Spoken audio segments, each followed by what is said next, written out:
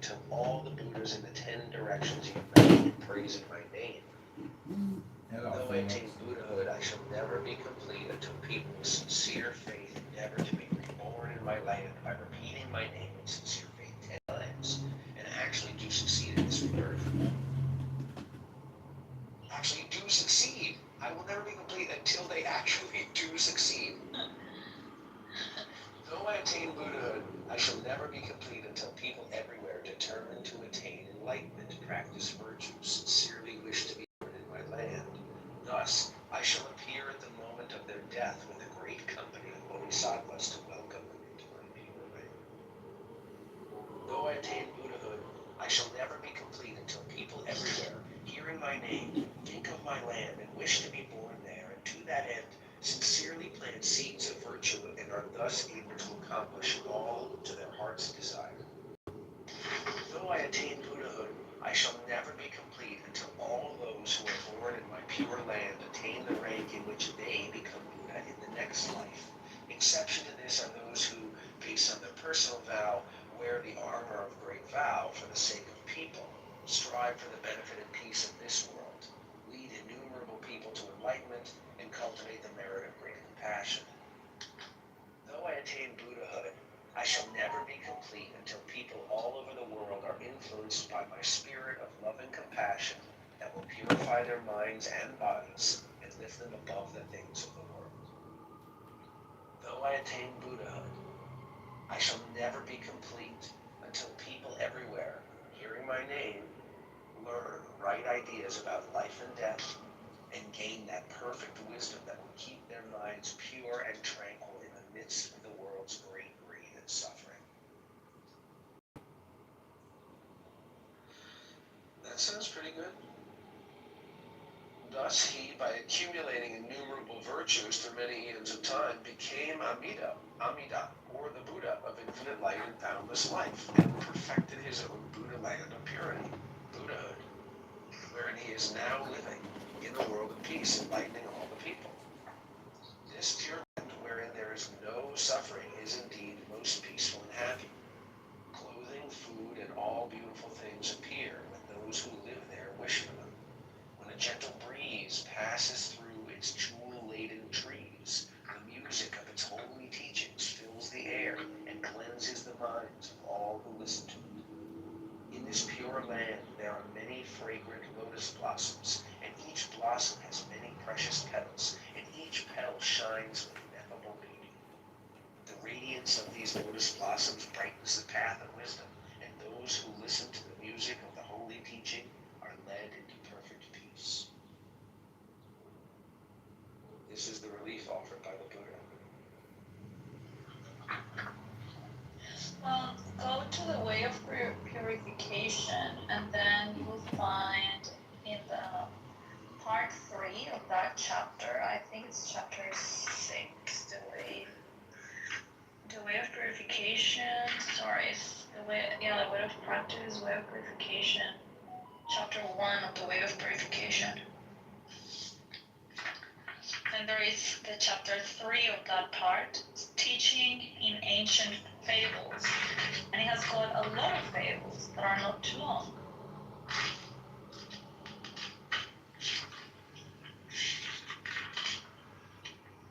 Oh, these are good. These are very, yeah, and there are... My friend Edmund Dakin would really appreciate this stuff.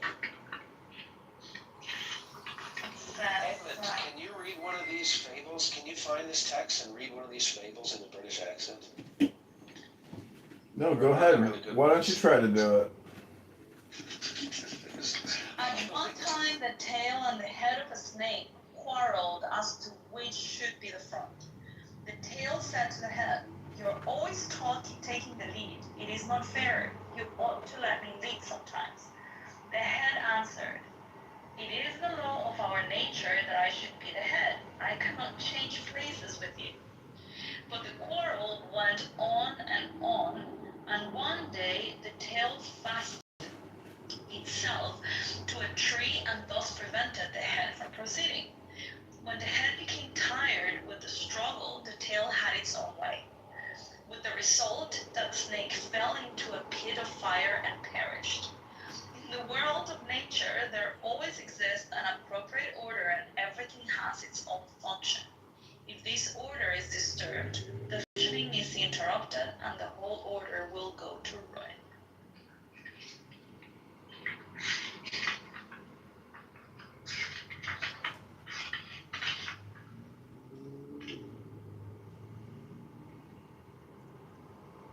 A foolish man was once boiling hot. I can't do it. I can't do a good one. You know, there's many different British accents. No, why do you need to do a British accent? You don't need to, dude. Like you're just sounding silly right now. A foolish man was once boiling honey. His friend suddenly appeared, and the foolish man wanted to offer him some honey, but it was too hot. And so, without removing it from the fire, he fanned it to make it cool. In like manner, it is impossible to get honey out of cool wisdom without first removing it from the fire of cool emotion. I don't know if that was my favorite one, but that's a short one. Once there was a wealthy but foolish man. When he saw the beautiful three-storied house of another man, he envied it and made up his mind to have one built just like it, thinking he was himself just as wealthy. He called the carpenter and ordered him to build it. The carpenter consented and immediately began to construct the foundation. The first story, the second story, and then the third story. The wealthy man noticed this with irritation and said, I don't want a foundation or a first story or a second story. I just want a beautiful third story. Build it quickly. A foolish man always thinks only of the results, and it is impatient without the effort that is necessary to get good results. No good can be attained without proper effort, just as there can be no third story without the foundation and the first and second stories.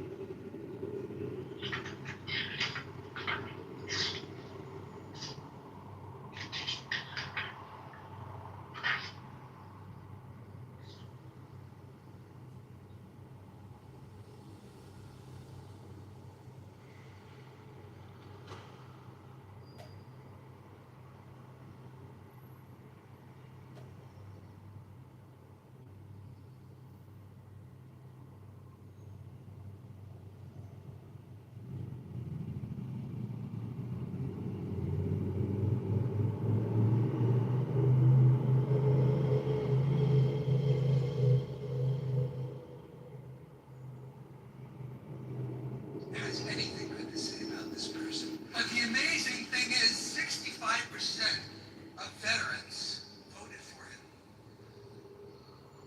I don't get it. Because like you said, it's not a right or left thing, it's a right or a wrong thing. So if you're a nurse or a medical professional,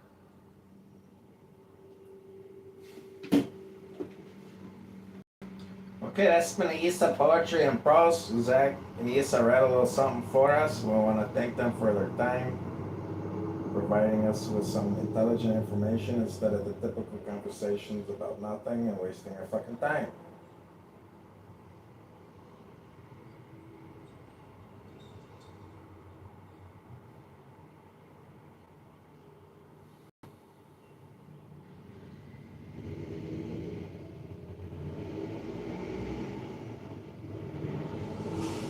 You have to base it, no, but I'm talking about if they're out at your front door in America. Well, there's no law, if there's, wait, I mean, do you think that law and order is authoritarian? Like, is that? I would say fascism is basically the only time I approve of fascism is during wartime. It's like when we end up kicking up our National Defense Act. I mean that's when the economically we start. It's basically fascism at that point. Where it's a state-steered, what the fuck do you call it? It's a state-steered capitalism. it's like a corporatist government, but then you end up having, they end up cracking down on freedom of speech. They're looking for there's certain information they don't want disseminated. This is yet another conflict. Talking about World War II. And by the way, the alliance, again, no offense to Diego and Princessa, but the alliance between a Hitler supporter like Diego and a Palestinian supporter like Nora comes as no surprise because fascism and Jew haters Well, I think, let's play this serious stuff. I think, Germany's from the equinox, edited by Ricardo, has got all the magical rights it needs. Palestinian movement, a big Hitler supporter, wanted to bring genocide to That's normal. Would you admit that Germany has the right to defend herself? everybody has a right to defend themselves, but don't have the right to conquer the world. Like Japan. But that's Japan committed genocide. that's normal. Genocide. That's a very loaded term, and you know who It's not a loaded term. What We invented the term. And then we created the term. is attacking everyone. We're not attacking here. Every time I come on this floor, Randy, you have no language. you can use strong language. You choose to admonish me. I don't work for you, sir. I work for you.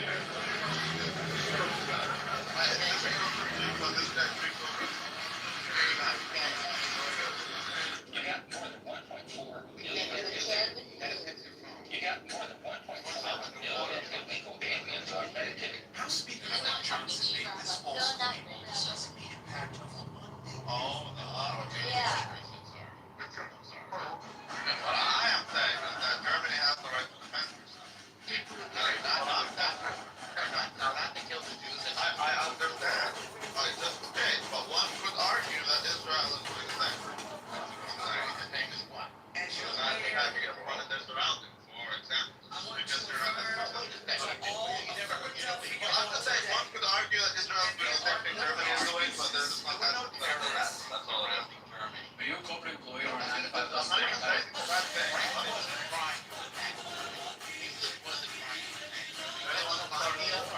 They're the ones who started the war. I'm sorry. They're the ones who started the war.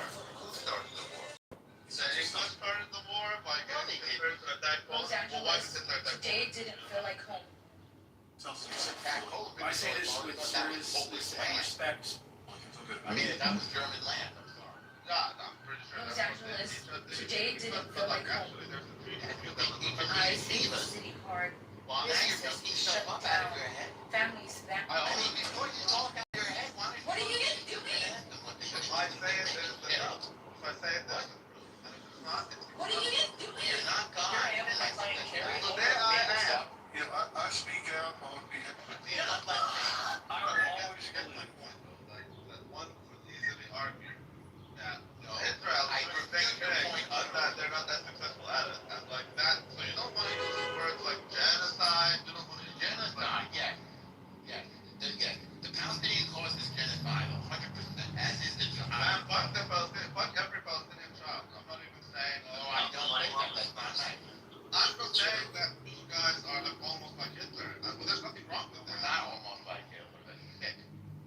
I don't find that We're not suicidal, and we don't want to take over the world. All we want to do is live. Hitler, he killed himself, for God's sake. Look, I'm Allegedly. I don't know. I don't believe that. I think he was like, Except they found him that in his bunker with his wife. All of his eggs took poison. All of his eggs took poison. They all committed genocide. They all committed genocide together. you should look into that more. I just really did not find them. They didn't find them. They didn't find them. They didn't poison their own children and just suicide. That is the story. What do you mean that's the story? It's a narrative. I don't think Hitler It's a suicide. narrative. I think Hitler was Go look up how they were found, for God's sake. That's right. Who signed them? I beg your pardon? Who signed them? Did I find them? Tim, is it normal saying that Germany declared war on Britain? The other way around. Nice. I said that they attacked Britain. I didn't say they declared war on Britain.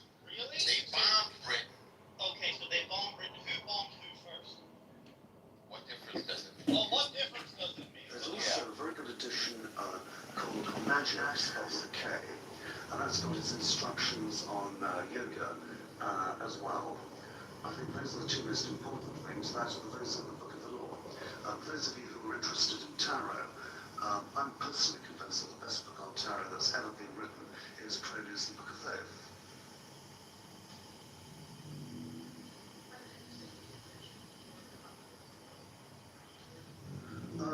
Right. I'm quite happy to mention the ATO. What would you like to know about the ATO? Well, I'm a member of the Caliphate ATO. There are a number of organisations claiming to be the ATO. Myself, I've looked at it. As far as I can see, the Caliphate's probably got the best claim, and I'm happy to be a member of it. I'm quite happy to talk about the ATO. I don't see any big secret about it. Yes, very much. Best question so far.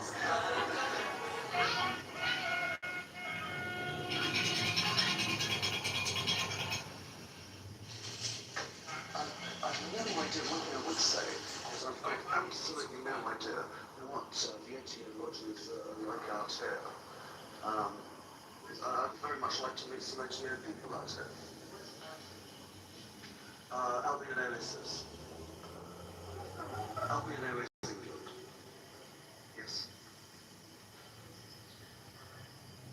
About 3 years.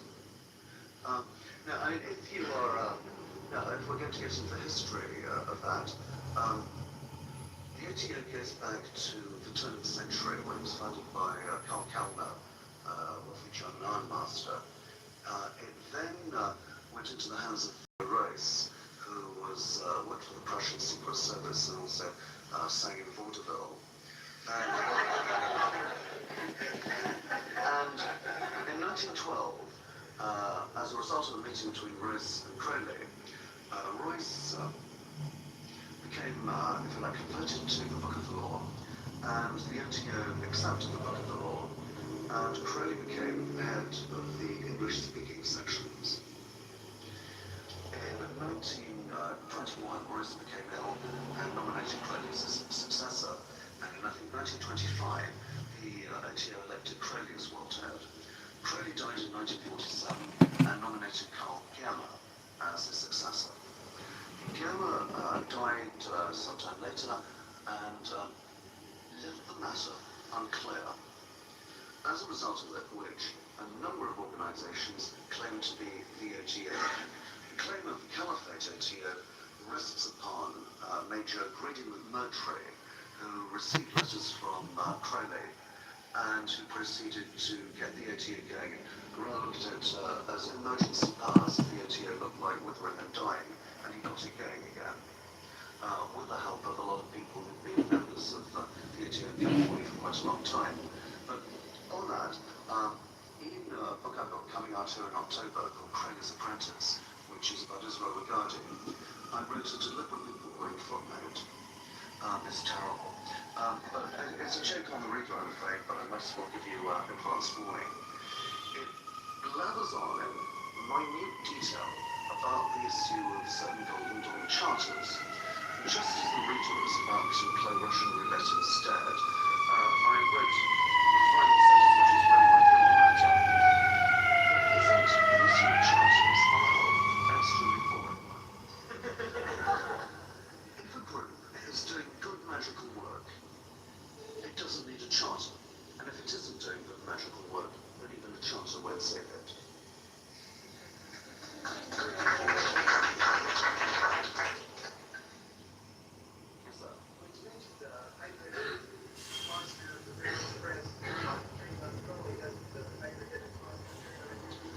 Yes, you're very well informed. Yes, oddly enough, this is precisely what has happened.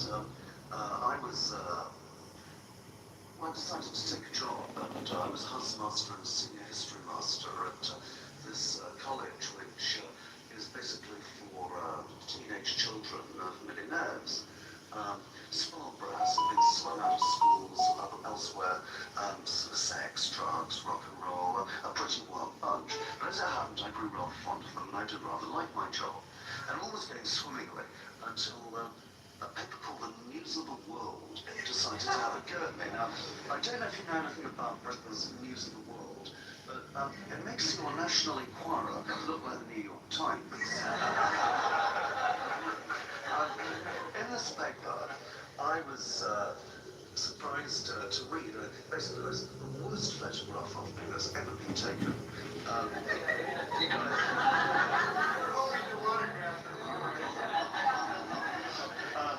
Like, devil teacher, master at top school as black magic weirdo.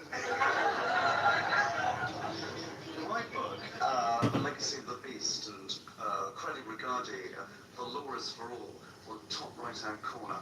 Books of Evil, Bibles of the Sick Occult Sect.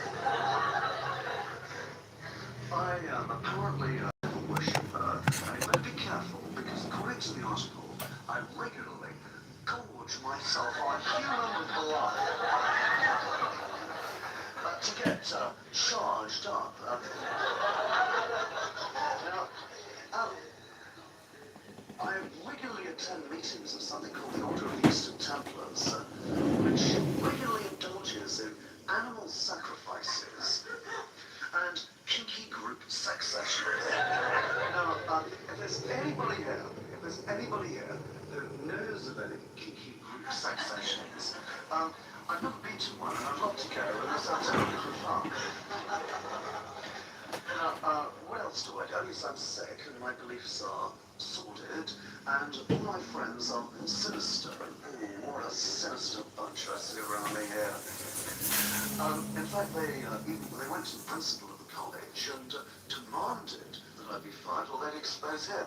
Not that he was an occultist, he was just a rather dodgy character, creaming it in off these rather likeable brands at $150,000 a year net profit, and never turning up for his own lessons. But that's by the by.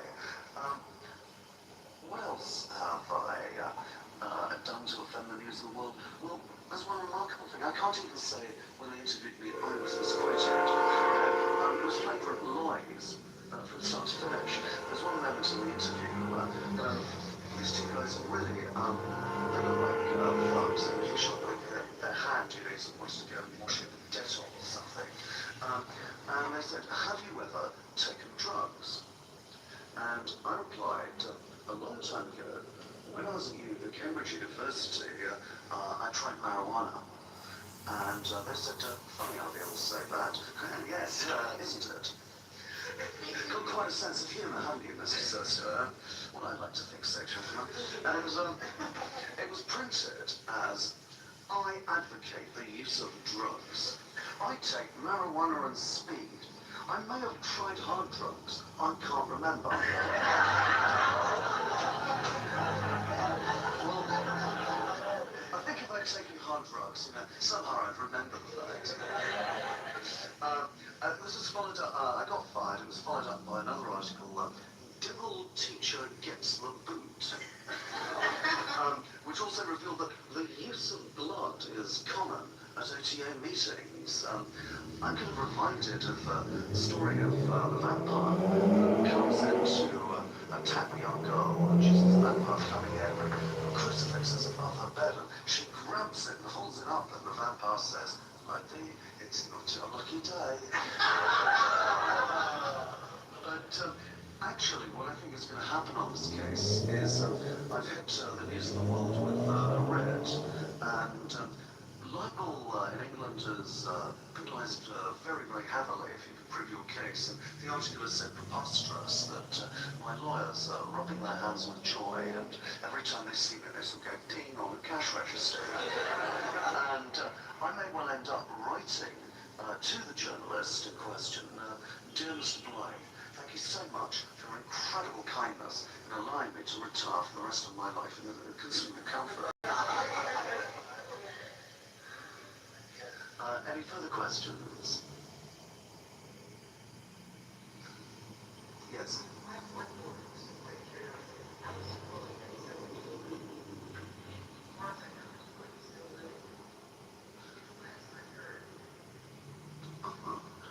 Yeah.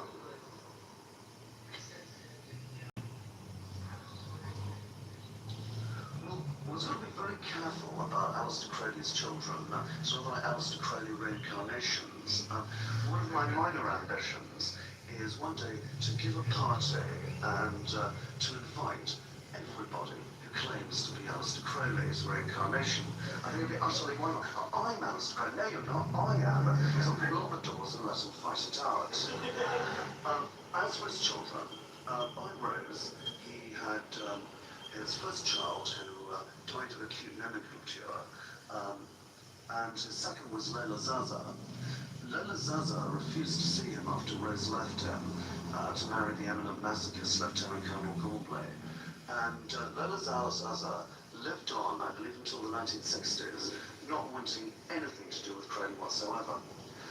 When he had a court case in the 1930s, there was this absolutely wonderful woman who, after he lost it, came up to him and said, that verdict is the wickedest thing since the crucifixion. And can't I do something for you? And he looked at her, he was too overcome to speak, and then she said, couldn't I be the mother of your child?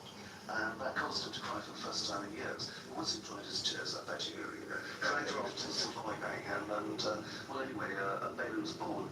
Now, I could be wrong, and I'd appreciate any extra information on this. I was under the impression that this was Alistair Ataturk to Crowley Rose very fine letters. And Alistair Ataturk, I think, died at some point in the late 1960s.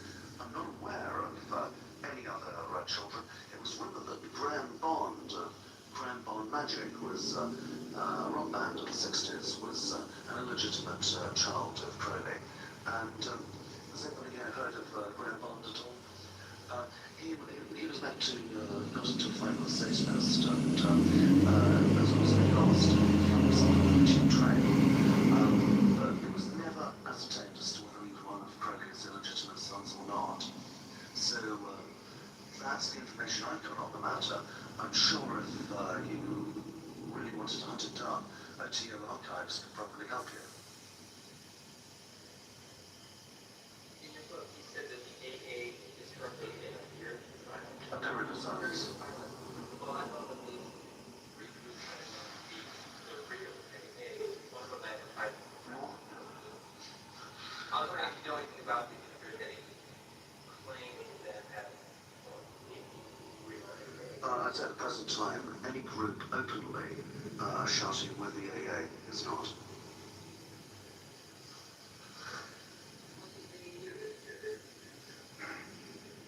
What is the... Oh, the AA. Right. You can look at it in two ways.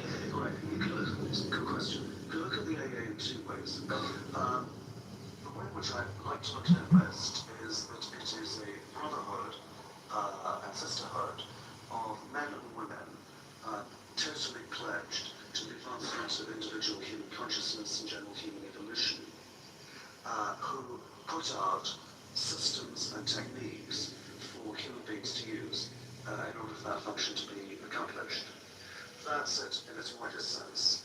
In a more narrow sense, it refers to the system established by Aleister Crowley.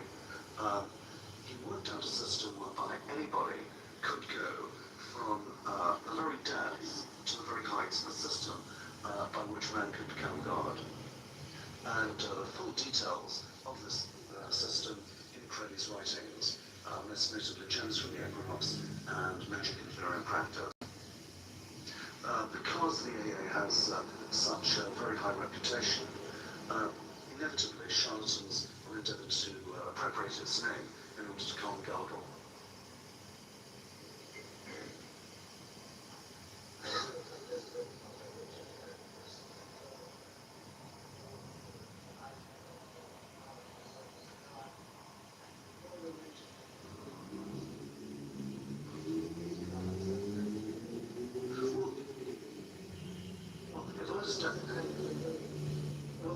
Well, we all are God, it's just that we don't realise it.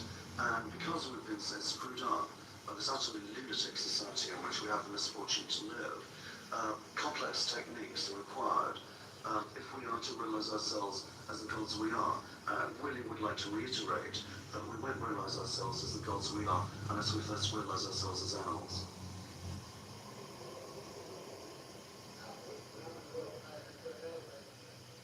No, surely. Yes, I think there is. An animal is an elemental. Animals are simple creatures. We are much more complex. The reason that the Egyptians portrayed their gods very often with the heads of animals was they were trying to make exactly that point, that we are the bridge between animal and God, that we have got an extra dimension of consciousness, which the other animals do not have. Good question. I don't think we have to settle. It's just something that's always been said by every great religious teacher or mystic, and it seems a reasonable working assumption. But naturally, what we're doing is we're cutting ourselves off from the animals instead of realizing the animal that we are within ourselves. We should be proud of it.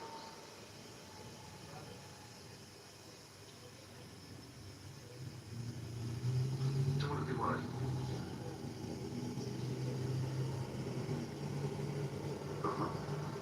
Okay.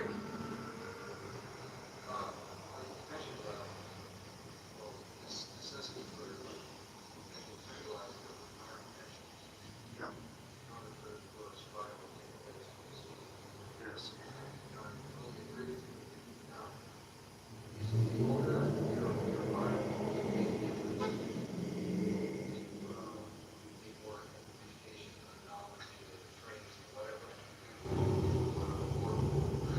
I also can't speak for the ATO in the United States. It would be best to speak with its representatives. In England, yes. The ATO is just one order of a number of orders committed to this ideal. So how do they understand university? How are they? Well, I mean, it's not that secretive. I mean, anybody who can get hold of a copy of Francis King's Secret Rituals of the ATO has got a copy of their initiatory ceremonies. And I'm sure that, well, in England anyway, the ATO normally puts a box number in various occult publications. I presume they do this in a sort of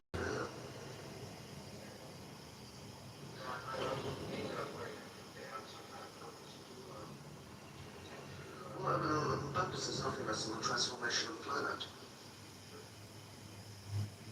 How are they going about that? Good question. The ideal is simply to get more and more people to develop themselves to their fullest limits, and by their actions in society, those people will affect all those with whom they come into contact, and every day a minor change in consciousness may be brought about. That is the idea. So, how are they?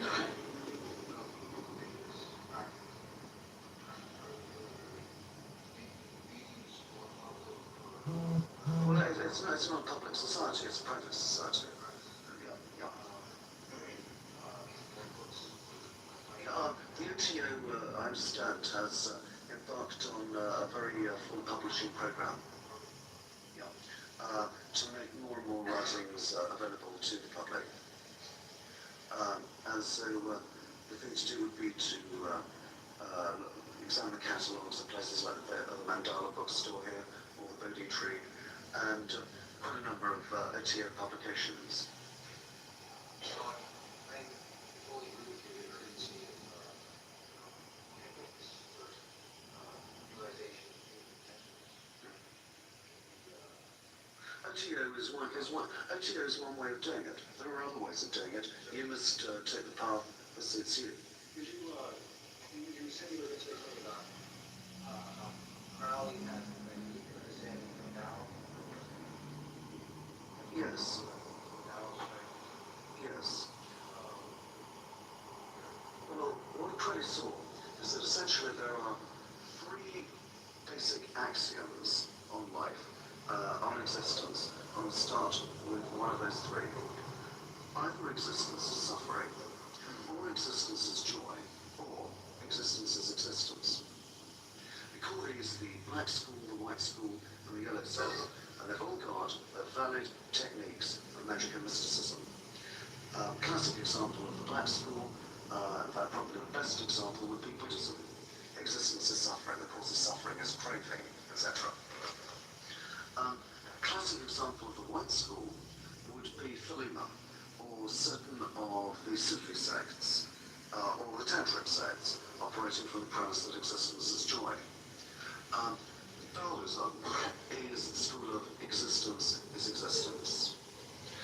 It's the art of doing everything by doing nothing. Have you read the Tao Te Ching? Yeah. I also understand that. So the different yogas. Right.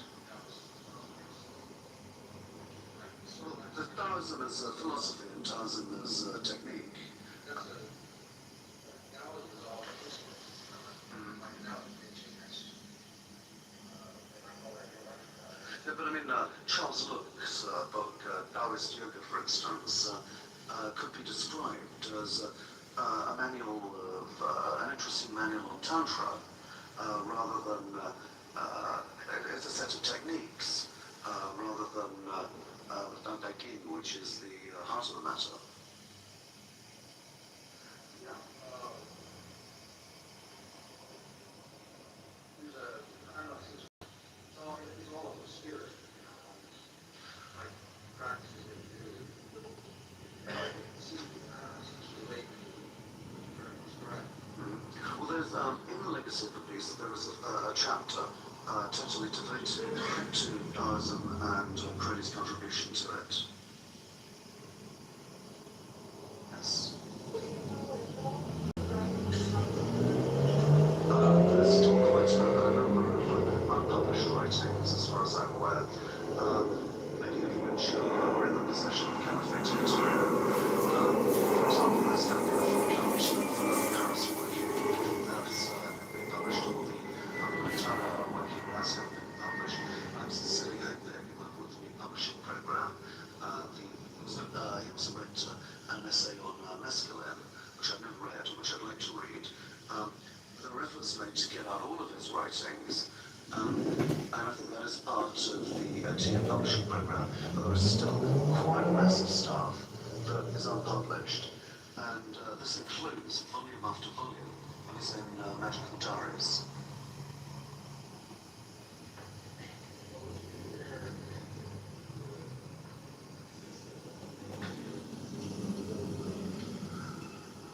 Okay, one way of looking at it is to say Golden Dawn starts you out in the shallow end, and OTA chucks you in at the deep end. That's one way of looking at it. OTO tends to be more drastic in its effect on people. OTO is totally committed to the Book of the Law.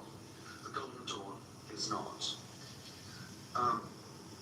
You could see the Golden Dawn as part of the AA, in that the AA is a bit concerned with individual initiation, and Golden Dawn is part of that. The OTO is not only concerned with individual initiation, it is also concerned with collective action. In terms of the magic word, Golden Dawn is ceremonial, OTO is sexial. In the low degrees of the OTO, there's a great deal of ceremonial, which derives, in fact, from the Golden Dawn, with one or two innovations. But the essence of the OTO is, in fact, sexual magic. And what is sexual magic? Sex magicians are people who believe that the act of sex is the holiest act in the universe.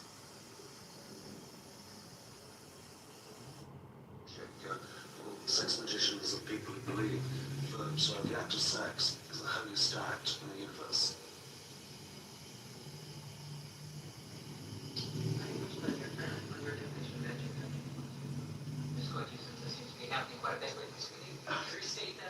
Yes, magic is the art and science of realizing the divine self by changing the human self. What do you mean by changing the human self? That's my question. Well, I know the techniques, but what is it about the human self that is changing or has to change? That these techniques are.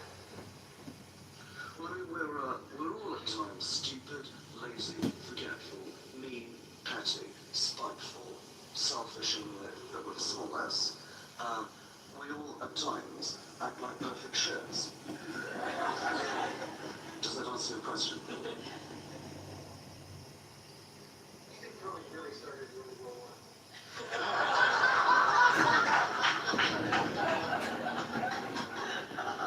Nobody brought America into the war. Yeah. Actually, that is one myth that needs to be hit on the head. One of the things that was thrown against Crowley was that he was accused of being a traitor during World War I. He was accused of writing pro-German propaganda. This he did. He claimed, however, he was working for British naval intelligence, and the idea was to make German propaganda so absolutely appalling that the Americans would react against it and come into the war. He did an absolutely magnificent job. I mean, his propaganda was so terrible it deserves a medal. Now, the question is, was he a traitor? Well, the other thing is, in 1917, America entered the war, and you would have thought that if Crowley was really working for German propaganda, they would have returned him, what with war fever and the hysteria at that time. Somebody at that time gave Crowley enough money to settle his affairs. Moreover, when he returned to England in 1919, despite England's war hysteria at that time, he was not prosecuted as a traitor. Moreover, there is in existence a card in the Warburg Institute at the University of London, and what has gone on it is the following invitation. The Director of Naval Intelligence presents his compliments to Mr. Alistair Crowley and invites him to call upon him, and it was sent, the date is, on the outbreak of the Second World War. Now, the Director of Naval Intelligence in Britain does not ask an alleged traitor to come see him. Crowley died with that card on him, and I think the reason he had it on him when he died was he was almost deeply wounded by the accusations of being a traitor when he was in fact quite a patriot and just wanted it there for everybody to know. But he was sworn to secrecy up until his death. Speaking of his death, did you know that there are 4 versions of the death of Crowley? No, 4 versions. Version number 1 is in John Simon's book. He dies with tears streaming down his face. He goes, boo, boo, boo, I am perplexed, clunk. This sounds most unlike him. Version number 2, a loving disciple is there, and she tends him as he passes from samadhi to super samadhi to nirvana to super nirvana, runs up all the trances and expires in the boundless bliss of the infinite. Sounds like a Life of Gautama Buddha written by a nauseatingly sycophantic commentator. Version number 3 was told to me by Herr Ralph Techmar of Germany, and apparently there's this bookseller in Hastings who will tell you the story to anyone if you buy him a beer, but he believes that he killed Crowley. You see, Crowley apparently drew the sign on Netherwood, which incidentally wasn't a seedy seaside boarding house, it was a country house with 2 acres of grounds. But Crowley had drawn the sign, and the bookseller felt so disturbed that he took this damp dishcloth and he rubbed it out, and the next day, Crowley died. So now we know the truth at last, don't we? The great beast was rubbed out by a dishcloth. The version which I believe to be true, was told to me by a man who I have to call Mr. W.H., a chartered accountant of Kitover, I think it was. He got in touch with me because he read in the papers that I was giving a talk on Crowley. And this Mr. W.H., I cannot discern any motive for lying in him. He's got no interest in the occult whatsoever. His claim to fame was that he was manager of Netherwood, in which had drawing room, library, the guests lived in considerable comfort, according to him, and certainly according to the photographs I've seen. And he used to talk to Crowley sometimes, but he...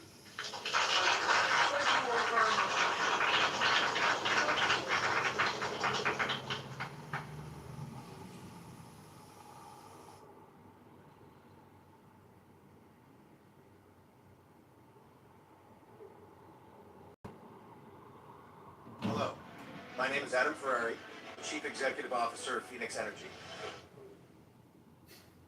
Fucking advertisements are nothing but scams. It's unbelievable.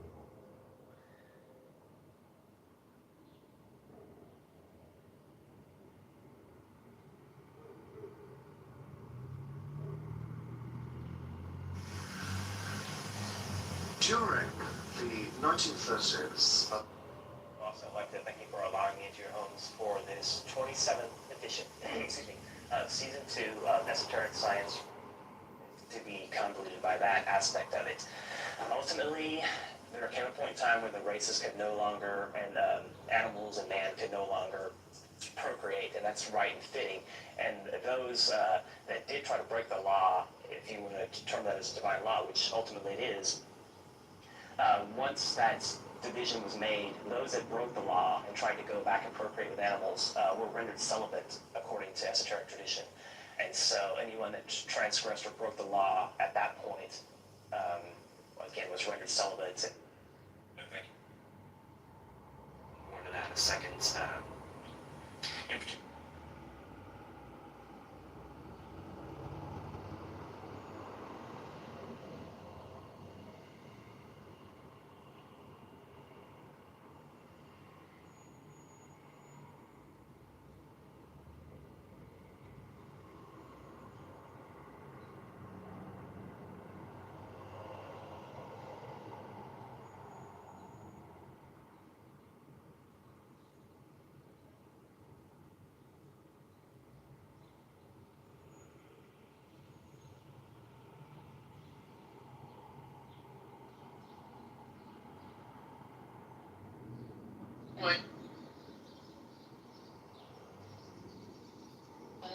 Okay. Well, we're now at war with their churches. We're at war with God. 70% Christian. What happened to all the They can surrender if they want Egypt used to be 90% Christian. What happened to all the Christians? If you want to talk to me about Israel and how bad Israel is, you take a good look in the mirror about how other people have been treated in the Middle East before you start coming and complaining to me. You fucking hypocrite. Okay? I'm sorry. Bethlehem is a Christian town. Where are your Christians in Bethlehem? You know, others place Bethlehem. Jesus Christ is born a Jew in Israel. Where the Christians in Bethlehem? What's he doing in What? They've left. They all live in Israel now. Which Where are the Christians in Lebanon? you didn't even let them go to Jerusalem. They can't even go from Bethlehem to Jerusalem. You can go to Jerusalem. What are you talking about? Wait a minute. I'd like to respond to that. That's the one thing that I hate. That's the one thing that I Go ahead, Zach, go ahead. Well, that's the one checkpoint that I crossed. So Palestinians, if you've been through Jerusalem, then that means that Palestinians can go from Bethlehem to Jerusalem. What I saw, Reverend Levinas has repeatedly talked about how the Christians have been. Are you saying you trust Reverend Levinas sock more than you trust your nigga Zach? Well, I will say this. So there is one question I would have. There is one question I would have. There was. Wait a minute. Okay, Frederick. Okay, Frederick.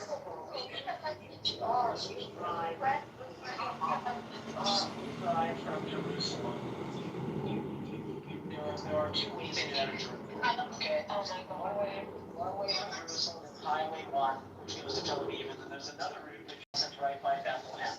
Literally, on that highway, there is an entry point from Bethlehem into Israel, and there are cars that cross there like literally all day long. If there are people who can't get into Israel, it is because they labeled a terror threat, which is like Palestinian territory. So, you know, there are reasons why some people can't come into Israel. Well, I will say you can't have it both ways. You can't declare an intifada and then expect not to have some security. You can't have it both ways. Once you declare an intifada and you teach the children that it's I think the word to kill Jews, the word to get expensive. No, check your phones. They still get it on the right to check your phones in the background. So. Do you want an intifada? You don't need an intifada. The Russian FSB does the same thing. There's Border Patrol started with just what you're watching. They're on your nice propaganda.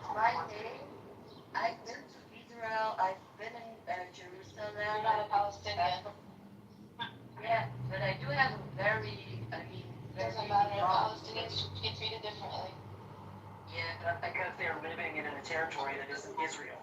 So of course they're treated differently. They're not citizens of Israel. This is also in 2025.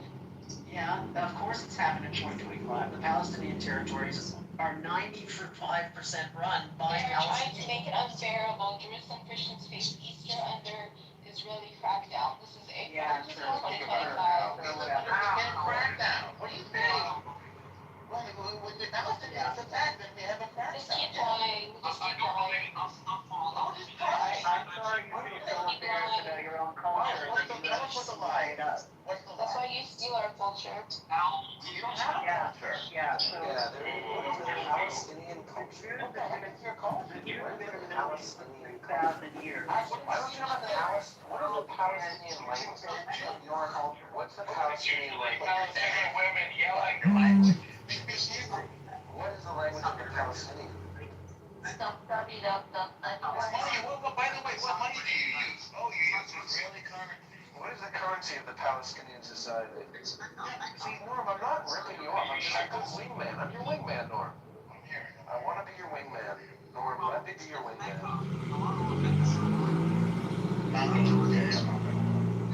No homo. I love my studio.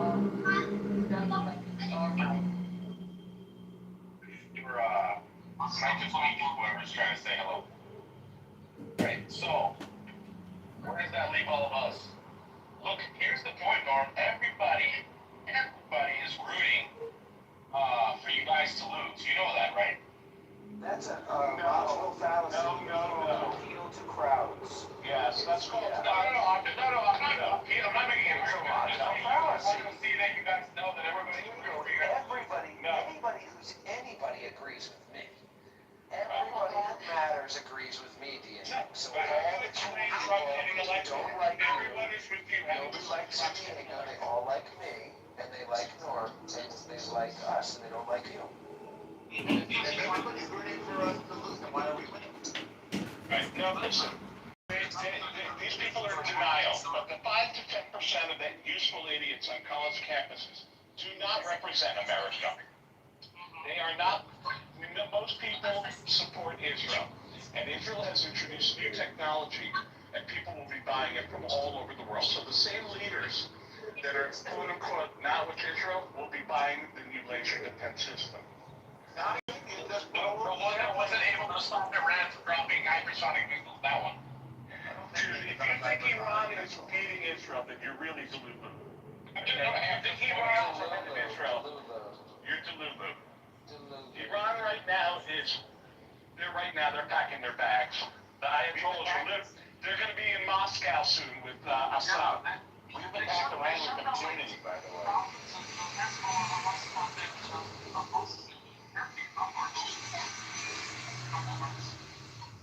Not just somebody, ideology, just, it's that You're not coming in well. It's clear, man. Hard to understand what you're saying. But what I'm saying here is I'm not just talking about the United States. I'm saying there are many countries around the world. The majority of the world is crossing their fingers and hoping you guys make a big misstep. You know that, right? No. I disagree. Yes, the Arab world, the Islamic world, yes. Let me be clear. The Arab world, yes. But I don't believe Europe wants Israel to lose. Greta is on her way, bro. Dude, she's an outsider. There's retards in every country. There's retards in every country. She's like an autistic girl. That kid's an autistic child. That kid thinks he was an autistic child. No, I'm trying to show you guys the sentiment. Dude, she's being mocked. When October 7th happened was good for the Palestinians. At least they got a little win. You know that. I'm trying to show you my projection. The Jew haters thought that. For sure the Jew haters thought that. But the normal people did not say that. Normal people didn't say good for Palestinians. They raped a bunch of girls, killed a bunch of babies. I'd say 90% of the world thought that was disgusting. I'm sorry to hurt you, dude, Americans more than anything love an underdog story, and the Palestinians are the king of underdog. That's like saying the mafia is the king of underdogs. They're criminals, they're corrupt. How are they underdogs? Stone Age. Because, no, but they're hiding in terror tunnels. They're using their people as human shields. The leaders are in the tunnels, everybody knows it. Do you think that people don't believe the thing about the Hamas having terror tunnels? If you're saying It's kind of like. nobody believes that? Yeah, it's kind of. I think. It's kind of like a genocide. They're kind of like killing all these people. Is it real like a tiny little boy? But I don't believe you. I bet you lying and pooping in your panties. I think you're lying. You know they have terror tunnels. You know what I mean? He's pissing in his panties. I can explain an American accent if you want me to. It's like the movie Escape from Alcatraz. They were all criminals too, but everybody was rooting for them to get out of Alcatraz, man. Okay, the Nile is a river in Egypt. If you don't believe there's terror tunnels, then we're not speaking the same language. No, it's not about believing, it's about the general that you're doing what you fight for. You know, people are just kind of fed It's up. about not wasting your time on a social audio channel for 80 hours a week to free Palestine. To project as much as possible, as much spam as humanly possible, as much political propaganda as humanly possible. What a waste of fucking time this stupid fucking app is and the dumb people on it. It's not even so much of an app, it is bro. Bro, I'm speaking bro. Bro. If you hated Israel before October 7th, then you still hate Israel. So nothing. Yeah, but, you know, people are seeing through it, man. That, you know, people see through it. Keep seeing through it. You know, I think it all see through it. I disagree. People saw Hamas Why are you Why They see how women are treated in Gaza. They see how gays are Spamming the political propaganda for hours every fucking day while their lives burn all around them as they waste their fucking time talking about nothing. Political spam. Criticizing people, criticizing stuff while their fucking lives deteriorate and they accomplish nothing. The weatherman, she says, what the fuck is going on here? What the fuck is going on here? I guess time will tell. If they make a mistake and then the world rejoices, they're going to learn how people feel about them. You honestly think the nation of Israel is concerned about the way that people feel about them? This is the worst English accent I've ever heard. This is like the worst English accent I've ever heard. It's a terrible one. Well, you do a better American accent then. Go ahead. Do your worst. You can't even do an American accent, can you? Do an American accent. Do an American accent. I'll do one. I'll do one. I'll do one. Go on. We'll go right into town. No, you sound like a western cowboy. I don't sound like that. I don't sound like a cowboy. That's a Western American. A cow fucker. You're a goat fucker. You goat fucker. I'm a cow fucker. I'm a cow rider and you're a goat fucker. I'm not rowdy.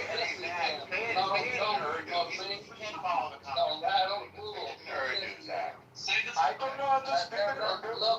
The best I can do is just speak in an Indian accent, but I cannot do Urdu. I cannot speak Urdu, but I can speak it. How many more innocent men, women and children is Israel going to have to kill till the world wakes up that this is a genocide? And that Zionism is a neo-colonial apartheid racist system that is destroying the lives of countless innocent people throughout the world, not just Palestine. I hope Greta Thunberg gets there in peace and happiness. Greta Thunberg is going to liberate the Hamas militants from the stranglehold of the IDF. Enough, Edward. We got Pepe. Alright, Pepe, do your job, please. Everybody, Pepe Pinochet is in the house, please. We have Pepe. He's fine. He's usually talking to her. What a fucking waste of time this fucking wanker room is. Nothing but about political spam all day long on this fucking app while your lives burn down all around you and you waste your fucking lives moving your lips, regurgitating bullshit you've heard on TikTok. Can you shut the fuck up, Republicans? I want to make an Bro. announcement for all around. Bro. I've been asking for like 20 minutes now. Please allow me to make my announcement. Go ahead, bro. Yes. Go ahead. Okay, thank you. Salam alaikum. Good morning, brothers and sisters. Alaikum assalam. Happy Eid. Alaikum salam. This is your last slide. I mean, all of the other slides are done. After your work. We do have bombs on the plane. I mean, bomb weapons. Our flight, once we get in California, there will be another 9/11. I mean, 12% chance of rain. Enjoy your flight. Thank you. Bro, I'll be reporting you to ICE immediately.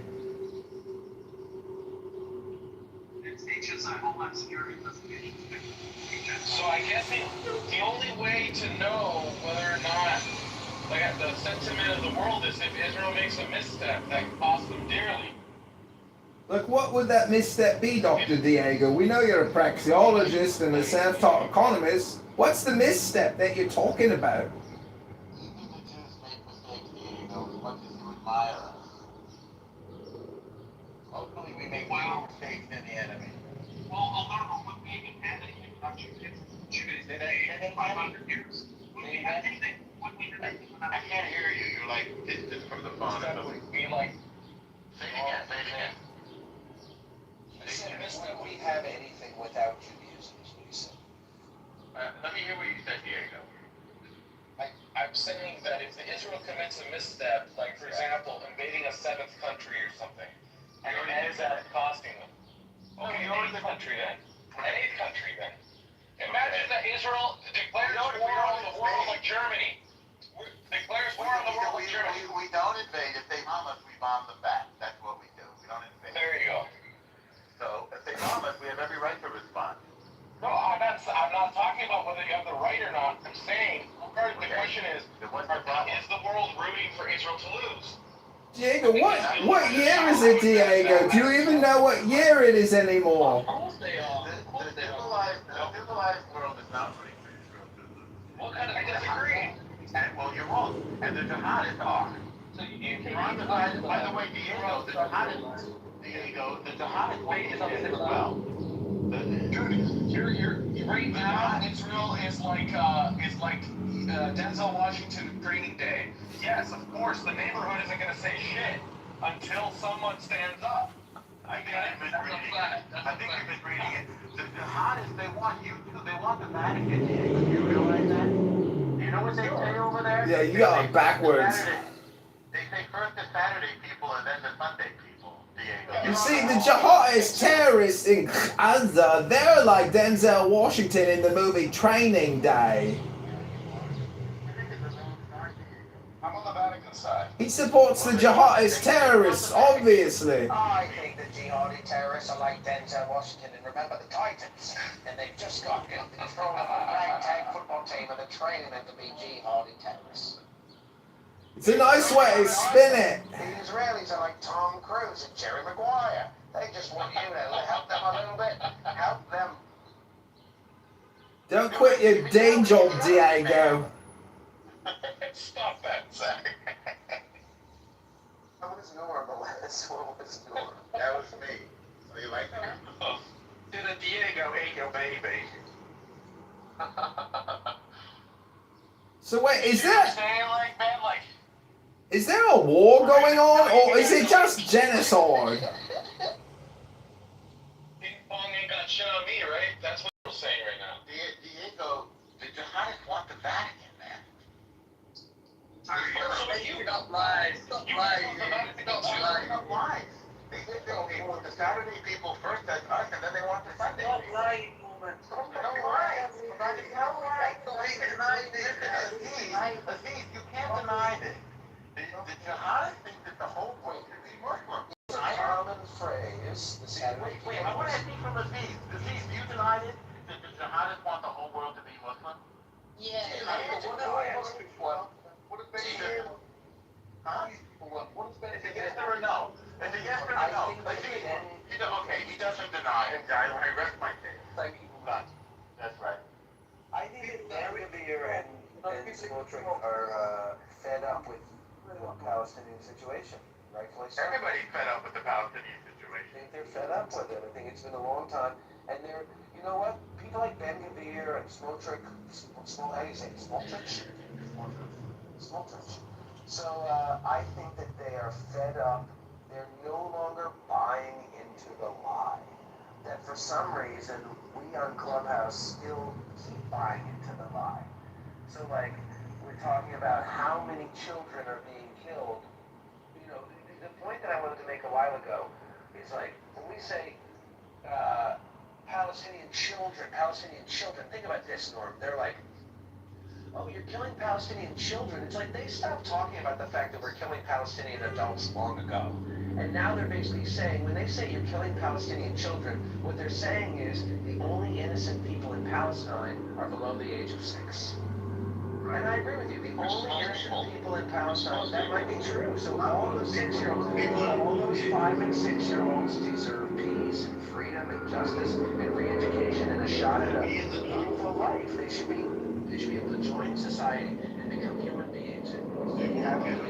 I do want to went through the motions of saying that, though. Why are they saying we're killing Palestinian adults? They're like, oh, you're killing our children. They're admitting that the Palestinian adults are justified deaths. Middle class lifestyle. The Arabs in Israel have a middle class lifestyle. They have a Western middle class lifestyle.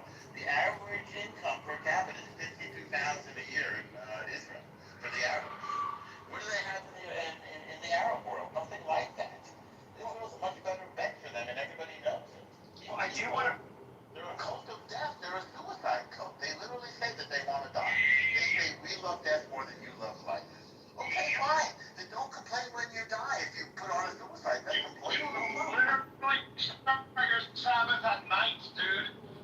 Okay, he's just. Your Sabbath starts when the sun goes down, as if you were like What would you like to know about the Sabbath? So let's not talk about the Sabbath, but I do want to touch on something, and so I do know that for a fact that the different denominations and churches there have all issued joint statements time to time talking about the mistreatment of Christians. He was like a retard. Now I posted a lot of sources, and I do, and this has been cited over and over again. The main reasons why Christians are leaving Israel, it's because of what they say is the Israeli occupation and the worries of settler attacks. And so, you know, yes. Yeah, this is no, thank you, Pepe. But I posted the sources. I'm not an expert. Inflating the West Bank and Israel. Well, I'm talking about the Palestinian Christians, the ones that are on the West Bank. Well, if they declare war on Jews, then we're going to respond, which they have. The Christians? You're saying the Christian population. Can we clarify, please? Pepe, are you saying the Christian population in the West Bank? Patient doesn't differentiate between the Muslim and Judea and Christian. Samaria. Yeah. Whatever. Of course you do. You ran the Christians out. Are you saying the Christian population there is decreasing because of these? Oh yeah, it's been decreasing. It's been decreasing. That's because the Muslims are forcing. That's not what the Christian Palestinians or the churches themselves are saying. The churches that are the 1.1% Christian church in Palestine is run by the Palestinians. In Judea and Samaria, a much higher percentage of them are Christian than in Gaza. Well, I'd be interested to read that. You're saying Christians?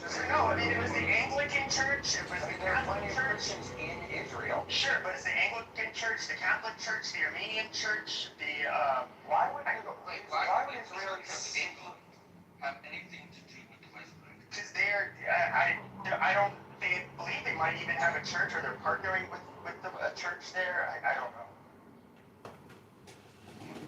We're posted from the Catholic group. News source, all kinds of stuff. And this is something I have heard. And I just personally, in my personal life, I don't know of any, I know a few, a handful, I didn't pull them all, but I don't know of any. Bethlehem is not run by Israel, okay? And the decline of Christians in Bethlehem cannot be blamed on Israel.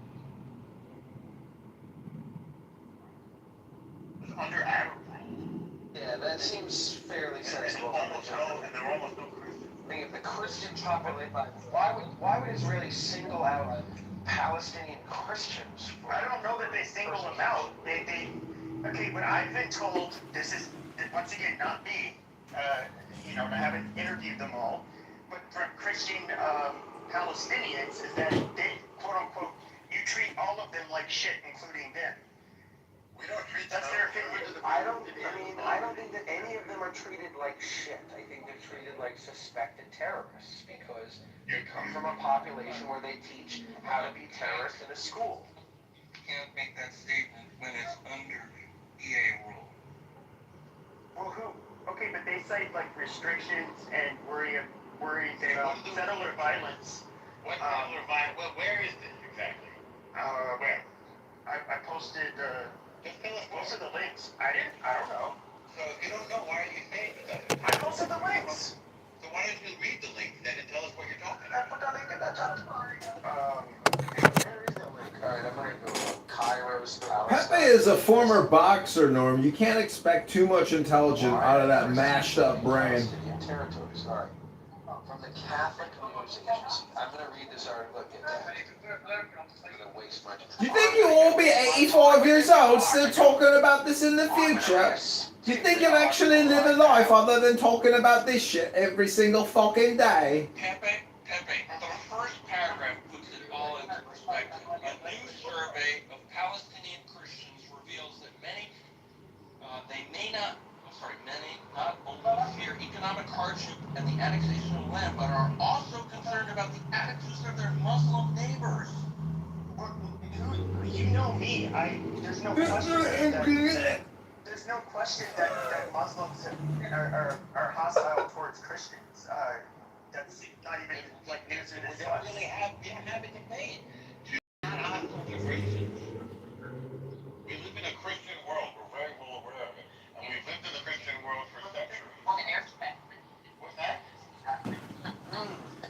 That's not true, Norm. The Jewish children spit on all the Christian missionaries in Jerusalem. Thank you, please. Go ahead, just go. Alright, so I'm reading this article now, and it says that why are Christians, while it is well known that Christians are leaving the region of the West Bank, the survey that Pepe posted in the chat aimed to figure out why. Unsurprisingly, many Christians feared economic distress and an ongoing Israeli-Palestinian conflict. That does seem like a great reason to move out of the West Bank, if you're, at least if you're not Israeli. Nearly 6 in 10 Palestinian Christians cited economic hardship as the main reason they had considered emigrating. The vast majority do fear the expulsion of Palestinians from their lands by the Israeli state, which at this point seems inevitable because look at the past 80 years of retarded history, gaslighting from the Palestinians, manipulation. We keep wanting peace, we want peace, but they don't actually want peace. They just want to kill random Jews. After 80 years, the Jews are fed up. They can't tolerate their fantasy anymore that they want peace. It said that a similar share of Christians are concerned about attacks by Jewish settlers and the denial of their civil rights by Israel. I'm not sure what that is, but that sounds like classic propaganda there. Because they don't have civil rights if they're, they don't have the same rights as Israeli citizens if they're not citizens of Israel. This is the interesting part. I'm going to land here. They live in... Right, they live in Israel. So it's like saying they don't have civil rights. It's like saying if I went to Israel and I wasn't an Israeli citizen, I wouldn't have civil rights either because I'm not an Israeli citizen. Listen though, they're right. Wait a minute. Oh, don't let me finish here. The Palestinians are in Although they fear abuses by the Israeli state or by Jewish settlers, the vast majority of Palestinian Christians, 80% of Palestinian Christians worry about Palestinian government corruption, and 70% of them fear Hamas. And some Christians report feeling threatened by their Muslim neighbors. This is the breaking point for recognizing the differences in Christian and Muslim immigration from Palestine.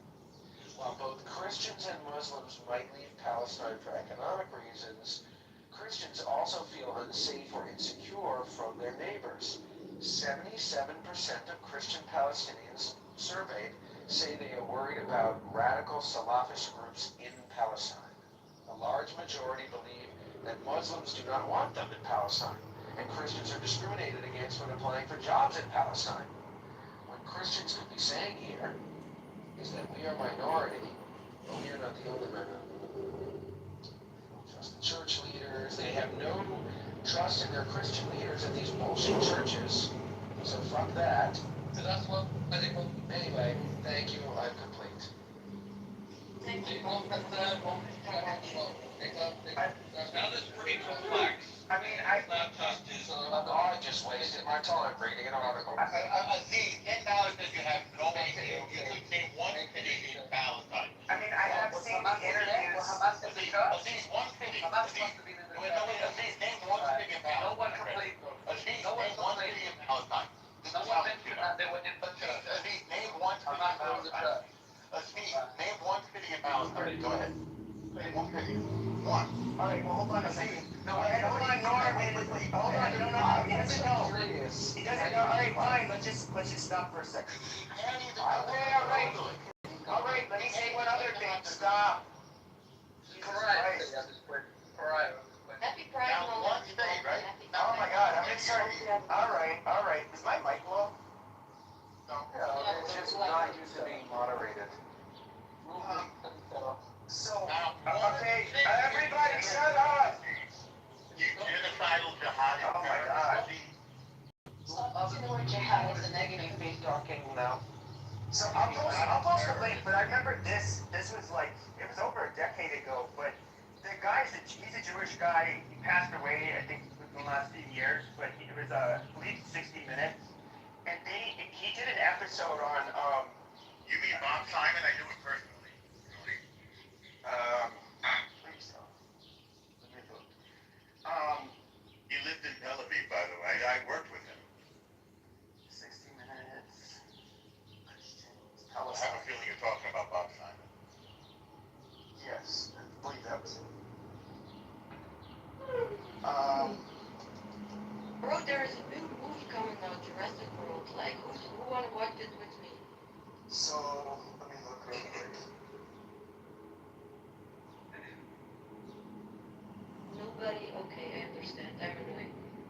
I'll post the link in. I like your PTR, Bob. I saw it. I found it. So I'll post the link. This was odd. So this happened, and so basically he did a series or I guess report on Christians. A segment. Yeah, segment on Christians and what he was showing his hardships because of Israel in the West Bank, and it before it even aired. The conflict between Israel and the Arabs, not the Israel.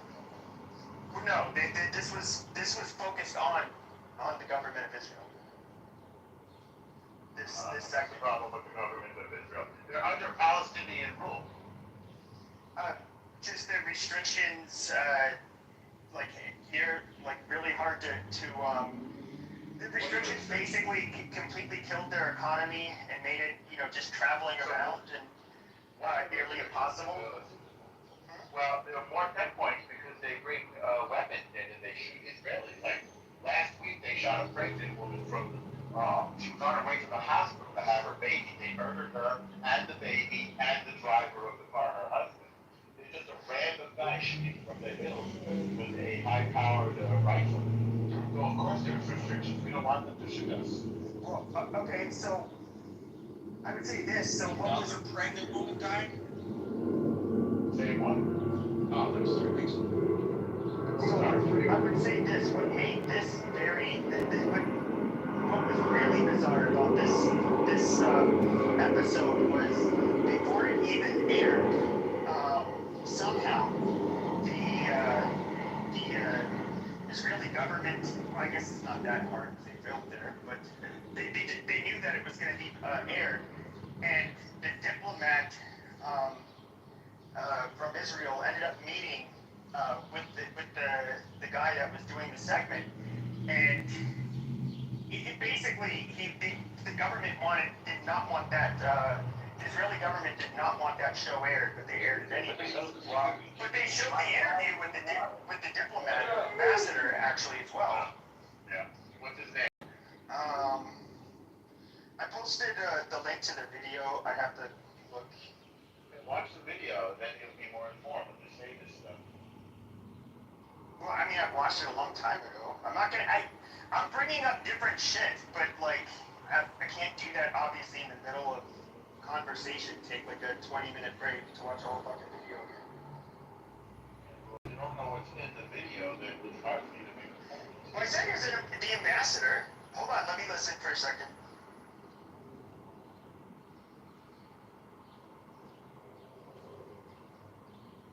While he's watching the thing, ask yourself, when did Judea and Samaria become quote-unquote Palestinian land? When did they ever own this land? And you're going to find that the answer is never. Israel was invaded by Jordan from Israel was invaded by Jordan. It was Jordan, not something else outside. Right, they're still in their home. They're still in their home. They took their home. They were the wrong thing. That's another lie. Hang on. Because you don't know anything about the area. You don't know what you're talking about. Okay, so the name of the ambassador. Alright, hold on to something. I was in the middle of something. Hang on. No, hold on. No. Hold on. You wanted me. Hold on. No, fuck this shit. Because you were saying, hold on, Norm. Because you were saying, go watch the videos. You know what you're talking about. The name of the guy was Ambassador Michael Oren. Yeah, okay, he's the one who did the interview and yeah, so, alright, well, that was what was pretty, that caused a lot of controversy too. That's why you can see him on YouTube all the time. You should watch it. He's very engaged. Somebody on his app, I will tell you. I had to know that one of those. So what's the question? The area was owned by Jordan, not by something called Palestine, which shouldn't exist. Jordan invaded, Israel pushed them back, so Jordan relinquished the claim to the land. Jordan had no claim on that land. Now, explain to me what the Palestinian claim is on that land. There was never such a thing as a Palestinian claim on that land. It's invented, it's made up. Anybody want to tell me when it became quote-unquote Palestine? I can recall I was Jordan. Yeah, it was Jordan, correct. No, I was Jordan, I can recall. Okay, Jordan. Thank you. Very well. He sounds just like Angel. The West Bank became part of Jordan in 1948. After the 1948 war, Jordan annexed the territory. This followed the agreements that ended the war with Jordan administering the West Bank until Israel captured it in the 1967 Six-Day War. Took it back. Because it wasn't Jordan's to have.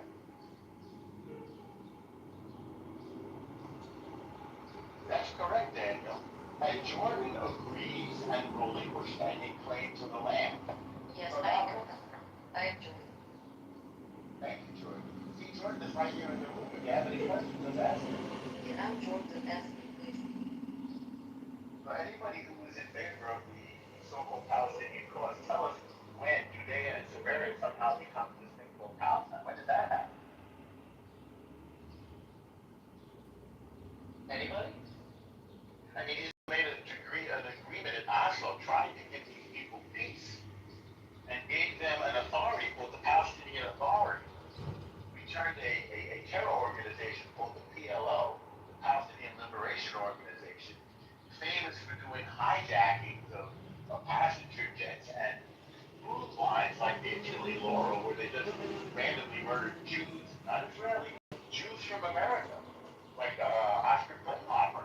He was in a wheelchair. They shot him in the head and pushed his wheelchair into the sea. This is what the Palestinian Liberation Organization. Yeah, and then they chanted from the river to the sea, Palestine will be free. They're crazy. Correct. Then they went to the Olympics in 1972, and they murdered athletes at the Olympics. This is what these people did. And then what? They're supposed to say that they want some land in Judea and Samaria? I mean, come on. Aziz, oh, he's on the phone. And by the way, it's the Palestinians' autonomy. They have autonomy in the Palestinian autonomy. They self-govern. Correct. Daniel, I went there in my last trip, which was just 2 weeks ago, like less than a month ago. So you can see they have their own areas. I mean, it's just weird that they're complaining. Understand it.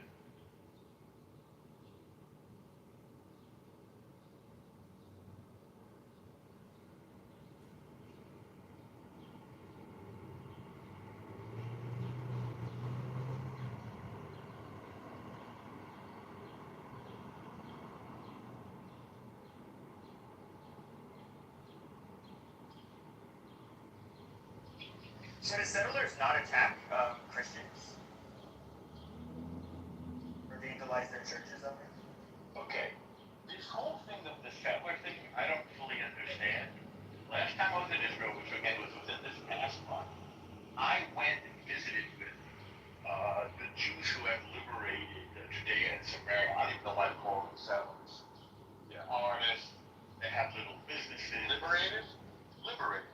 I get a box of food from them every month. Yeah, liberated. Yeah, liberated. Like, Liberated. Decolonized. It was colonized and it was now decolonized. It's now free. Correct. And by the way, Palestinians are there. We don't have a problem with them. Well, I mean, at the end of the day, you hear the the muezzin. They go to their mosques and everything, and the Jews are doing their thing. They're doing their jobs and all. By the way, we're pouring free aid into these people too, including the United States is giving these people aid. So maybe these people talking to New York Times are lying. I mean, I guess this one woman's restaurant was torn down 4 times. She was attacked by I do see freedom of expression and freedom of press in the Palestinian economy or in Gaza, that people are free to tell the media whatever they want, to criticize what is going on. Like, do you believe so? Well, I mean, obviously this article is what people are reporting, but I mean, I've listened to priests, but I've listened to priests. Hold on a second. I've listened to who is this?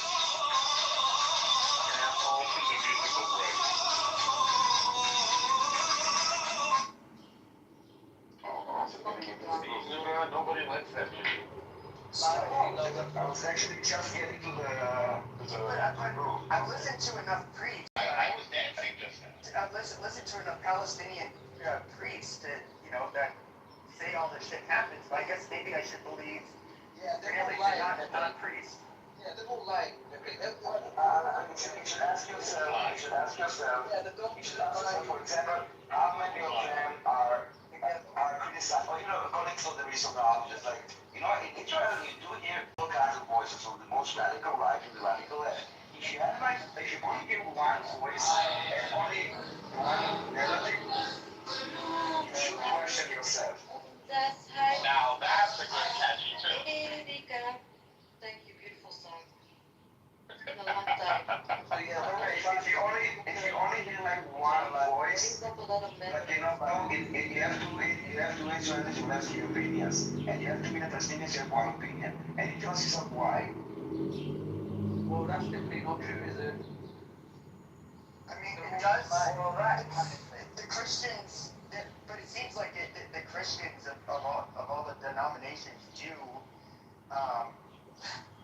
they do have quite a bit of criticism for Israel and what some Jews do, how some Jews treat them. I don't know, but aren't there a lot of the settlers? Don't you have a lot of extremists? You don't have a lot of. Well, hold on a second. Are you going to tell me a lot of those settlers? Daniel, hold on a second. Daniel, hold on, Daniel. Daniel, You are French extremists. Sure. I mean, dude, what do you want? But yes, but play into my point. Weren't a lot of the settlers, weren't they, ultra-Orthodox and considered extremists in comparison to the rest of the Israeli population? The ultra-Orthodox are actually not really settlers. I mean, if I recall correctly, you did have radical groups that the Israeli government was getting pissed off at, because a lot of these people, their kids were growing into the idea, and it was their sons and daughters that were having to respond in the West Bank in order to quell things because of these turds starting it. And so, why should I be surprised they wouldn't fuck with Christians? I mean, overall, they feel the land is theirs. I'm not saying that the disciples focus on that. If you assume that those Jewish settlers believe the land is theirs. In Geneva, you have terror camps like full of guns. If you believe that they're not being attacked as well, then you're like lying to yourself. By Christians? No, by Arabs. Okay, but Arab Christians? Well, sure, you know, the leader of the Popular Front for the Liberation of Yeah, and this was what, in the fucking 70s and the 80s? When are the Christians doing it now? It tells you that there are Christians in the Arab extremist groups as well. They're a minority, but they're present there. And I'm not sure it's not just Muslims. I mean, why do you think it's only Muslims that are having this jihadi ideology of like the Free Palestine? Their ideology is also by Westerns. Do you think that people that are not being radicalized or being influenced? It's nothing to do with like a Muslim. But there are Palestinians, there are Arabs, Palestinians, and they're having a jihad against Israel. Their entire existence, the entire national identity is the destruction of Israel. This entire Free Palestine movement, that is what it's all about. It's not about helping Palestinians, which are Arabs, to be honest. The entire concept of Palestinians is just as a tool against the Jews. Wait, hold on a second. So are the Palestinian Christians, are they Arabs, or are they largely people that ancestors come from the Levant? Palestinians are Arabs. They just branded as a Christian identity to try and wipe out the connection of Jews, to the land, as they did with Alaska, as they did with changing Judea and Samaria to the West Bank. It's all about the erasure of the Jewish connection to the land. The land of Palestine is our land, and they try all kinds of things to manipulate it. Those are Arabs of Palestine. If you look actually in the book that I have in my PTR, this is like the meaning of the disaster. That is basically the Nakba. This is from 1948. This is the origin of the word Nakba. The word Palestinian is not even mentioned once there.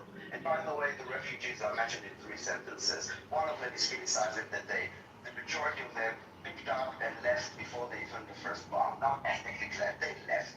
They ran away. They called them cowards and impotents and whatever. 400,000, by the way, not more than 60 million. They walked away. Are you aware to went for a stroll in the park. 400,000. No, listen. If you try to use logic, you just said in 1948 there is a war starting, okay? You know that there are 7 Arab armies coming to go to war. You are not a soldier. Yes, you pick up your shit and you live. Why is it so radical? When it happens everywhere in the world that they are refugees, it's just like, look, in Ukraine, as soon as the war started, yes, hundreds of people got up and left. Why is it so radical to you? Syria. Will they be allowed back? Because there's a child. That's why they get to pick them. You know, there's nothing about that. We offered those that want to live in. We offered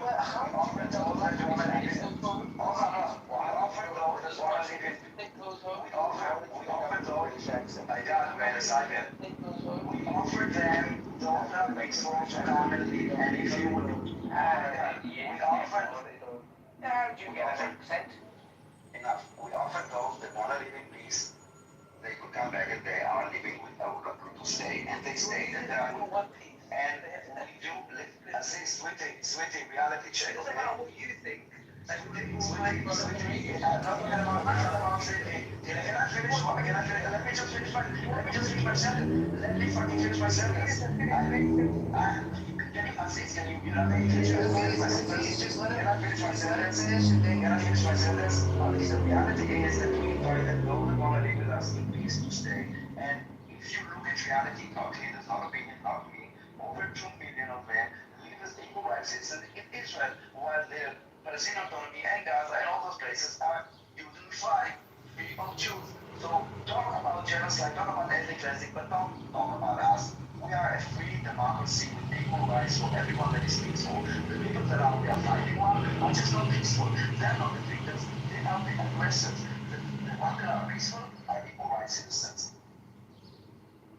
Very well said, by the way, Daniel. Very well said. Right, well, this is the problem, right? What you're doing is you're claiming to be a democracy, but it's not your fight. We are a democracy. 1 second. All you're doing is wasting your time on a chat app, talking nonsense day in, day out. Children now, we're grown men. Wait, Aziz, do you know what a Let me democracy finish is? my point. Well, no, I just want to use the word democracy. Don't be afraid. Don't be afraid. Nobody's afraid. You know what the word Let democracy me make my point. Don't be I'm afraid. definition game, Norman. Don't be, it's not a definition game, so we claim to be a Right now, democracy. we're not paying attention, Norman. We're not All right, guys, I dispute that it's a democracy. Okay, wow. Hold on a second. Okay, wow. Okay, this is, you have two Catholics up here running this place, and you guys are being very naughty. So, please, one at a time, just answer the question about democracy, and then without you interrupting Norm, just the answer. Right. So, Norm, Just everything is a democracy. Norm! Norm, if you could be quiet and I can do it. Well, no, Norm, no, let him finish. Stop barking. I'm agreeing with you, Stop barking, Chihuahua's barking. It's a big dog. No, nobody's barking. We're asking you about your statement. So anyways, I'm talking to you in English words. Finish, Norm, stop. Norm, come on, control yourself. Those are personal actions. Masculinity, think about it. Alright, no personal attacks. Okay, just get your answer. Well, I was going to make the point that we're talking about Get to the democracy. point. Okay, Aziz, Norm, I don't want to have to move you. Don't do that. Don't be afraid. You speak, I'll stay quiet. Get to the point, Aziz. Aziz, don't be afraid to get to the point.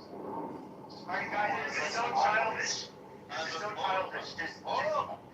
Aziz, just hurry up. Yeah, so I'm going to make my point and I'm not interrupted. Hurry up, Aziz. Hurry up. Hey, Norman, you're gonna get dropped, dude. Stop. Come on. You know what you're doing. He's afraid of what I'm going to say. It's evident, right? Because I let him. Wait, get to the point. Why don't you move him? Why do you keep talking about moving him instead of Move moving? Aziz. Alright, So Aziz. anyways, if I was rudely interrupted, right? So you're talking about engaging more with a population that hasn't had an election in like 25 years. Right? You're meant to be a democracy. So that should speak volumes about the way you should be treating these people. They haven't. There's people, like 30% of the population were not alive the last time there was an election, right? Right? And so when we talk about collective punishment, if I can just finish my point. Those people, the Christians, 1 second, if I can finish one second, please. If I can finish my point. And there's Muslims, and there's Jews there, and there's Jews there. 1 second, I keep getting interrupted. There's Christians, and there's Muslims, and there's Jews there, and all three in unison, there's groups of them that say that the state is not treating us fairly. And they haven't had an election in 25 years, so this is collective punishment, and we know it, because you're saying Who's going to have an election? that they haven't had an That's so weird. Your claim that Israel is not a democracy by saying that Palestine is not a democracy, yes. The state of Palestine, or like the Palestinian Authority, is not a democracy, but we are a democracy. I said what I said, but if you care about hostages, wouldn't you categorize What them does that as mean? You said what you said. Which one is democracy? Which one is not? Well, like I said, if you care about hostages, wouldn't you categorize them, given they haven't had an election, wouldn't you categorize them as hostages? Well, why did they have an election? There are many countries that are not a democracy. There are many countries that are not a democracy, and it's not our responsibility to go and liberate them. Go and advocate for it. I never heard one Palestinian, one of the pro-Palestinians go and advocate for elections in Gaza or in that. You guys are quiet about it. The only way that you care is if you're afraid. Go ahead. I support you. Go advocate for an elections in Gaza and in the West Bank. Yeah, we support you. Someone was prominent voice Support you. well. If you want to have an election, we support you. Go ahead. You should run for office. The ex-leader of the shipment. The ex-leader of the shipment Aziz, said, I go run for office. He said, I would Because have you want them to be in Alright, enough, Norman. What is the connection to the election? As you explained to me. Let's talk about democracy. Okay, let's talk about this. Hold on a second. Does Daniel brought up something that's interesting. So I just prompted this, and so I asked the question: do Jews or Palestinians have more Levantine DNA? And whoa, I mentioned DNA, by the way. well, because you said, oh, they're hold on. Well, because it's the Levantine, or the Levant, okay? So when it comes to quote-unquote who's native, when it comes to who's native or indigenous, that's gonna be the people. The Palestinian Christians and Palestinian Muslims have more Levantine DNA than Jews. But you said that they're Arab, therefore they're not. You said they're Arab, therefore they're not natives. So if that's the case, then you guys are gonna have you have even less Levantine DNA than them. No more. Let me correct you because it's exactly what I said. So first of all, I said that they were Arabs. You made the conclusion that it's about indigeneity or whatever. Okay, I said that they're Arabs, which they are. By the way, there are many groups that the Jews are obviously also indigenous. Now, when you say Levantine is not the West Bank or even Palestine or Israel. Lebanon is also Jordan, it's also Lebanon, it's also Syria. And no one said that Arabs didn't move and immigrated. Actually, they documented hundreds of thousands of them came from neighboring countries when the Zionists came and the British came because it was lucrative, there were many jobs. But to say that they were living in the same building for thousands of years, well, that is a bit of a stretch. Yes, they are all from the land, but they are different people. They are Arabs. And the war started because it was Arab nation. The Arab nation started the war against the Zionists. Two different groups, both of them indigenous to the land. But the land is not just this. No, but they're more indigenous. Like most of them. No, they're not more. The indigenous is from where your ancestors came from. That's what it has to do with. That's right.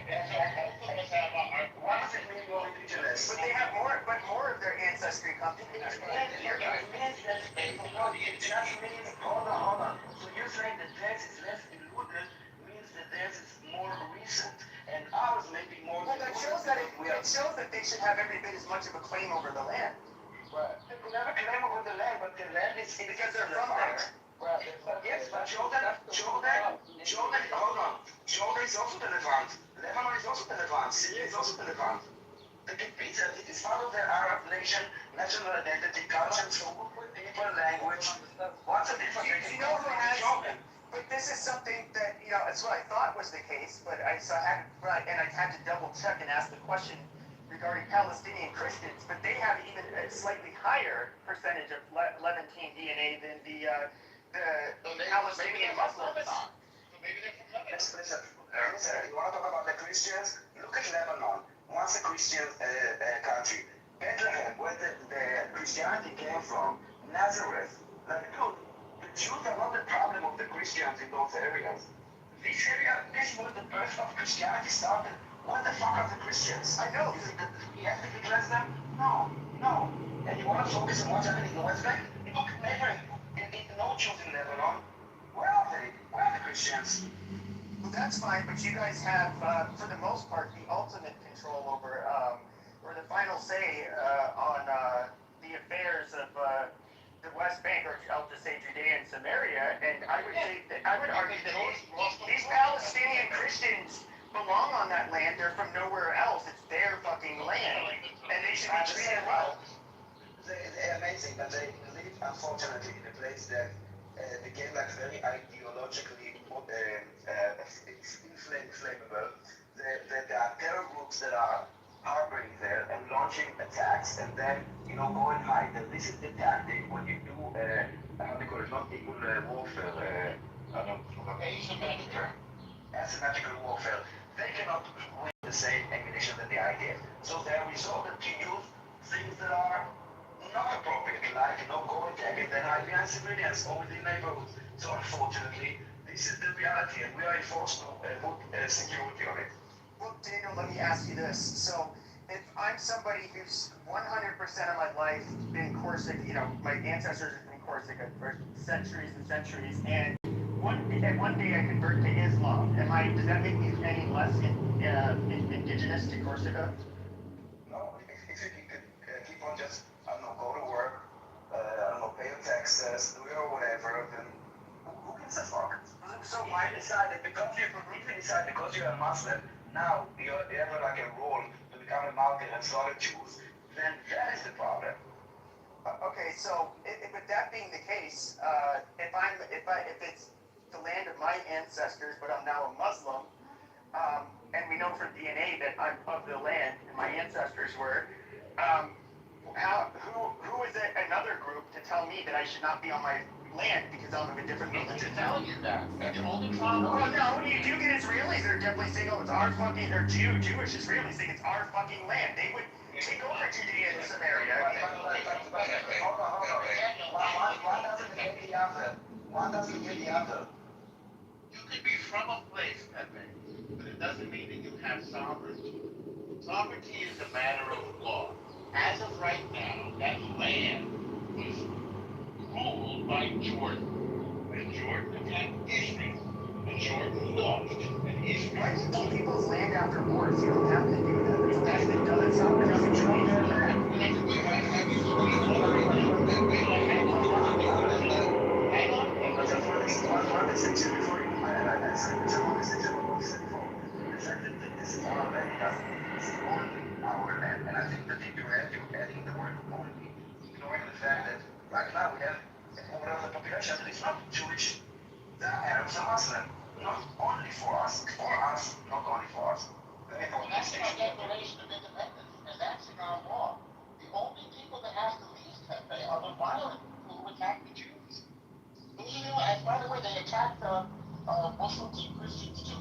You know, the leader of the Yahya Sinwar, he was in prison in Israel for 20 years. You know what he was convicted of? Killing Palestinians. They murdered their own people too. That's why I'm not defending Palestinians. But you're asking an interesting question. So if someone is indigenous, so he doesn't have to answer that. I would possibly also, yeah. If someone is indigenous, why are Jews not allowed to buy land in the like move into the West Bank into Palestinian autonomy? You know, the rules should be applied. But Jacob, sorry, go ahead. Maybe you said, why don't they give it back or something like after the war? Are you familiar with Gdansk in Poland? Are you? No, because that was Danzig in Germany. Oh, when Germany took it over? Yeah. No. When after the war, they got that. Are you familiar with Bolivia? Used to have a Pacific port. It's now currently landlocked. They attacked Chile, right? Chile responded back and won the war. Now that land and the port in northern Chile is now Chilean, and Bolivia has to truck stuff to that port. I still, sure, I just still think it's super fucking sleazy. Taking advantage of the situation that you ended up having out. This is the law. So there was a genocide after the war. It's called winning. I'd like to war. There's something that defending ourselves. A war of aggression, you lose your land. That's what the penalty of starting the war of aggression. It's only logical because if they didn't lose the land and it was a war of aggression, what is to say logically, Pepe, that if they, for example, like this is a serious, if they let them come back, where is the guarantee that they're not going to do another war of aggression and kill thousands of people in the future? I'm sorry. You can say it's love. It's like somebody starts a fight with me, I punch him in the face. He doesn't want to fight anymore, so I take his wallet. It just doesn't seem. It just seems. That's also not the situation.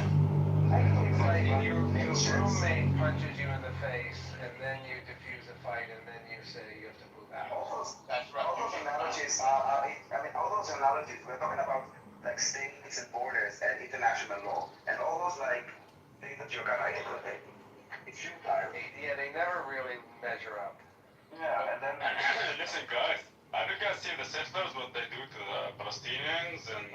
What's the settlers? Palestinians, what they do to the The Israelis? settlers, man, have you seen with them with the M16s? What Have you seen the settlers with the M16s? They're liberators. They're decolonized. How are they settlers? I think that's... They're very aggressive. What makes them a settler? They're aggressive against Palestinian people too, you know? Fighting against terrorists. No, the guy, the guy's in it. Come on, we've seen the. The guy. You're gonna tell me that they don't. Against children. You don't think you're gonna tell me that these settlers ever end up fighting with and provoking fights with the local municipalities? Yeah, man. These settlers are always coming with guns. Ethics so naive. That's ethics so naive. There's no question about it. We're at war now since October 7th. On Judea and Samaria as well as in. No, it's been going on. No, the settler, the shit with the settlers has been going on for years. Yes, man. This area is the Wild West, okay? Wild West. Why can't chief? You guys have your own fucking country. Leave those people alone. Why? Wait a second. No, we don't. This is part of our country, dude. That's America's politics, right? Listen, man. Last time I was in Palestine, man, I seen settlers, man. Guy, he's fucking 12 years old, man. He got a gun on his side. That's 12 years old with a gun on his side. Do you think that's dumb or stupid or this is smart or what do you think about it? I don't think it's smart, no. But this is not, So what about, I agree with you. We should keep away from fighting, right? And the settlers actually respect their territory. Listen, if you are not abstaining from the cell phone today, Hashem is going to strike you down with lightning, and you're going to die today. Okay, thank you. So for everybody that is done with the Shabbat. And if not, you give us $1,000. Yeah, you can take care about the Torah for sure. So, I think they care about the Torah. Of course they care about the They went to Torah. the conversation, enough with the Torah. Yeah, so I still have lots of unsatisfactory questions, for Israel. People are pro-Israel. Now we all know what the Palestinians do wrong. We all know what a sick twisted culture a lot of them. We know what a sick. Hold on a second. Hold on, Daniel. Hold on.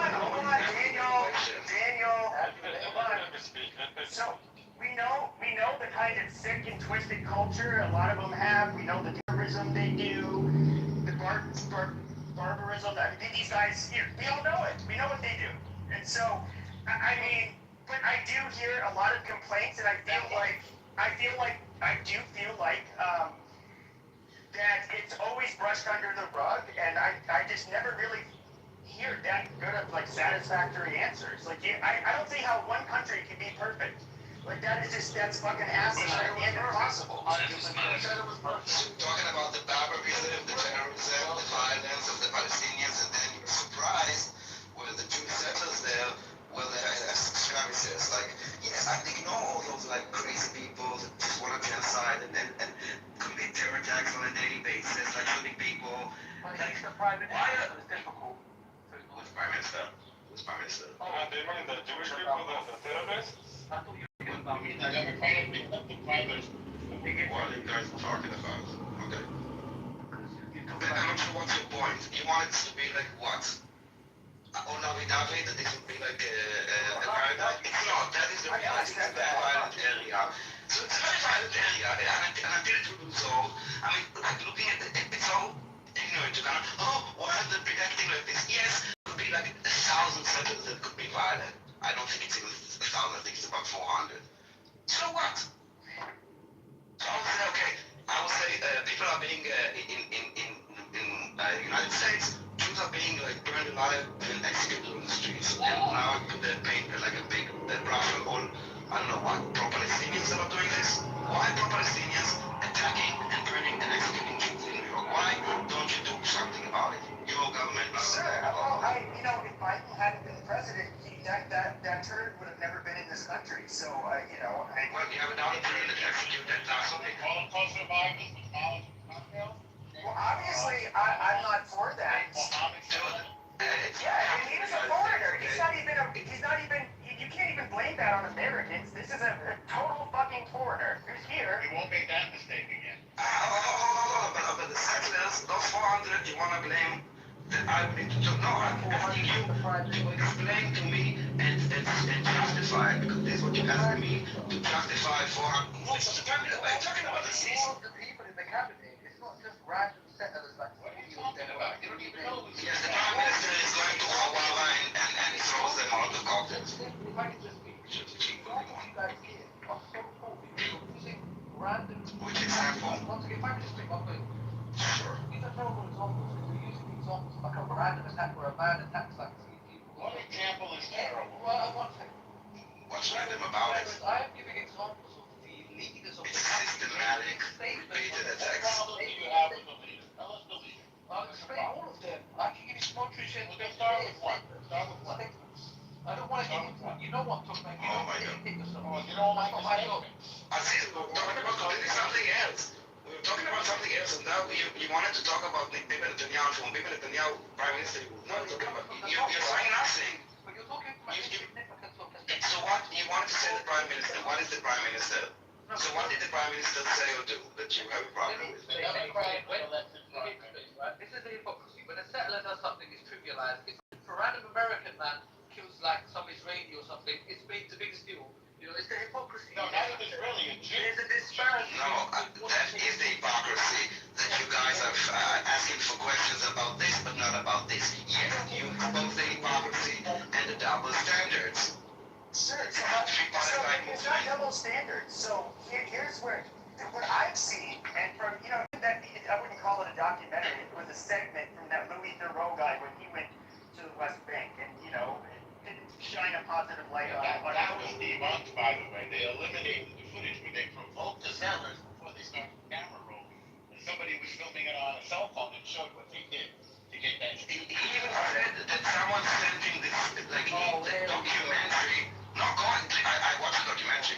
And you can also, okay, you didn't watch it, right? Alright, so it was debunked. That's fine. Nothing that I'm saying is a lie. You can go and watch it and verify. For everything. Why is it? Listen, he Hold on a says second. himself that the video was sent to him. He didn't document it like the rest of the video of the movie. The only thing that you saw was sent to him. He said it, and he can also see that it's different quality. Go and watch it. Okay, I so watched it. It's on okay, so do you think 45 minutes. Do you think that this? So it's my at least this the impression I get. I did not look this up, so I can't make the claim. But the impression is that when the IDF responds to a fight, a skirmish, whatever's happening, they're generally taking the Israelis, or I should say the Jews' side, and letting them basically letting the settlers get away with a lot of abuse and shit. Well, actually, we jail a lot. Did you watch it? As well, we do enforce the law. Did you watch the documentary? We jail a lot of. If somebody breaks the law in Israel, they pay the price. Israel is very strict about the law. And I said I haven't looked this really research into this. I can only tell you what information people are trying to convey, and it's hard to tell. I tell you how much of it is. It's very simple to understand that when Hamas launched this war, they knew that they cannot win over Israel militarily. They knew that they were taking hostages with exactly what would happen, including when they did the barbaric acts. They knew exactly that they would get the response. They knew that they would hide behind the civilian, and they knew that there would be civilian casualties. This is exactly what they wanted. And the entire thing, hold on, the entire thing, okay, the entire war is actually happening in the legal space and in the media space. It's meant to defame, to vilify, and to ostracize Israel. And you get we are bombarded with reports, daily reports, unverified. Right now with this humanitarian GHF that now cut off Hamas from their income, they're really obsessed. Every day you get like 31 died, 51 dies, and everyone runs with it. The entire thing is basically just flooded, and yes, many people fell for this echo chamber because they keep on echoing each other. The UN is then reporting from the HRW and Amnesty, and then it goes to some kind of committee, and then the BBC. But they're all echoing from the same source. You need to have more clarity about who's right and who's wrong, what is good and what is evil, and exactly the practices of the way that they're doing it. You need to understand what the entire Palestinian cause is, which is the eradication of Israel. They're saying it, they're calling for the Father, they're saying from the river to the sea. You start to be looking at things and have a very more clarity. I'm telling you, I will end with this. Humanity and society is now going through a test. The humanity and the society as a whole, yes, including all international NGOs and UN and everything, we are going through a test, more test, and we now have more clarity. And I clarity, which is backed by history and by facts and by morality and by law. Okay? I have everything on my side. And above all, I have the truth, which is most important. Right. Shout out the truth. So, let me get this right. So Hamas wants if Hamas wants you to kill those women and children, they may take you into killing the women and children. They may do it, right? They may basically basically what they're saying is, right, you rape the woman, people are addressed. People are addressed, so you rape them, right? You're breaking them about right now. That's what you're doing. That's what you've done. You said the woman is addressed. I was actually not talking to you, sis, because I don't think that you have a chance for more clarity. I was talking to Pepe, that is critically thinking and can actually go and check everything that is being told. Well, I'll say this regarding accountability. Hold on. Oh, no. Regarding accountability, I would say, so there's one American. The foreign guy, I don't think that's because of rhetoric that he had here in America. There's no way I can know for sure. He chanted free Palestine. Yes. Exactly the way they do it on the campuses. Okay. He's in America. Why wouldn't he do it? Free Palestine. So he was influenced by the radical Free Palestine movement. You don't think that him being a foreign Muslim, right from that area of the world, would probably? No, he maybe had that's rules. I don't know. But they're doing other stuff. Maybe they didn't get the chance to actually hurt, but they not from lack of trying. Well, I would say the only. They're vandalizing. I mean, and not just in the United States, they're vandalizing. And, I mean, in the United States, they attacked one of the Jewish mayor's houses. So yeah, he didn't. He wasn't. No, you're talking about a governor. Governor. I mean, I don't remember all the. I mean, I can find like a timeline of all those attacks, but it's not just a random no. There's a movement that is literally calling for intifada. They are literally calling for. Most of them are like idiots. Okay, I admit. Okay, sure. They're coming from this. They're not supporting the oppressed, and they need to justify to themselves that they're still on the right side. So this is kind of like it's a narcissistic position. No, I agree, Mm-hmm. and I would say the one American homegrown terrorist was the one that went into the museum and shot the Israeli couple. Rodriguez. He was clearly radicalized here from rhetoric here. And you had the guy that burned himself, You had the guy that burned himself, yeah. And by the way, with Palestinians, you say rest in peace and all of this stuff and celebrate this white Christian Western man killing himself for their dog shit cause, that you guys are pieces of shit. I'm just letting you know. To encourage a Western Christian to set himself alive. Not encourage. No, I'm saying the Palestinians did that. I know they believed it then. No, but the Palestinians celebrated online afterwards. He's a martyr for the cause. He did something for the cause. Yeah, but that's anti-Christian. You're not allowed to murder yourself like that. It's sick. Celebrate death because he was the enemy. Where is it? But you need to understand that all those things are good for the cause. The same as a photo of a dead child is good for the cause. It's only one side that benefits from the death of any civilian. Okay, only one side. Maybe stop kidding what Iran said about the guy who shot the people in Washington. We are not targeting civilians, and we are doing more than any other army in history and in the world to prevent and minimize civilian casualties. I will tell you another thing, and this is very important sentence. There have never been an entity in the history that did for the Palestinians more than Israel. I will repeat, there have never been an entity in the history that did more for the Palestinians than Israel. And you decide that the manipulation. There's never been a single organization. Well, I will say this. There is one guy I've talked to. There is one guy I've talked to several times in person. It's been several months, but his name's John Spencer. He's a urban warfare expert. Professor. And was somebody. He was an officer in the 173rd Airborne. He was part of the group that did the first jump since the Vietnam War in Iraq. So this guy was actually, he's also experienced a lot of combat. Now, he's actually broken this down a lot. Now, the thing is, though, when it comes to like really dense urban fighting, which unfortunately Gaza is very dense and urban, the ratios are actually, from how he was putting it, extremely low for what you would expect in that kind of environment. 70% of Gaza was destroyed. Imagine 70% of how much? No, how much? Which man? Don Spencer. Okay, so I'm not talking. Nothing on the box. I'll tell you how he was the bomb. 70% of Gaza was destroyed, and you have like 20,000 of those civilian casualties.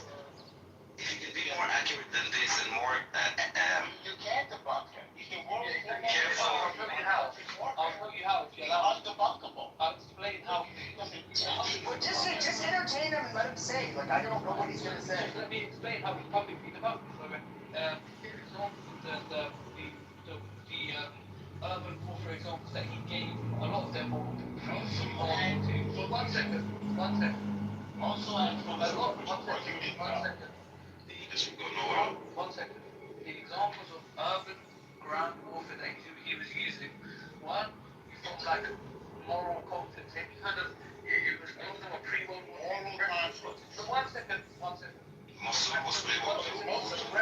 One second, if you could just stop speaking, from the Iraq, get this done a lot quicker. Alright, hold on, just let him, even if he says a bunch of things wrong, just let him know. It takes 10 minutes, just for you. Yeah, no more than that. Let him get it off his chest, and then we can continue our conversation. So, like I said, the references that he used as examples for prior urban warfare conflicts that were on the ground were, a lot of them were pre-World War II, and a lot of them were when we reflect on the, one second, when we reflect on those, one second. We get it, we heard that, let him finish.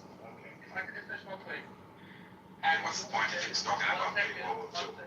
One second. A lot of the rules that he was using as reference points, we look at them now as unjust and undignified wars. So, Okay, but it was after 42, so your comment was irrelevant. Those fightings. We heard you, but the thing is, they were after, that you can check when was Mosul, and you can check that way after, you are just wrong, so. Unbelievably, let's just No, but we heard you. Okay, go ahead, you have something more? everybody at the same time.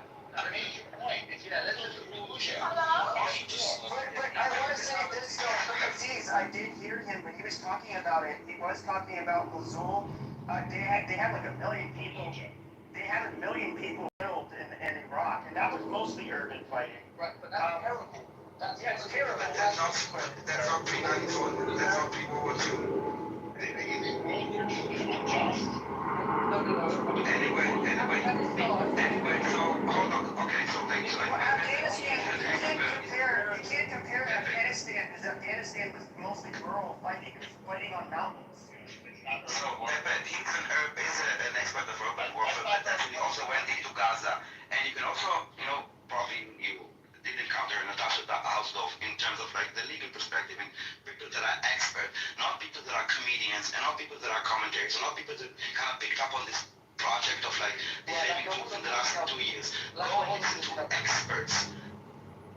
Did you know what at the end, they don't have to tell you to, at the end, those are facts, and there's truth.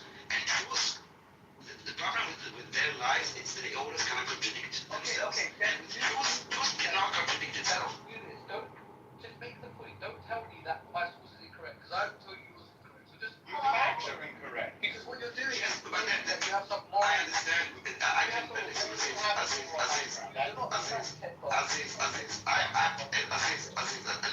tell you what's the difference, okay? I will tell you what's the difference, okay? I will tell you what's the difference. I'm exposing myself to both sides. The things that I'm going to YouTube and I'm reading Al Jazeera, and I know all of that, and I understand them, okay? And I could have debates. your side cannot acknowledge the one side is called unfinished business, and you are shutting down voices that are uncomfortable saying absolutely every time that you are concerned.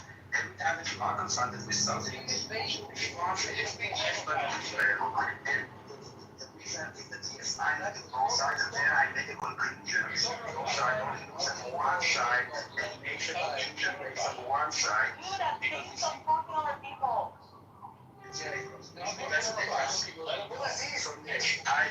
Aziz, we can't use morality when it comes to this. It's literally when you engage, for whatever the reason the war is being fought, when you're engaging in a certain environment, how you fight is a lot different. What do you mean you cannot use morality? This war is 100% moral, dude. No, we can't use morality when judging the effectiveness of killing bad guys. Hold on. We can't. Morality is not part of the judgment. When you hold on. Let me finish my point. Morality does not come into play when judging how many combatants versus non-combatants were killed. That's rather binary. So it's not a moral calculation. It is literally how effective were they at killing the bad guys without killing innocent people. Because the morality will apply it. The reason why these wars start. No, we're talking about John Spencer's calculations. We're talking about John Spencer's. He's talking about how they fought urban warfare. There are two opposite forces. One that is Israel that is doing their most best and more than the others to minimize the casualties, while the other side, unlike any army in history, and not when was looking like the international law when an army is supposed to protect the people, their side is trying to maximize civilian casualties because it's good for the cause. So this is the war that we're fighting. And after all that, with all the destruction, all that, they compare the bombs to Hitler's Hamburg and London in Europe. We're talking about total 50,000. In top 50,000, we also executed by journalists. We had all the people that just died of anything, and we have, of course, civilians, not only 90, and militants. This is abstraction, the most in-depth, like with all of these things together, you would understand that Israel is fighting a war, just ending a war, and suddenly one thing that I'm saying is that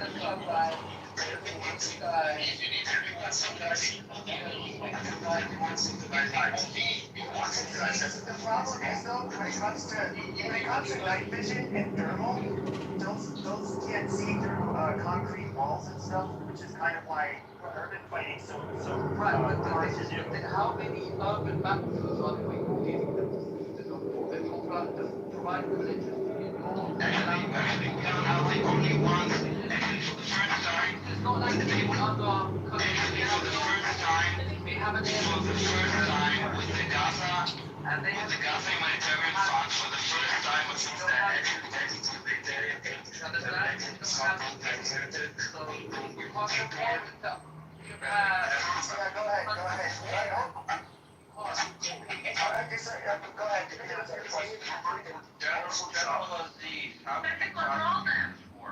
Sorry, I heard intellectual for He doesn't even know where it is, Jacob. How? Can we hear that? Shut up, resistance, let him, let You better run on page. Jacob, you had a question. Jacob. I'm so cold, he's begging. Okay, Pepper, you gotta mute the space because he's gonna interrupt. I know. Okay, we're not trolling in this room, so. Your line of criticism, how would you prosecute this war, General Aziz? Well, October 7th was attaching first and foremost. I was investigating the day itself because that could never happen again from an Israeli perspective. Right, well, Shut up, El Normal. but I'm the general. Come on. Norman, I'm the general. I have to throw him out. Norman, I need him in the kitchen. Norman, I need in the kitchen. Just let him bark. Make it work now? What is that? That's what I'm. What's that? Let me make the kitchen. Let me make What about the kitchen, Aziz? I'll leave you in the kitchen. You can bargain. What do you mean by the kitchen? You acted like a woman. You acted like a woman. Is that why you keep interrupting? Because you're a woman? You acted like a woman. Alright, hold on a second. You're a real piece of shit. Fuck your family. Why don't you get rid of this guy? Okay. No normal dick, faggot. I want to fuck you in your ass. You fucking genocidal white bitch. Fuck your mother. Yeah, bitch. Time to get rid of him. Thank you. Goodbye, Issa Egelon. He's a funny troll, but like it's not the time. I don't find it funny. What's funny about it? He is funny, come on. He's not a troll. That is him. He's been arrested numerous times. He's in He's there. doing something crazy. Yeah, so he's informing for the FBI actually now, because they busted him, and now they're getting information from him about Clubhouse. That's what he's doing. Can we have a conversation? Yeah, go ahead, you come. Okay. You want to do it? How can you have you go? Come on, let you know go.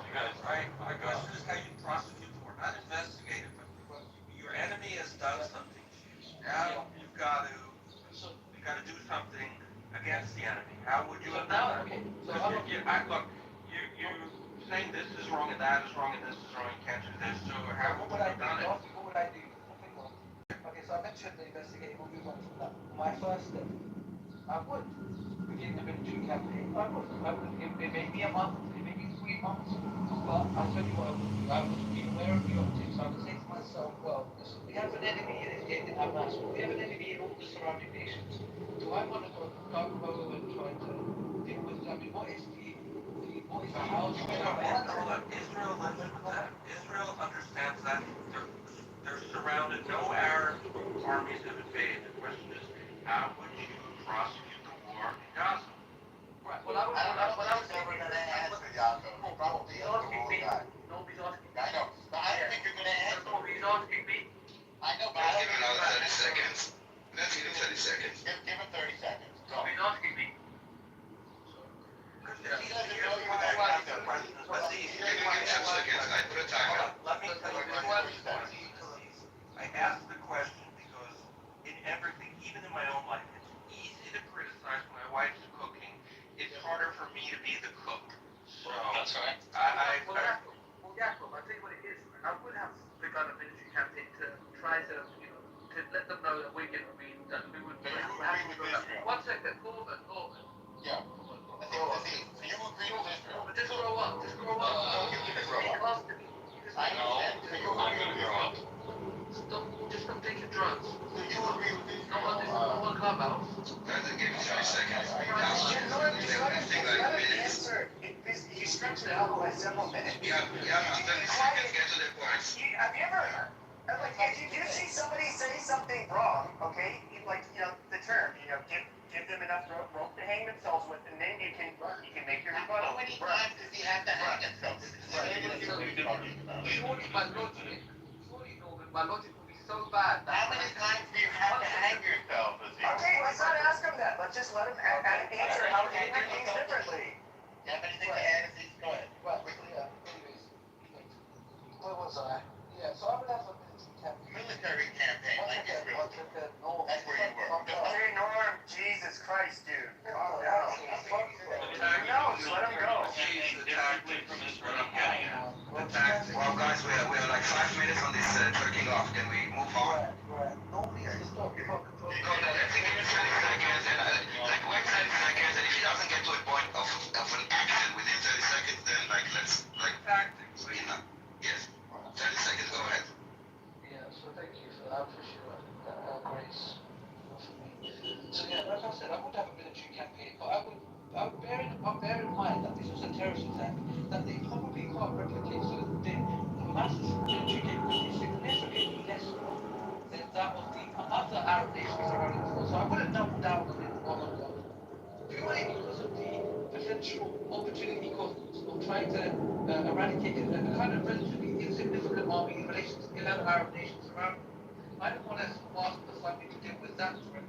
In my eyes, the day after the October 7th was the safest day for Israel because it's kind of like they're never going to be able to do that again. We're not fucking up the borders that way again. Okay, that's 40 seconds. That's actually 40 seconds. Good job. 1 second. There's your 40 seconds.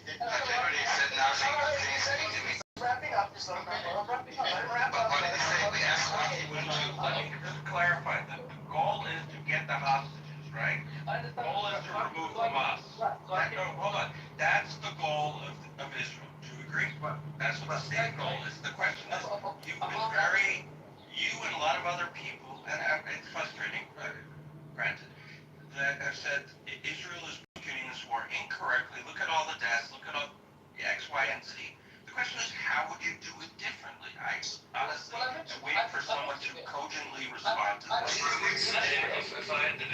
sense that you guys have, that Hamas would do exactly what they did, and you guys were absolutely right.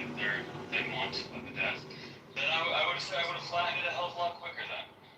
I agree with you. We could have done it faster. Right, but again, I'm not gonna lie. I would have probably also wanted to hurry up and get it out of. The longer it takes, the longer it will be out of people's memory. So that would be my idea. And it's where morality comes into play.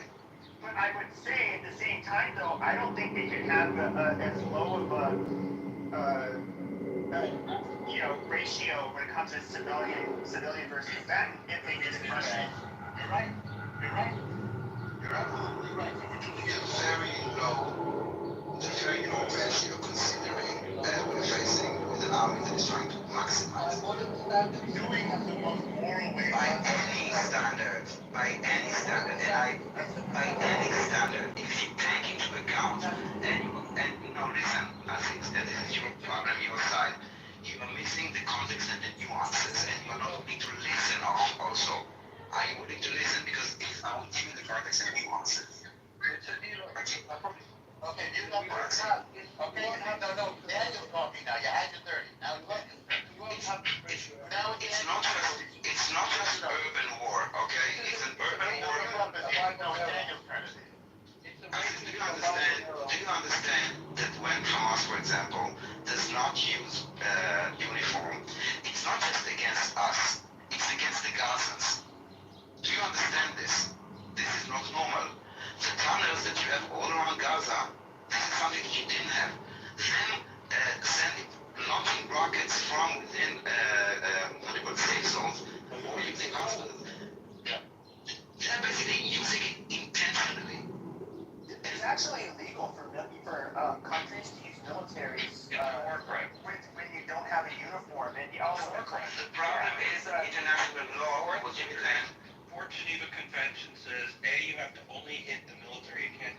So every rocket that goes out of Gaza is a war crime because it's not targeting a military base, it's randomly firing into civilian areas. And you have to wear uniforms with insignias, you have to carry your weapons openly. In order to hold the hostages and the conditions and What? What is it? All Hamas Are they what? Are they eradicating Israel? No, they're not. They talk about it. What is this legal test? What is that legal test? The genocide conventions talk about wiping out the whole nation or a part of it. This is what they're doing. 7th of October, legally, by the definition, is a genocide. Correct. By the definition. And by any, you want to read it, we can do it together. Would you like us to read the definition together? What's the difference between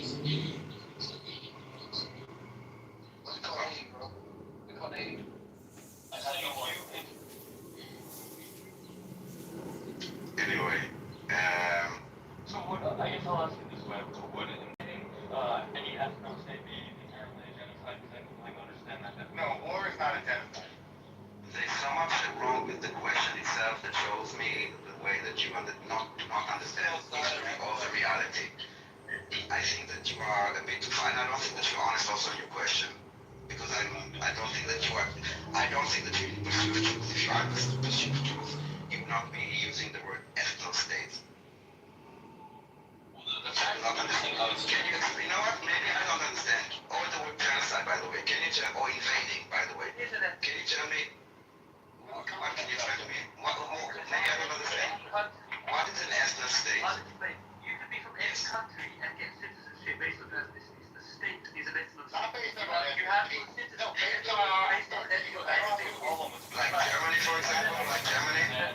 Like Germany? That's an ethno. Like France? Yeah, like those countries? All those countries are against them? No. I'm talking about Israel. Just Israel. Not just Israel. So, but all of them are ethno state. Fine now? There's something wrong with an ethno state. I'm not sure exactly what it is. I'm not sure exactly what it is. What's your point with? I'm trying to understand. Because you use it, hold on, you asked it as part of the question. Is invading an ethno state, like that was part of the condition, and I'm trying to understand what is Yeah, because I ethno don't state. understand how a single attack would be considered genocide. Okay, good question. Because the definition, okay. Oh my god. Hold on. Do you understand that the genocide? Wait. I want to understand if he ever, like, because he said it, oh my god, why do you make noises? Do you think it's helpful for the conversation that you make noises? You want to say something? Okay, It's informative that we can learn from. Because they want to kill all Jews, then fair fine. No. Listen, if you want to talk with yourself and also have the answers of what I would say, you can have a conversation with yourself. But I'm here to answer you. You don't need to ask me what I want to say to you. I'm asking, did you read the definition of genocide? Because I said I don't understand how this and this is considered genocide. And I want to know if you even know what's this. It's like you're clicking off for what? Can you cue it up when you're making like all those? I'm asking you the question, and I want to understand. You said I do not understand it. I'm trying to understand where we're starting. You understand the definition of genocide? You know it? Sure, yeah, it's to want to wipe out a group of people. It's what? To wipe out an entire group of people, right? No, that is not a genocide. That is not the definition of a genocide. Genocide is first of all about the intention of doing something, and then there are like 5 different actions. That one of them is enough with the intention to constitute a genocide. And we can read it together if you would like. If you want to Google it for you, and then we can read it together. I think you should read it so that they No, I mean, you could have just simply said that am I wrong? That it's because they want to kill all the Jews, then their intent is to do that, and then so it's a genocide. because they want to and they try to. It's both the intention and the action. The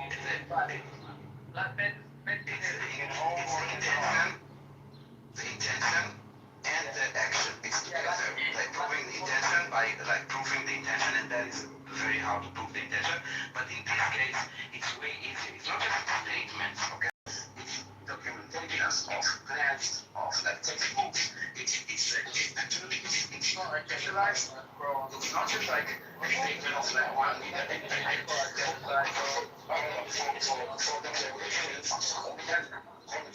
Declarations of politicians, what they're saying is like stuff like everybody take your lives, everybody knows these two next to each, it's not of them. And like stuff like this, it's not just those like sometimes you can say, oh no, they meant the designer and they just no, it's like flat out on the Jews and all the other evidence like textbooks and like plans, including what to do and what they meant when they attacked and they deliberately attacked civilians. So those together, the action with the intent constitute the genocide. And we are trying there, they committed and they constantly again and again and again and again. So yes, there is a genocide, and there is an attempt at genocide, and we are the only one fighting against it right now. Yeah, that's right. So you kind of believe that was a classic example of a genocide. When you intend to destroy all the Jews, and then the action, and their action, for example, the kid calls home to his mother and says, Mom, listen, I killed 10 Jews. The Prime Minister says that we want to kill them all, something like that. Yeah. But he didn't say it. So that's kind of fun. Well, the Prime Minister... What did he say? Okay, so I'm willing to listen. Can you give me the full quote? No, well, maybe we missed it. Can you give us the quote of the Prime Minister that he said? Tell us the quote. Yes. Don't like, why we need to fight? He's saying something. I'm here to, I was willing to now read the Geneva Convention, but yes. So what did Netanyahu... Give me the quote. What did Netanyahu tell us? Give us the quote. Let's do it together. Give me the quote. You don't mind? Go ahead. Netanyahu mean when he referenced them being their Amalek? Give the reference. Yeah, give the quote. Give the quote, lessons. Are you listening to us? They are I'm willing to wait. Are you want me to bring the quote? You want me to bring the quote? The exact quote, I'm pretty sure we all know what it is. Yes, the exact quote. Because if we're gonna hold on. No more, 1 second. If you want us to give you context to it, okay, and you say, the reference to Amalek, which you probably don't know. And you know, there's a difference, for example, go into or go remember, yes, like words do matter, because this is exactly why you bring it. You say words matter, the word Amalek is mentioned this, and I'm saying let's see what context. So just mentioning Amalek, you know, here I said Amalek, do you think that now anyone died? No. So let's bring the quote and understand together. It's a good idea. So this is the problem. Right? Wait, the problem is we need to hear the I'll take the problem. I'll take the problem. The problem is The problem, yes, what's the problem? I'll take the problem. I'll take the problem, right? Is that there's explicit mention, right? Explicit mention of intention. So you can say, oh, it's not a direct order, but it doesn't have to be an order. It has to be a statement. let's hear the intent. Let's hear it. It has to be a statement that incites. It has to be a statement that No, actually, hatred. I understand. Do you think that if you take things to court, that will signify an intention of like a system of orders to go and genocide people like this statement? Do you think that it would be enough for a court of law to determine genocide? Okay, but it would be considered hate speech. It would be considered hate speech. It would be considered incite violence. Okay, read us the quote we're going to speak. Yes, it would. Yes, Read it us would. the quote we're going to speak. Tell us. It would. Yes, Tell us what he said. Incitement of violence and hate speech you conflate with genocide. But as a leader of a country, if you're saying, if you Do you have any idea what he said, Aziz? if you're using hate speech as a leader of a country, Aziz, do you have any idea what he said? you're promoting a genocide. Aziz, did you hear what he said at all? I had That somebody told you. But that Well, I don't know if you understand the concept of war, but when you go to war, then you talk and you say we're gonna annihilate the enemy, we're gonna destroy them, kill them. Yes, war is about destruction, about weapons. I'm thinking about like stuff like army, and you know why like soldiers have tanks and bombs and weapons. It's about like a brutal force in order to make the other side do what you want. That is war. It's not a new thing. It's not a new concept for Israel. It's a concept. I'm sure that you know the soldiers or you heard about the concept. That is what it's about defense. And in defense, you shoot, for example. You understand the concept of like war. It's not a fun thing. It's a horrible thing. It's a thing that the Gazans started. It's a thing that the Gazans continue to have. And you know what? If it's fucking genocide, how could they say no to Islamic ceasefire? Like, make it make sense. How could they say no if they are starving and suffering and genocide and Gaza is being destroyed? How can they say no? Can you try and answer for me, Aziz? Or you? Both ways. Huh? Well, no, answer me. No both ways. I'm answering you. If they're starving and genocide and ethnic cleansing and all the things that I'm saying that you every day, every day, 30, 50 people are being executed by the F with this what we hear. So why don't they refuse the ceasefire agreement? I give the hostages back. Because they didn't vote for Hamas. It's been 25 years since the election. You're killing them with collective punishment. I'm talking about Gaza. This is Gaza. So I'm asking you, if it's so horrible, why are they not leaving Gaza? Aziz, children in the head. Why you cannot handle it, huh? This is why your side. This is why your side is. You understand? This is exactly your side. You cannot be distraction. You cannot. Everything that you can do is only blame Israel. So I'm asking you again, why don't they sign ceasefire? Why don't they release the hostages? You know what your side is today? Aziz, you know what They don't want to. So we have to do it. And I understand, you support, I understand, so we have to do it by force, Aziz. Exactly. No. They don't want to. They don't want the hostages back. What the hell? So you know what? If you think so, okay. No, let me plan this for a second. So if that is true, and this is the problem with life, it will never make sense. If that is true, why are they holding the hostages? And you know what? If that is true, why don't they? Let me ask you another question. But you said, hold on. If we don't care about the hostages, why? Let me play this. In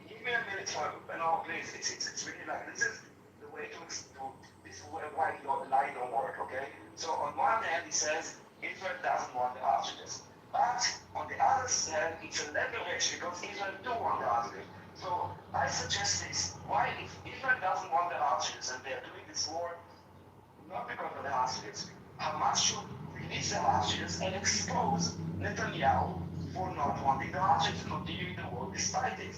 I'm asking you again, why do they hold the hostage? It's not a leverage because they say they don't want it. So why not expose it? You have like more and more reasons why to release the hostages. It will end the suffering. It will end the suffering to the Palestinians. It will end the suffering to the Israel. It will expose Netanyahu. Everybody will be happy. And then there will be like a pressure on Netanyahu because he will have no more excuses. So why don't you call for the release of the hostages? And tell me why don't they release the hostages? Can you make it make sense? That is your side. That is your side of morality. You know, we are on both sides of morality. Yes, I will say this. We are on two different sides of morality, okay? And I want you to explain your side. Why your side is holding the hostages and not releasing them today? Right. So I'll explain. So my side is not Hamas. You are the side of Hamas. You are the side of Hamas. Question. 1 second, guys. Can I get a little circle jerk answer? Let me just. Well, why is it a circle jerk? Right, so How could it be leverage if we don't want it? There is no leverage. Right? What's that? We don't have it anymore. So if we don't want them, if we don't want them, then there's no leverage, right? Right? You need what do they call it? Testosterone replacement therapy. No, I think you need to let your testicles dependent. You get testicles dependent, by the way? Have your testicles dependent? So you are being rude. You were already rude. That ship already failed. Alright, enough. I don't want to hear it. Steve, if we don't want the hostages, then where's the leverage? Explain. Can I answer his question? No. If we don't want the hostages, where's the leverage? The question. Why have you answered the question? If we don't want the Why have hostages, you answered the question? if we don't want the hostages, where is the leverage, Aziz? Why? Aziz, if we don't want them, where's the leverage? Is this a question? Is this a why am I answering two questions? Because you're stupid, Aziz. Aziz, hang on. Aziz, if we don't want the hostages, I'm going to answer that question.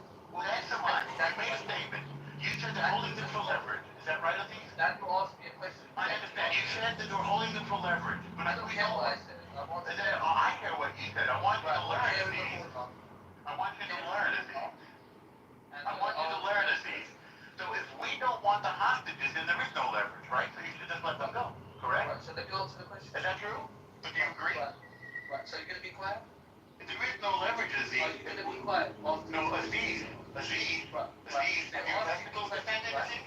Have your testicles defended, Aziz? No more insults. Nothing. There is no leverage if we don't want the hostages, correct? Anybody disagree? Let me get to somebody else. Pepe, let me ask Pepe. If we don't want the hostages, do they have any leverage then? No, I'm asking Pepe. Pepe, now hang on. Pepe, if we don't want the hostages, then there's no leverage, correct? Anybody? They would have leverage. They would have leverage. Then they have no leverage. Yeah. So what you said doesn't make sense. So now we go back to if you want to. Oh no, I'm asking Pepe. You didn't know the answer. You didn't know the answer. So let's know when nobody's scared. You didn't know the answer. Pepe, okay, Pepe answered the question. You disagree with Pepe. You sound afraid. Well, afraid of what? Pepe answered the question. If I were afraid, then why are you not answering the question? See, that's the first thing. You do this thing where you start speaking. No, it's not that I do this thing. So that was why I'm... Aziz, do you agree with Pepe or do you agree with Pepe? Right, so if like, you don't want the hostages, do you agree with Pepe? Right, so because like, if we don't, Pepe, if we don't want the hostages, where's the leverage? Just tell us. Well, then they don't have any leverage. It's all the leverage out of the hostages. Right. Correct. Can I answer the question? So then we do want the hostages back. So then if we gave the hostages back, then the war would end, wouldn't it? No, it wouldn't. Why not? Because you're naive. You don't understand how to... No, but that's what we started asked. understanding how to understand it. No, we didn't The hostages serve actually a lot of. You have a very full Number one. understanding. Not only can they be used. You don't get... No, I don't understand. You haven't grasped the concept. No, I don't think so, Aziz. Alright, second. Hold on. So, first of all, I mean, just the obvious example. Number one, yeah, Egypt used them as leverage for negotiating. And number two, it does make things a little bit more difficult for Israel because they don't want to be the ones responsible for killing their own citizens. They don't know where they are. Maybe they do, obviously, but it's secret. I don't have access to Israeli intelligence, so there's no way I can. Neither does Aziz, by the way.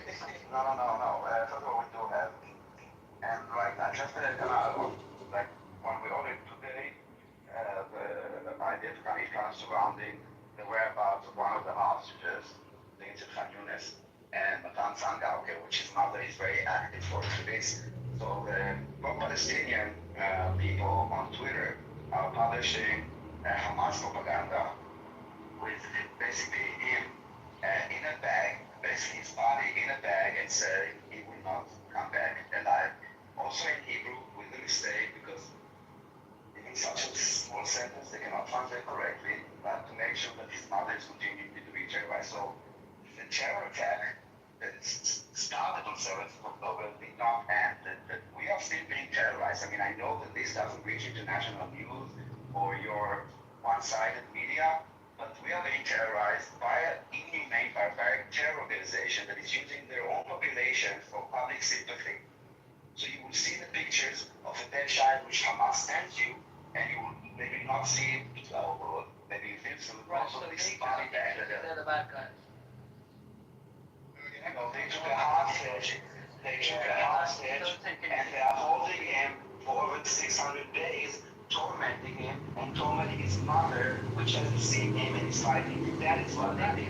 Not just at Photoshop. Do you understand? We do not think of any children, and the reason, and we don't blow up children.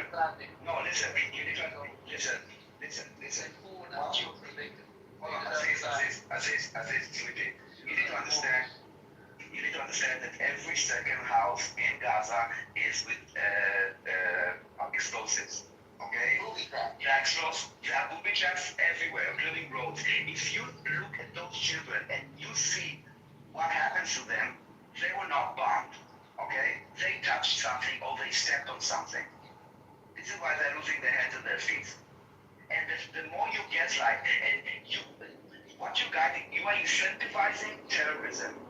And this is the problem of the Free Palestine movement. You're letting Hamas commit awful crimes against their people, and then you gaslight and you blame us for it. I mean, I just want to point out that if they really wanted it to end, they could get back the hostages. And then they said that we don't want the hostages. They don't want the hostages, bro. But then they would have no leverage if we didn't want them. They might as well release them. You can't have it both ways. No, you can't. Now, we have said that we want the hostages. We have said that we want the hostages. So you have no leverage. There's no I'll explain how it was. If we don't want them, then there's no reason to keep them, is there? Well, you don't get it. No, you don't get it, Aziz. You don't understand. No, you don't understand, Aziz. You just contradicted yourself. Do you see that? No, you don't You understand. said we don't want them. Then you said, why? Listen. You said we don't want them. Then we said, then why keep them? And then you said for leverage. So you don't have leverage if we don't want the hostages. You get it? Do you get it? Do you get that, Aziz? You're struggling to comprehend, No, I think you don't get it, Aziz. Can I tell you again? If we don't want them, then you have no leverage. If we don't have what you want, then there's no leverage, Aziz. You know what the real opposition is on them? Aziz, if we don't want them, then you have no leverage, You understand the importance of adhering Aziz, to have you have no leverage if we don't want the hostages, Aziz. So where does your leverage, and okay, explain where the leverage comes from, please tell us. Why are they keeping the hostages? Well, No, you don't understand. I'm sure Israel knows. Why are you keeping the hostages? For us, it's not very big. Why are you keeping the hostages then? Why are you keeping them then? Because you need an incentive to maintain your military aggression. Who needs an incentive? Whoever it may be. Who? The idea. I get what he's saying. I get what he's trying to say. Well, then why don't you just release them? You said it was leverage. No, hold on.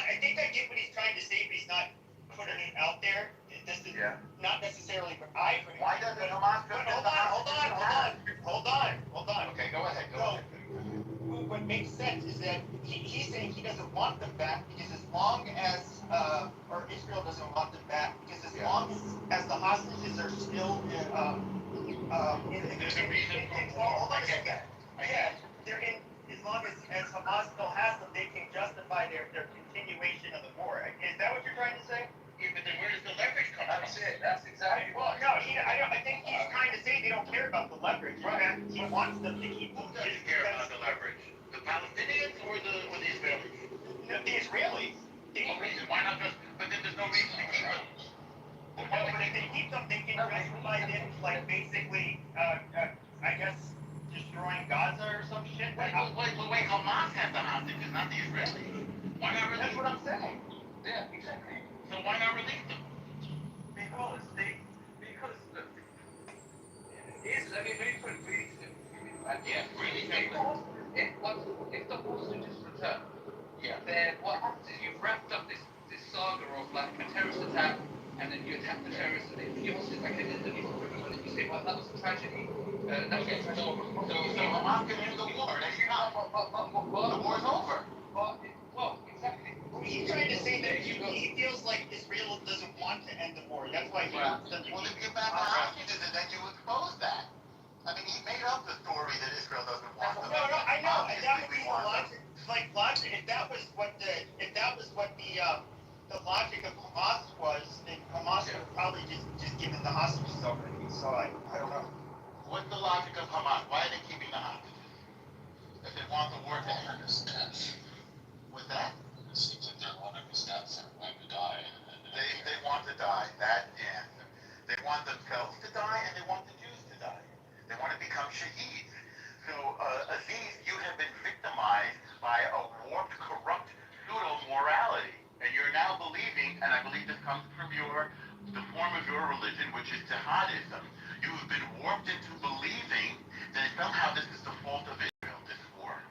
When in fact it was started by Hamas, the Islamic Brotherhood, and other groups like the Islamic Palestinian Jihad. It's got jihad and Islam in the name. They are a corruption of Islam. They want to bring death. And by the way, the Iranians, who are Shia, want you all to die anyway. They want all the Sunni to die. They knew that they were sending these Palestinian Hamas to death. They knew that. Israel's a much bigger force. Ishmael, what's his name? Yahya Sinwar. Ishmael Haniya, he was sitting with $4 billion in Qatar. He stole all the aid money. And his other two guys, each of them had $4 billion. They split it up. They knew that all the Gazans were going to die. That's why they're hiding in Qatar. And you've been deluded by whoever's been talking to you that somehow this has anything to do with Israel. Hamas has been in control. Hamas has been in control all along. It could have ended on October 15th. All they had to do was get back the hostages. And then there's no cause for war. No, don't change the subject. Don't change the subject. You want pay. Aziz, if you didn't attack, there'd be no war, right? You supported Hamas. Aziz, you're changing the subject. You're changing the topic. Money went to Hamas because we had wait, but they weren't. Money went. We facilitated what? Right, you facilitated Hamas. No, we didn't facilitate Hamas.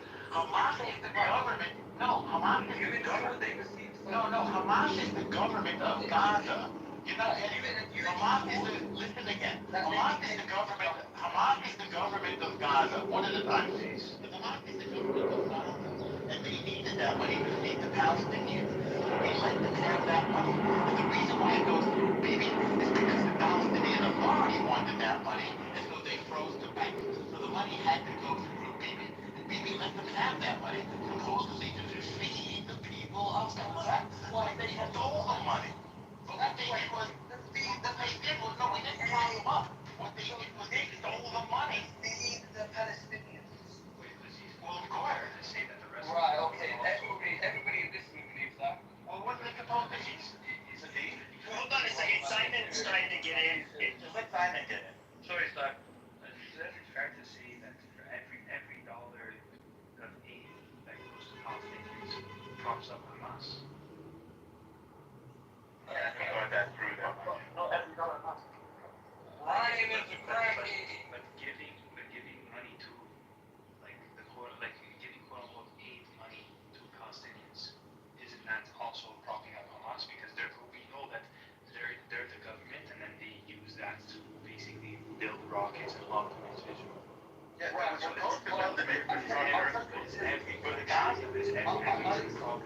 the difference.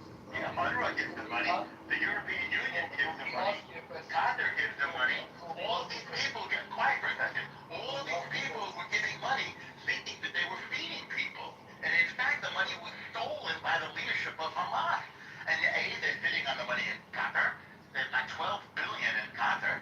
And B, they used it to build terror tunnels and to buy weapons and to train and kill Jews. They defeat their people. Leadership of Hamas cheated their own people. And you've been deluded by them. You're part of that. Your opinion. That's not an opinion. I just stated fact. That money is literally in the bank. I just stated there's no opinion there. We get it. There wasn't any opinion there. Right, we get it. So There was no opinion. right, we get it. Right. What do you get? What do you get? What do you get? You get the fact that we gave the money to Hamas defeating the Gaza. Do you get that part? Do you get that part, Aziz? No, what is it? Come on. Is it yes or a no? Do you understand? I go to the gym more than you do, Aziz. Do you understand? Have your license defended, by the way? When are you going to lose your virginity, by the way? Okay, let it get out what he's gonna say. Full attack. So just so you understand, the question on the floor is, do you understand? Do you understand? You don't have a girl, Aziz. Nobody wants to go near you. Do you realize that Hamas stole the money from the Gaza? Do you realize that? Ask the question. Sorry, it was you girl. Sorry, I'm that. You don't have any girls, Aziz. You need to take a bath. It was your girl, probably not mine. You need to take a bath, Aziz. You stink, You stink, Aziz. I'm treating them the same. You stink, Aziz. So you understand now that Hamas cheated its own people? Exactly. Do you understand that? Okay, let's hear from somebody else. I think it's time to Aziz. It's going to his head. Aziz needs to go live his virginity. Aziz, go on a date, Aziz. Can we have some time? Go back on Tinder. Go on, son. Go back on Grindr, Aziz. Yeah, go on, son. Sorry. Go back on Grindr, Go on, son. Go ahead, Aziz. Go on Grindr. Aziz, go do that. Go have some. Go have a nice mental rest. Good boy. Good boy. Good boy, Aziz. Good boy. Sorry, go on, son. Good boy. Go ahead. Find the mute button, Aziz. Right, sorry. Sorry. Find the mute button, Aziz. See if you can find it. Okay, yeah. You can speak now, son. Sorry. Good boy, Aziz. Mute button, Aziz. Good boy. Right, whenever you're ready, son. If you can do it, Aziz. See if you can do it. Okay, guys, both of you, please, just silent talk. Nobody else. Yeah, no, I just gonna answer this question.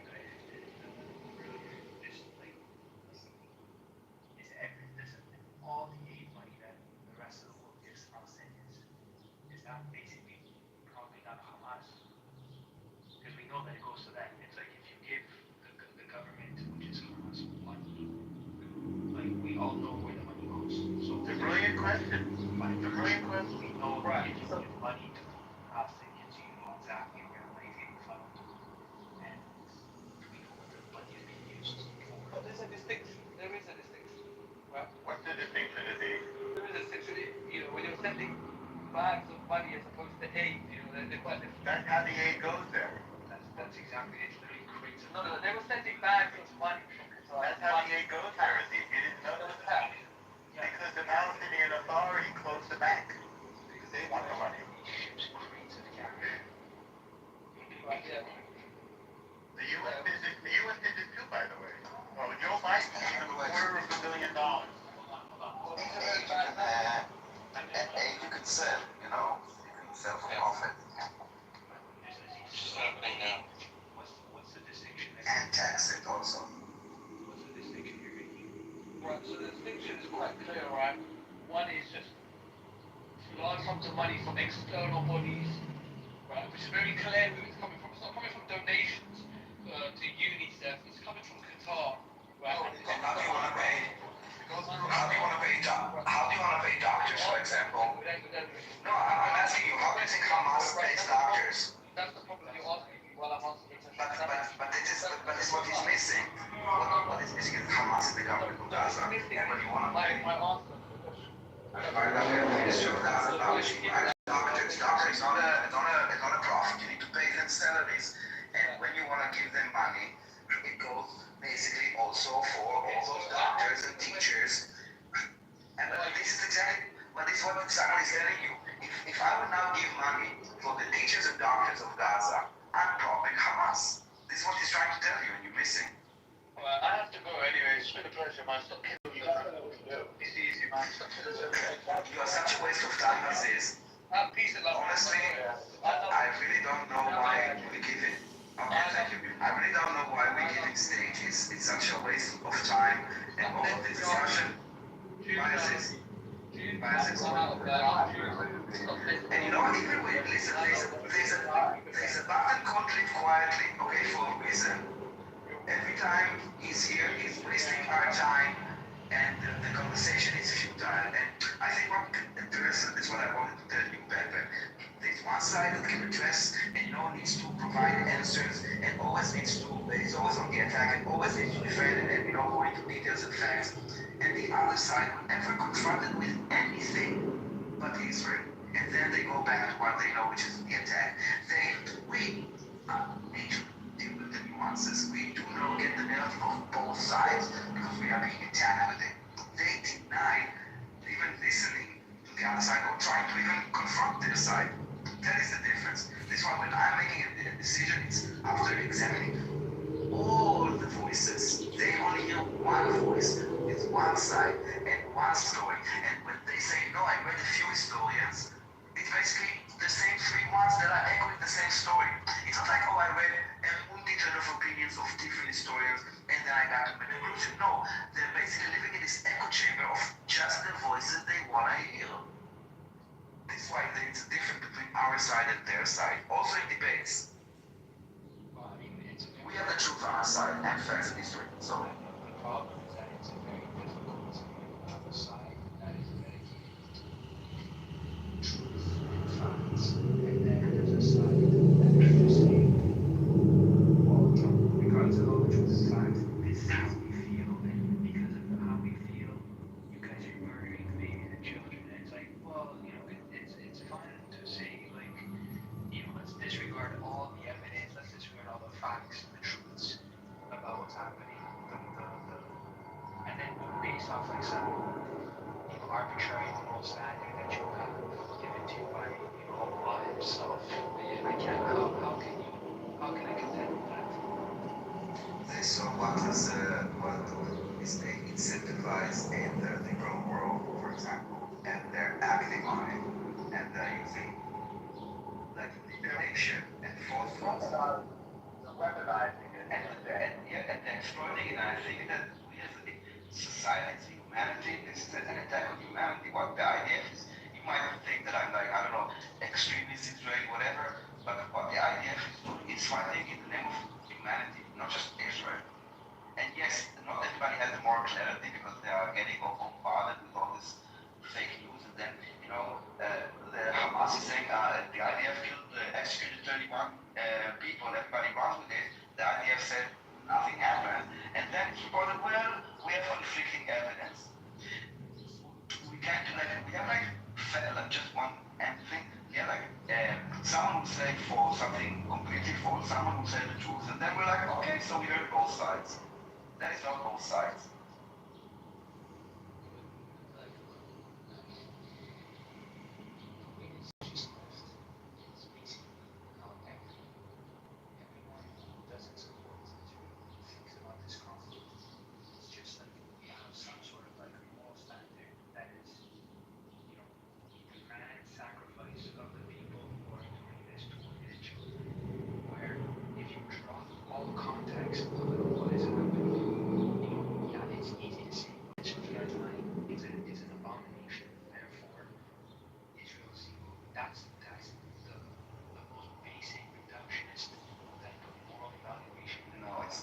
It starts with Israel is evil.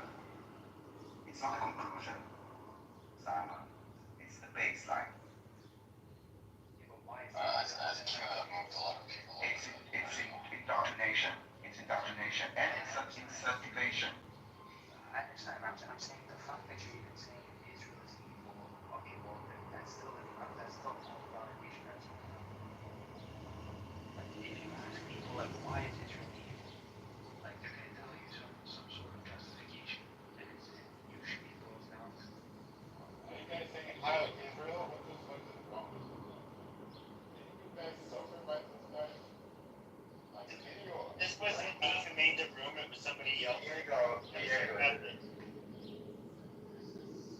a sarcastic name, dude. Like, nobody's taking the name seriously. Yeah, but like somebody's grandparents died. Nobody here is taking it seriously. I appreciate things speaking up. Maybe for you it's a joke, but you know, we are in a situation that became like globalized, trivialized the Holocaust, and all to blame us, genocide. You don't understand, Pepe, how evil and sinister this is. To blame us for a non-existing genocide, while actually promoting a genocide against us. While we actually suffered now a genocide that is still going on, because they are terrorizing us with those hostages. Yeah, but what are you expecting from people in civilization itself? Like, you have the embodiment of people who are That's what I'm saying. The attack is on civilization, is on humanity. We are in the forefront. That's what I'm saying. Sometimes this is the mistake we made. You're right, this is the mistake that we made. We thought we were dealing with people like us, and it's considered rude or inhumane from a Jewish perspective to treat people as if they're not equal to us. So we treated them like, oh, they must want a middle class life like the rest of the world. They must want to live in peace. All they want is a state. We said, okay, give them a state. And then they said no, and said no, and said no. And then we have October 7th. And now we understand. They don't want a state. They don't want two states. They want what you need. They want all of it. They want Palestine. This is what Palestinian is. That is already that is correct. But you see this, there's no way.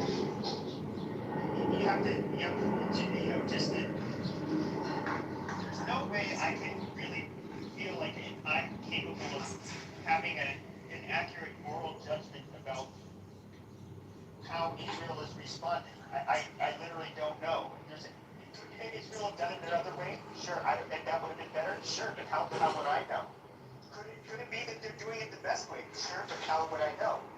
When it comes to, like, even when you get, like, the Pope, who is obviously not anti-Semitic, he's, like, the most philo-Semitic Pope we've had, you would say, oh, this needs to stop, and you gotta, okay, I don't think He's also black, by the way. I'm talking about Pope Francis that died. But hold on a second, the reason I'm not passing judgment, number one, I know what Israel's responding to. You would have gotten a military response that hasn't happened anywhere else. But I always stop shy saying it's right or it's wrong, because to me, I don't know how I can accurately make that calculation. I just don't know. That is the moral analysis that a lot of people have. And it's crazy to me. Like, the way this war is framed, or should be framed, is it a battle versus civilization? There's a lot of people, I don't know how to feel about this. I mean, a lot of people don't know how to feel about the war. Like, they have Pepe, you can also do this. Buy a ticket, go to Israel. You have a person who's being very honest right now. So I don't know. But the problem is that is the problem. The fact that you have a group of people who are literal barbarians, like actual barbar, like primitive. I've acknowledged the versus people who are trying to uphold civilized, like literally civilization. If you destroy Israel and you say, okay, we're going to replace Israel, listen, the type of societies the Palestinians live in, no human being on the planet would choose that sort of society over Israel. If you had to be born in a type of society, but this is all again the rational human being. Okay, but then But this is the you fight. can't say, but then you can't say. So where's the moral clarity? That's what I'm. Okay, so it's I made this when I said the moral judgment, I explicitly said not the war, not between Israelis and Palestinians, but is Israel's response. That is where. What did I just say? The fact that basically what you're saying is, like the fact that Israel is like defending themselves. They're allowed to defend themselves. Yeah. They should have false flag and initiate the first attack. Whatever response. I mean, that's something that we're trying to have like a serious conversation. That is too far away. Yeah, okay. Blaming the Jews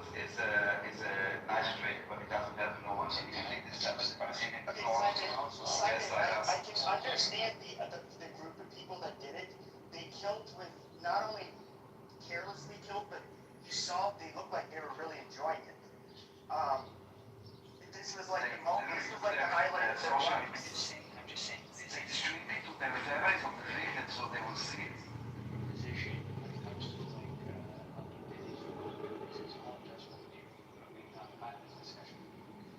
Basically, what we put this on is that okay, you can't go fight this war, but go fight it with one hand behind your back. That's not what I'm asking. I'm charitable when judging Israel in that way. There's no reason unless there's actual like the military leaders of Israel are saying, you know what, go and just blatantly go and like snipe. Okay, no, this is such a shallow. You're using such a shallow way to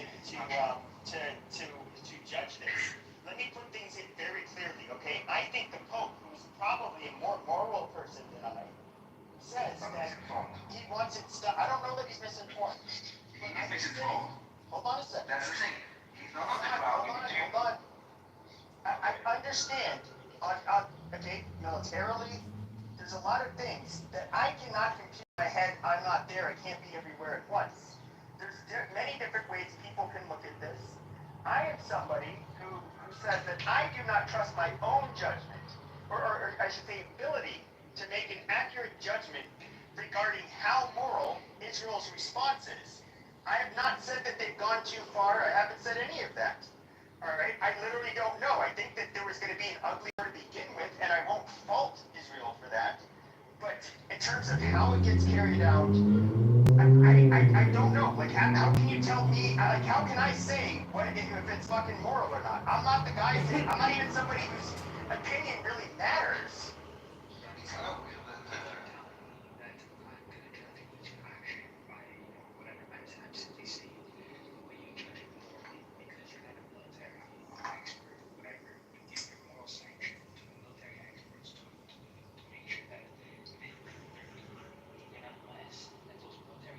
I already do that. It's even late. We already did that.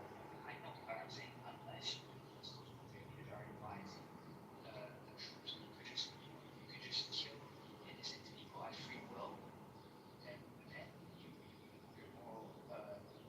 your moral sanctions is not acceptable. But unless you know that the military leaders are saying, listen, all of our actions are geared towards military tactics and in order for us to achieve the goal, then there is no limit to what Israel can do. That would be deep. I just don't know that you can say that. I have to judge every action by Sure. Okay, but once again, people are going to look at it from many different fucking lenses. But what does it matter how many people look at it? Truth matters, and you're talking about perception, and we're talking about truth. And manipulation of truth is not Why truth. this happened? So let's talk about Jews. Why is there a good chunk of the Israeli population that also is unhappy with how it's playing out? I mean, I don't know which side is right, which side is wrong. Like what I'm saying, No, I can't make this accurate description. Everybody in the Israeli society agrees with the objectives of the war. All of But them. they're not happy Okay. with it. But is there not a good chunk of the population that is not happy with how it's being done? I tell you what, first of all, it's nuanced because we have two objectives here in this war, okay? And unfortunately, sometimes they contradict each other, okay?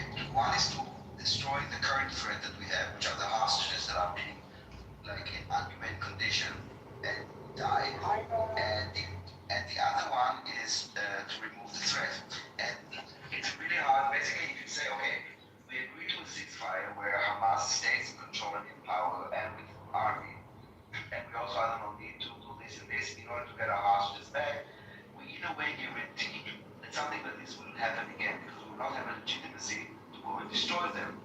So, and then they use it as like we don't want the hostages. And of course, there are many people that say, okay, let's do this now, and then go and destroy Hamas later, which is a legitimate statement. I'm not sure it's realistic if they ask for like international guarantees for this.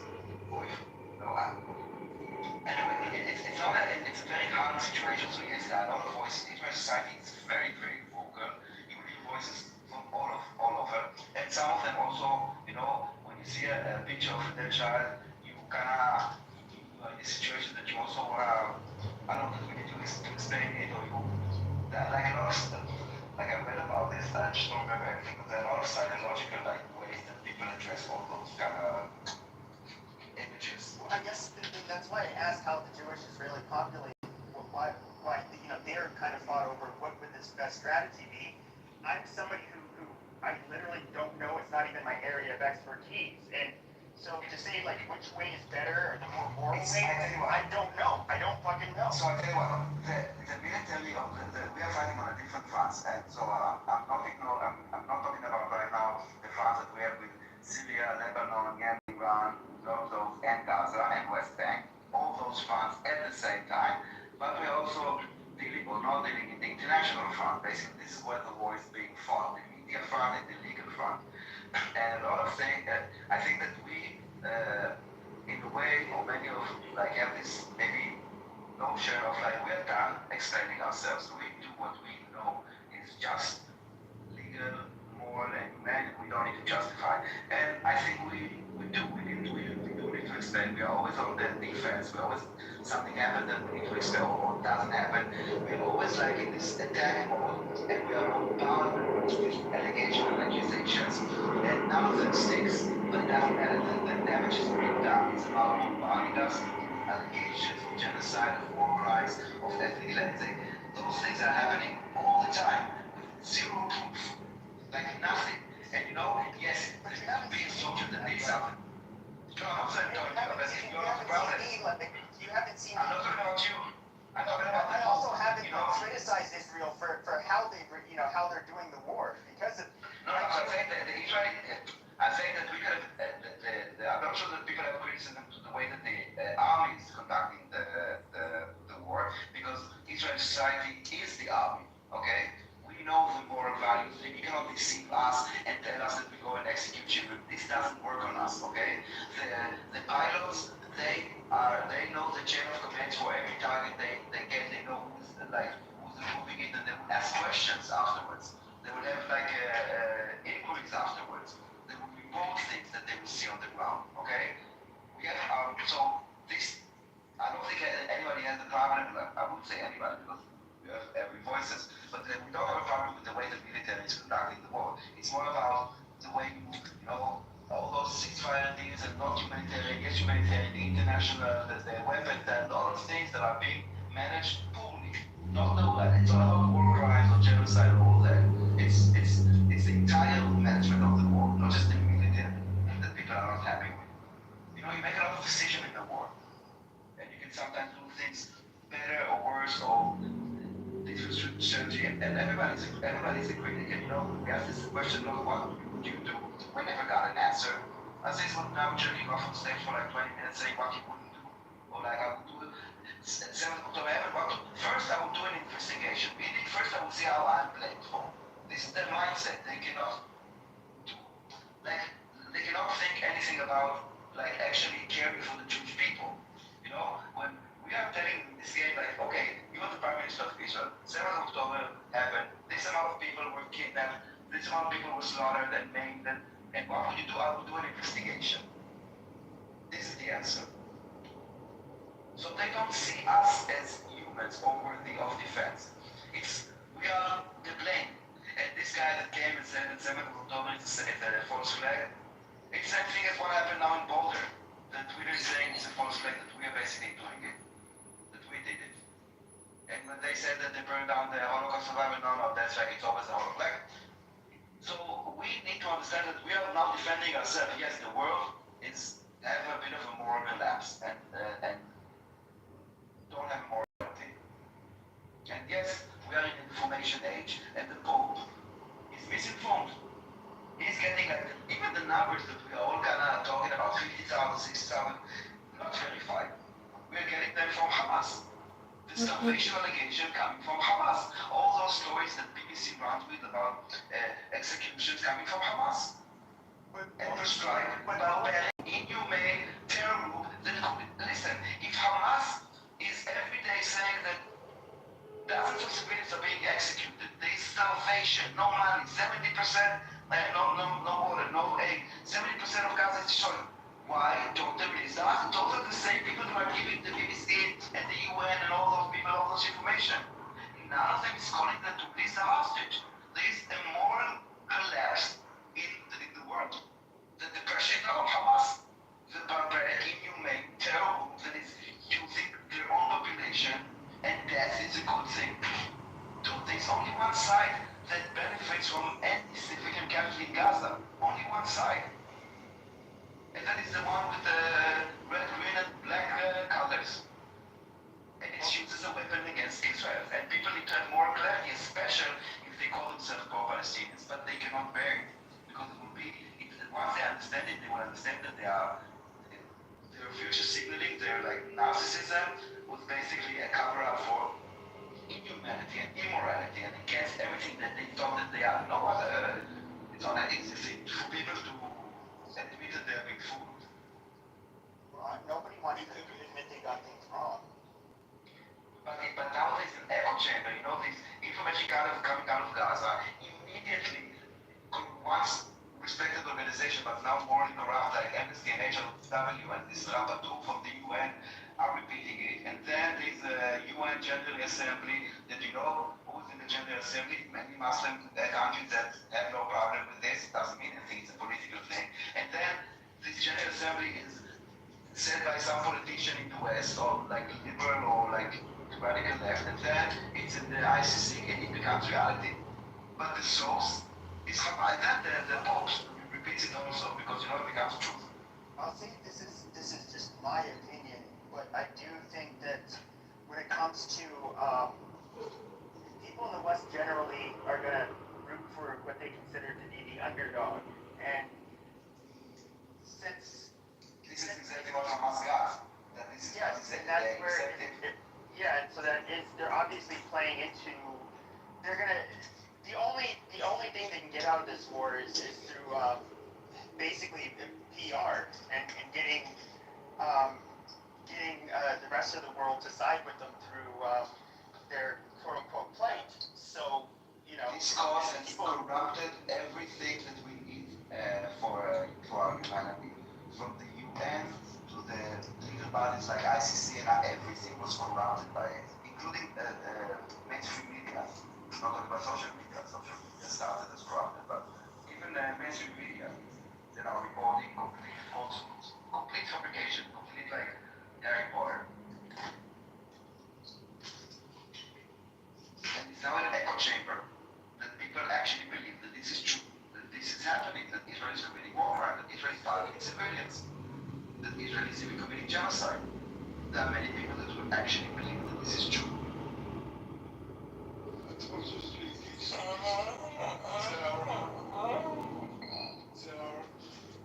See, even there are some Israelis that believe this craziness.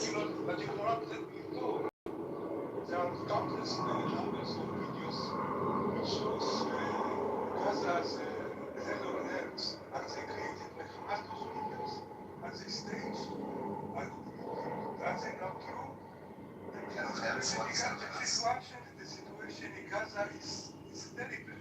It's actually, and you cannot ignore it. No one said that it's... You cannot ignore it. No one's ignoring this, Igal. Of course it's a war. You don't know. No. Not a regular war. Sweetie, there's a war. There's a war. A war. Yes, there's a war. 2 million people I didn't say Hamas. War is horrible. War is horrible. I said that Israel is not committing. It's PR of Hamas. It's not PR. No, listen. Deny it. Igal, it's not what I said. I said that the war crime and genocide and targeting civilians. It's always interrupt me. I support totally the first stage. Totally. I think that every Hamas member should die. But in some point, this war should stop, and it won't stop. The war continues because of political internal reasons of Netanyahu and his government, which is not able to any political step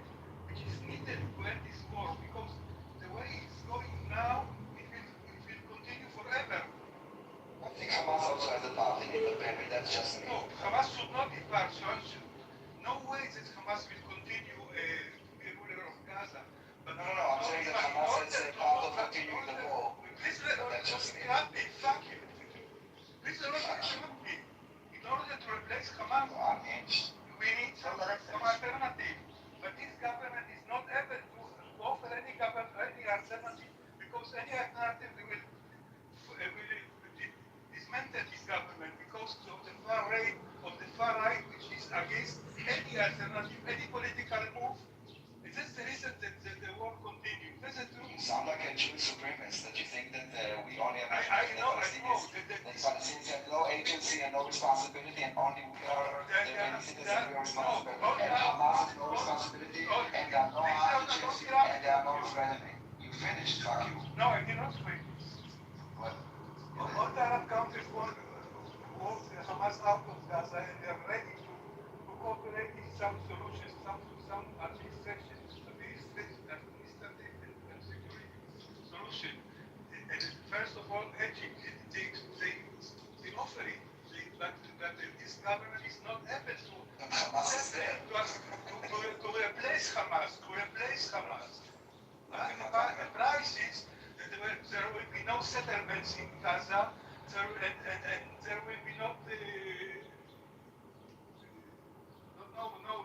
pushing out of Gazans. And some parts of our government is against it. They want more they want more than replace remove Hamas, and they don't care about the hostage at all. They want much more. They want to rule the Gaza by Israel and to build settlements. That's the truth. And that's the reason that this government is paralyzed. Do nothing in the war, and this war which leads to nowhere continue, and hostages dies and soldiers dies. And maybe you do not live in it, you don't know, but most Israelis are for the consent of this war. Maybe because you don't live in Israel, you don't know. But according to all yes, Israelis want to end this war. They want the hostages back, and so do I. I also know. No. Everybody, I also want the war to be over. There is a price. But this government not is the price. What is the price? To keep Hamas in government? No, exactly the opposite. To build an alternative for Hamas. So why doesn't Hamas, so if everything is done, and it's only Israel, why doesn't Hamas go to Egypt or wherever they want to go and release the hostages and end the war? If it's all agreed, it must be an alternative for this. Because the Egyptians don't want the political plan. So give them alternative, but there are partners for this. America is ready to cooperate. But we are ready to America. We want the hostages and we want Hamas only. The one which is far right. Don't think that Hamas keeping the hostages and not agreeing to put down the arms doesn't have anything to do with this. It's just the Israeli government. Like hostages, you don't think that they are part of it? Okay, got it. I hear you. I think that having the hostages are part of it, and I also think that Hamas needs to put down their guns, and I think that Hamas is why we don't have a ceasefire, but you can blame Israel, and I would blame the barbaric terror, Jew-hating, genocidal organization. We can each choose our sides again. I don't believe the Palestinians. I believe the truth.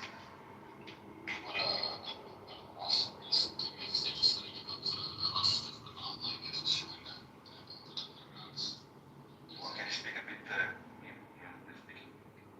If you didn't force them to surrender their guns, do you think that what is there, what's going on at the negotiations? What's the alternative? What are they asking for if there is Who thinks? The Hamas? All the Jews want to be dead? They're gone? They want the IDF to leave. They were talking about the reconstruction. They're talking about releasing prisoners. They want to drag this release over a long time. So, like release hostages over a long time. and that they don't say that they will put down their guns. They are willing not to be part of the government, but they want to keep on their arms struggle. Oh, Daniel, you forgot lots of Palestinian women and children who died. That's what Hamas wants to. That's all the Palestinians. It's good for the cause because you can use it to attack Israel. Oh, look at the babies! Look at the babies! No, the Zionist entity did this. I will say this, like, and this is where there's no way, because you don't have like reporters or international press really there in Gaza. It's hard. Even if you have, hold on a second. Yeah, listen, we understand like it's in time, just not. Yeah, I know. But I'm not talking about why they aren't there. What I'm talking about is it's hard for me to know to what extent. I'm saying even if they were there, and let's say they saw a bomb drop on a building, if you don't know the targeting, the intelligence, the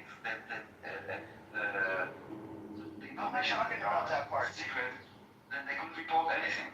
And I tell you another thing, when reports came from reported were in Lebanon with Hezbollah, when they came out, and also from Gaza, when they were reported there, they shared that they were threatened, either them or their colleagues. They were threatened that they would say something that, and you can also see this in the report, when a reporter asked, like in live at Al Jazeera something, and one of the Gazans would blame Hamas, they would come and take the microphone away and say, oh, they were like, they're like conflicting, like let's move on in a way. All right, so I'm not. I wasn't even going to be talking about that stuff. But like, I have no idea that to what scale or level, people are being malnourished. They're not being treated for illnesses. The disease is spreading. There's a lot but we do see reports. Yes, and obviously it's hard. I have no way of verifying this stuff, but I do think it's very. Hold on. Let me finish. You can. You just don't know it. Okay. Okay, but what I will say is that I think it is completely normal for people to, despite how the war started, for them to say this is human suffering. I don't want to see it. And especially when it comes to kids, we want it to stop. Like that is a normal thing. It's propaganda. It's a moral abuse. It's a moral extortion because during the ceasefire deal, they just ended when the siege started. Okay, you can go to the COGAT website, which is the coordination unit that reports every single thing. See the amount of aid that went in. The amount of aid that went in was enough for, let's say, 5 to 6 months. Some say 8 months. It couldn't be done, and people couldn't start within 2 months. It just cannot be. So the only way that could be is if the aid was diverted somewhere else. So if those reports are true about starvation, which they are not, the blame on Israel or siege or blocking is just wrong. And that is the problem. It's not moral clarity. It's moral extortion. It's taking a child. Then sometimes, all of the time that I've seen was always sick. There was a baby that couldn't even process his mother's breast milk, but they exploit it in order to show a fake starvation. And then the rage of those people that are on TikTok needs to be addressed. So they say, okay, you need to do something, you need to attack Israel because they are to blame. That is the mechanism of this system. And it's being amplified. Sure, but kind of like we were talking about earlier, you have like Israel, the Jewish people themselves in Israel are rather divided, regarding the war. So it's like, I don't know. I mean, if the people are morally kind of divided in the country, the people that were originally attacked, I mean, it's like, how the fuck am I, like as an outsider, it's kind of hard to, I mean, shit, that's why I say that I can't really make a moral judgment.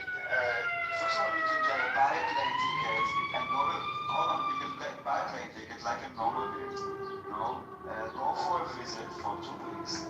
Talk to people on the street, talk to Arabs, talk to Israelis, go to Jaffa, go to Haifa, go to Raqqa, go to the West Bank, go to Beirut, coffee. You're talking about this topic, and I'm not being cynical, but you're talking about this topic, it's obviously like the most, I don't know, this area is like the focused like hell. So go there, and I'm searching, if you would talk to the people, that most of them, you would ask them like, where did they serve? Are they serving now? You can go to the front line, the beach, you will see people with guns, you can go and talk to them, talk to people. You will see the different views, but most of them would not be like eager.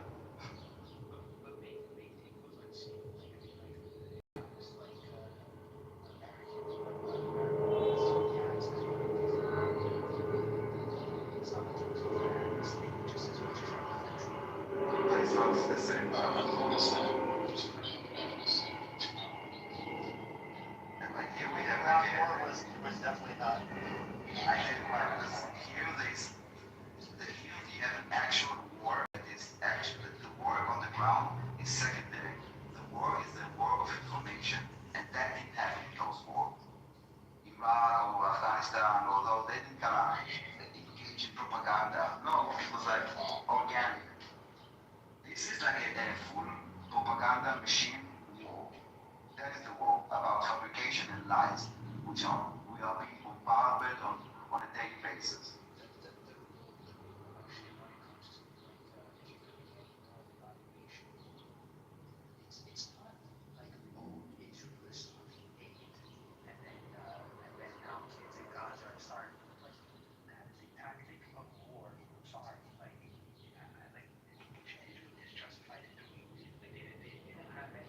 Responsibility to the civilians, the women and children of Gaza. Like that's not the responsibility. Their responsibility is to protect what it takes necessary to protect the people in my geographical location.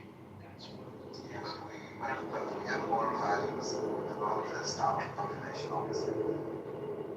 Well, again, I'm glad I wanted to say that to me that is I would say that's as a context. It's not to peaceful neighbors and it just really started in the children of Gaza. But that's not the context. The context is that travel war and to defend another country, just, you know, I mean, already. Yeah, of the populace is in Gaza. Yes, you are. Down. Yes, you are. No, we are not. No, listen. Daniel, come on. It's like 87% in Gaza openly support Hamas. Come on. So we, okay, you can be back to the 13%. I will explain myself, okay? Our military operation is not against the civilian. Our legal, our global, our whatever, yes, that is against the Palestinians or they are against us. But the military operation is not against the civilians. This is what I'm saying.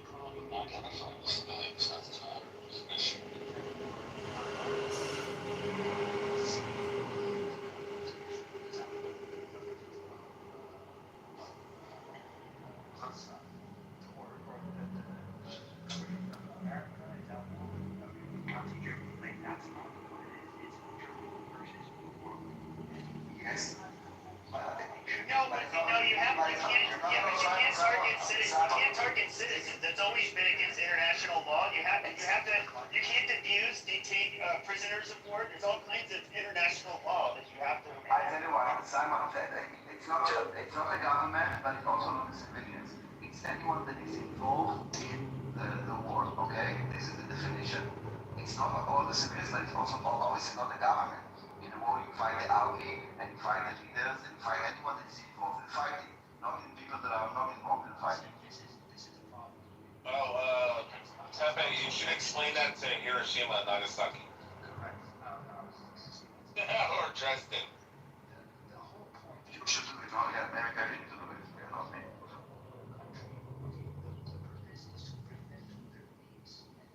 Right. Yeah, that's what BB's doing right now. If you have to bomb a hospital, you have to bomb a school in order to achieve a military objective, then the school goes, the hospital goes, whatever hospital goes, in order for you to achieve it. No, you do an assessment. Yeah. This is stupid. You do an assessment, not always. You don't bomb a hospital if it's like, oh, but Simon, I'm sorry, like, it's a bit radical, I understand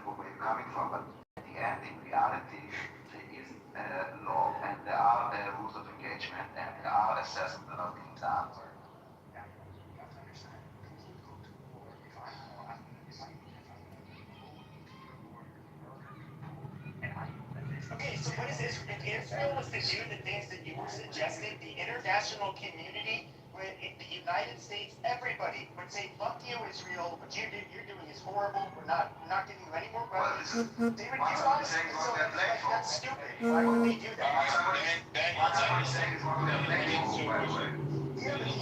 Yeah, but it's.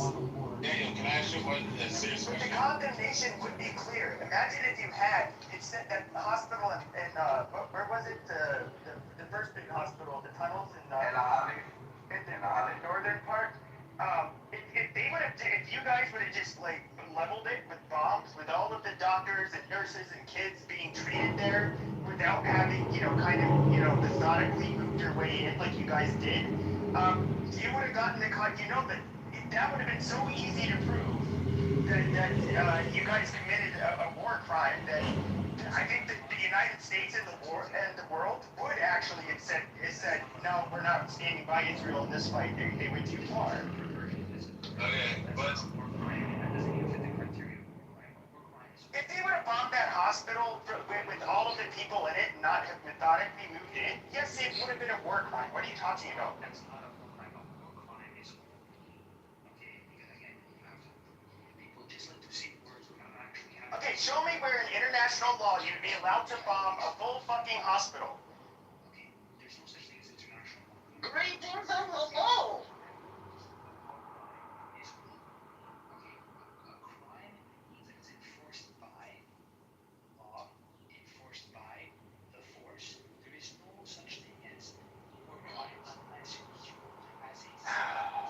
Yes, the United States has the ability to pretty much make Israel's life hell if they were caught committing real war crimes.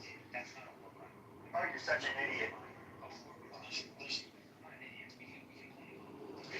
Okay, so what is it? So are you telling me if they would have just carpet bombed the whole northern half before dropping leaflets, if they would have literally not how people like to use it, but actually carpet bombed without warning all of northern Gaza, you don't think that's a war crime? Actually, it's not a war crime because we are the only ones doing it. It's unprecedented and above the requirements of the law.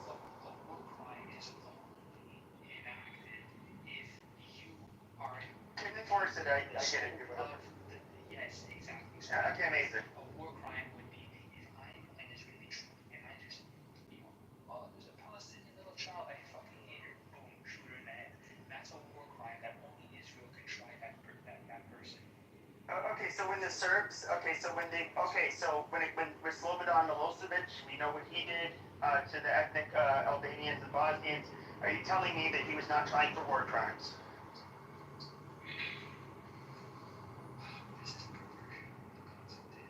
It's not a fucking perversion. He was tried in international courts. Why were the Nazi Germans not tried in international courts? What were the Nuremberg trials?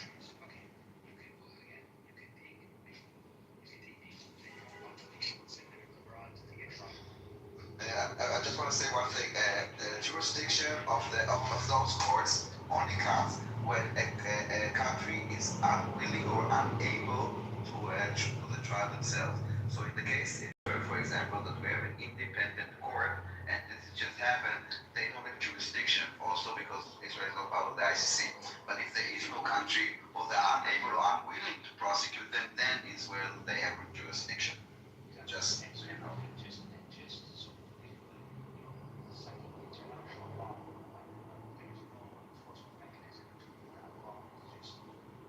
And also, if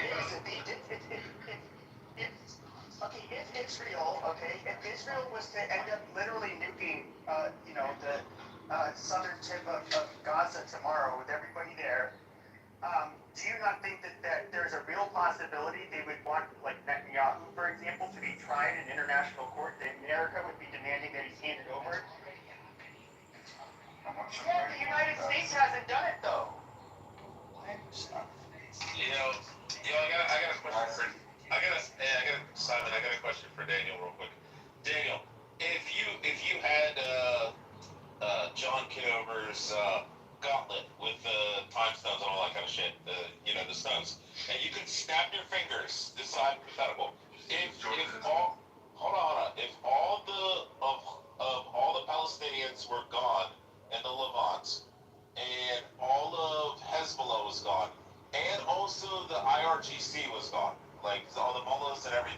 thought. How much better of a world would it be for Israel and the Middle East? Why do we have to have answers? I genuinely looking for an answer from Daniel. It's not even a joke question. I mean, Because I have a reason for asking it. I have a reason for asking that question.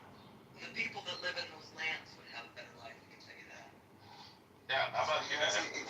He's saying if the terror organizations would not be in the area, it would be good for us. Yeah. It's an obvious answer.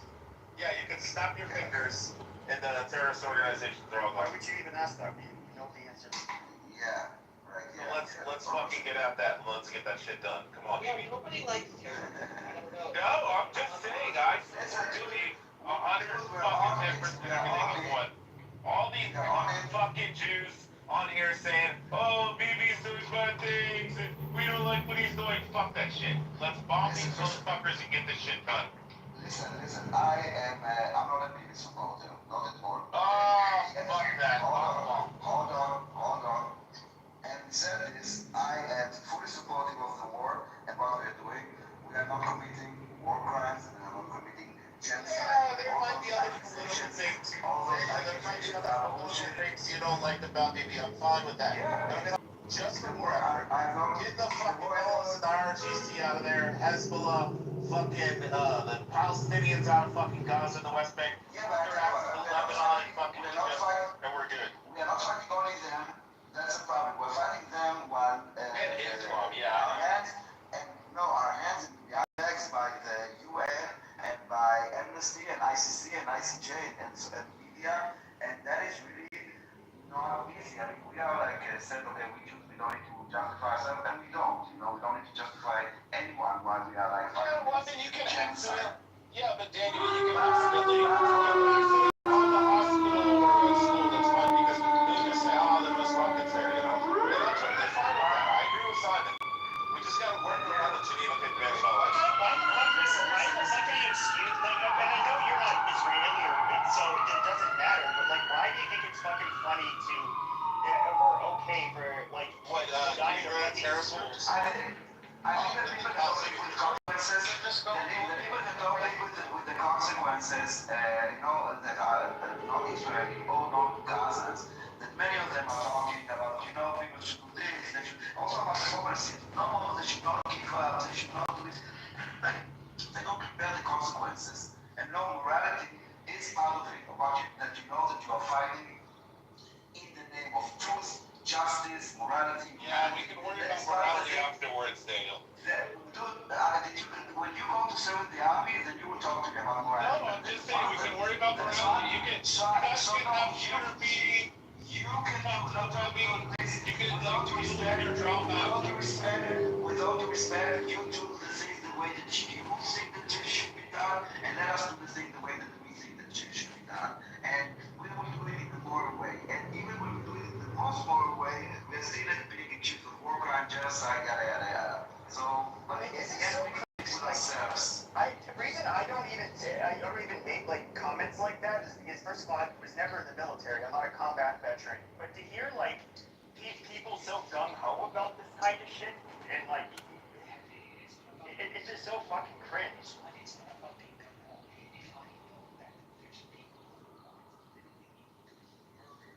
It's literally gonna cause peace into this.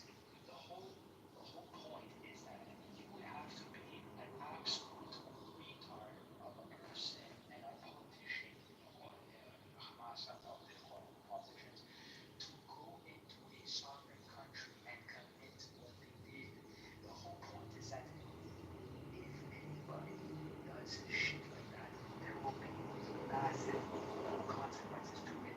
And the moral blame is not on the people who retaliate, it's the people who initiate. So, the whole point. Okay, so I break into your house, and you defend yourself by trying to shoot at me, and you kill your neighbor.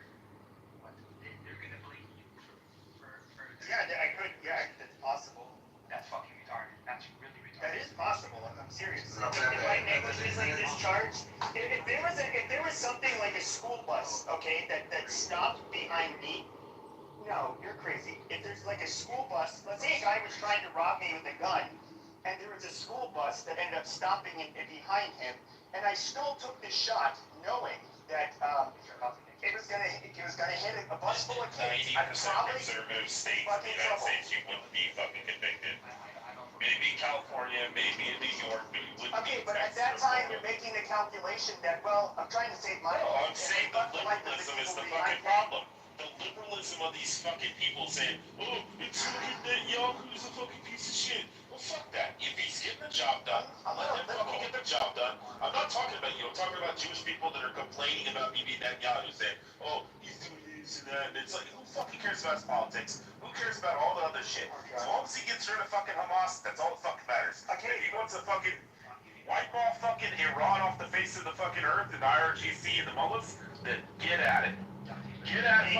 And it's like, wipe it the fucking Hezbollah off the face there too. That's a separate argument. I simply just attach to the fact that people have a very perverted moral understanding of how what the consequences of enacting some of the most barbaric things in a civilized society. And I see the moral blame is not on people to go and defend themselves. The moral blame is if there's women and children dying, even if it's at my hands, the moral blame should be shifted towards the people who went and initiated the force, the people who went into that sovereign country. I get what you're saying. But let me ask you this. This will be on a personal level. Like you saw that in the movie, The Godfather, where Corleone, the young, when he was young. Remember how they when he was in Sicily still, the old mafia boss there in Sicily was looking for the boy. Why? He wanted to kill him because he's going to get older one day and will seek revenge. Now, if somebody tries to kill me or kill a family member, logically it makes sense. I would say logically it is the best thing to do. Morally, I think it's reprehensible. But would it be okay to me responding to a person who, let's say, killed my brother? So what I'm going to do is I'm going to kill that guy. Hold on a second. I'm going to kill that guy, but he happens to have a 4-year-old son who one day is going to grow up and kill me. Should I shoot that 4-year-old in the head?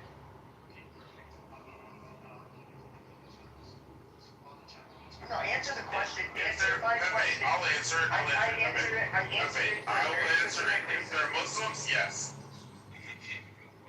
I don't want to hear about the fucking bombs. We can talk about the bombs afterwards. Yeah, if they believe in Allah and his Prophet Muhammad, then yes, you should kill them. Answer my fucking question. Okay, no, we're not doing it that way. I said answer my fucking question first. No, you're not doing the real world example until after you answer my Simon, question. just say the truth. If they're Muslim, then you kill a kid. Answer my fucking question. It's guaranteed to come back and kill you and your whole family. Hold on. Okay, answer my fucking question. I'm defending myself against. Okay, then I'm not answering your fucking question. No, he said he wouldn't kill. You wouldn't kill the Yeah, kid. he said he wouldn't kill him. Okay. Now go ahead. You can ask your question about Hiroshima. No, it's not a question I couldn't tell you. The reality is that they went and dropped bombs. That bitch is gonna say that was wrong too. And then you don't have people who came out of there and saying, fuck America, we're still kamikazes. You didn't have a democratic prosperous society that said, yeah, we'll talk better values. And as a result, They weren't prosperous back then. talking about Japan was not. No, their prosperity came after World War II. What the fuck are you talking about with the Portuguese and the Dutch and all? Dude, come on. and they dropped the bomb, they destroyed that thing, and now they're prosperous. That's exactly the point. You don't have the Japanese people saying, fuck America, we're gonna drop fucking bombs on us. You stupid fucks, we're coming back, we're kamikaze, we're shit every year. You don't want that to water. Okay. Yeah, I know why they did it. So I will stand for the bombing of Hiroshima and Nagasaki, and I'll also stand by Dresden. We know why they did Hiroshima and Nagasaki is because first of all, World War II, everybody had skin in the game. Everybody's young sons, nephews, and so forth were basically if they were able-bodied, they were in the military. People were losing loved ones all over the place. The economy completely shifted, for defense production. Everybody had skin in the game. Now, if the war were to continue to go on with Japan, a significant loss of life would continue. The Japanese did not seem like they were willing to give up. So, well, I think ultimately that the decision to drop those nuclear bombs saved lives. Now with Dresden, that was where the war was getting ready. Yeah, shut up! The war with Dresden, okay, the Nazis basically wanted to make their last stand. And they said, all right, we're come out, we're going to fight it out on the streets. Once again, too many people have lost their lives. Nobody had the stomach for it anymore. So they said, fine, you know what? It was pretty much similar to Nagasaki and Hiroshima. They're like, here, we'll just continue to drop bombs on your city until you realize, hey, this is what you're going to put up with until you guys just surrender. Was it justified? Yeah, it was justified. Okay, cool. Then you agree with me? No, I don't think so. Yeah, you do. It's going to be justified. Trust me. Killing the schools in the Middle East. No. I thought I said about wiping out Hamas, wiping out Hezbollah, wiping out RGC. And I said if it takes wiping out hospitals and schools and shit, and if that's what we're hiding, that's fine.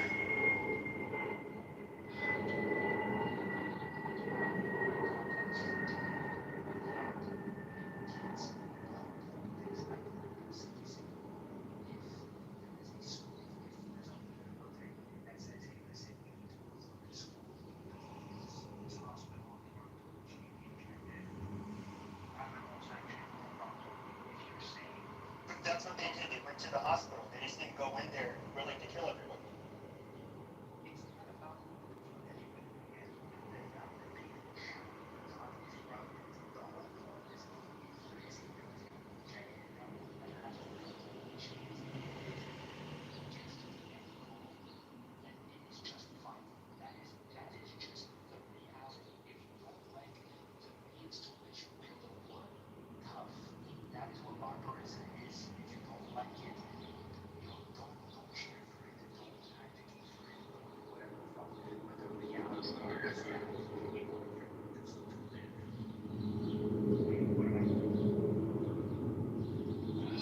You see, do whatever it takes. Moral sanction.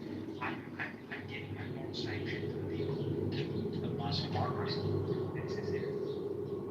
Okay, but I think what you have to understand is that we are, I do think like in the West, we do have we hold ourselves to a higher standard, and I do think that no, it's not.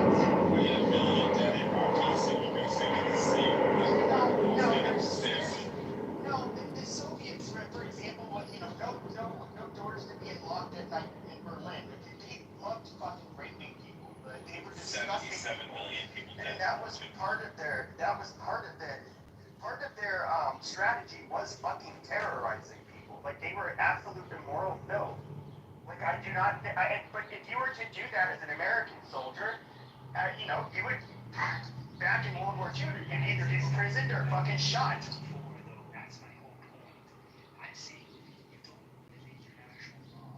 If you have a moral population, if you don't have a moral population, then is that you're going to have people terrorized. And killing kids. I mean, if you can avoid killing kids, you don't kill kids.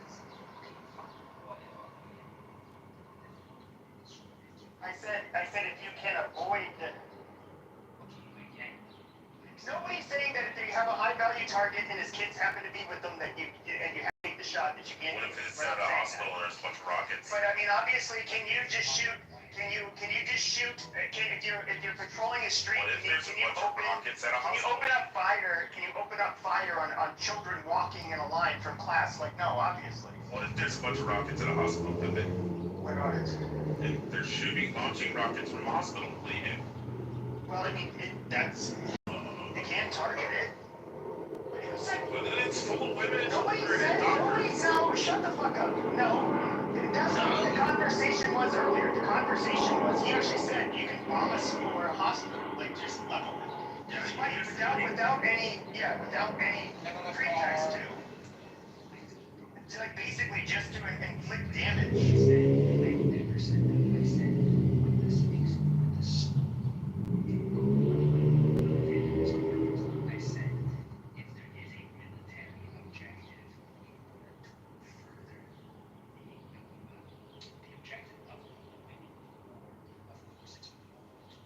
Yes.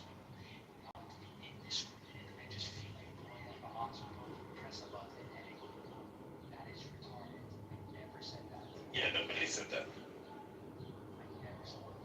But Pepe did agree.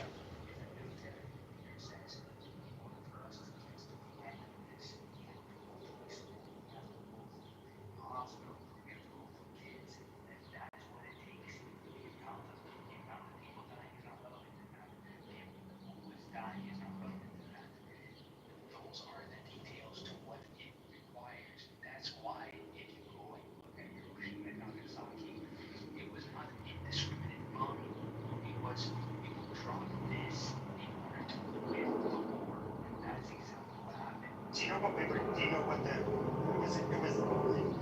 what do you think the precise reason was that we dropped those bombs? What is the precise reason we dropped those bombs? Shut the fuck up, I asked you a question.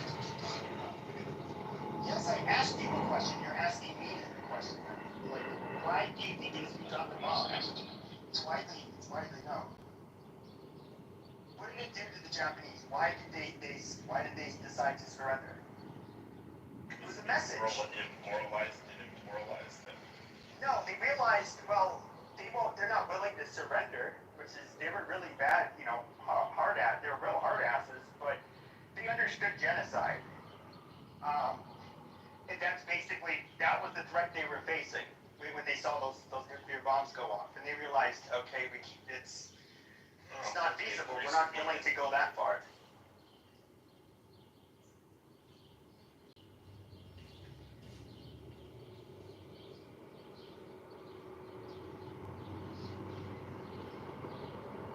Also, Simon, Pepe has a tendency not to listen to what you're saying. He said when you ask him, what did I say? Well, I'll just say it again. Just say it. Pay attention. It's true. So next time, don't let any Muslim use Japan and Nagasaki. This because Japan is a emperor who understand and value life. They celebrate life. Just like Israeli, they celebrate life.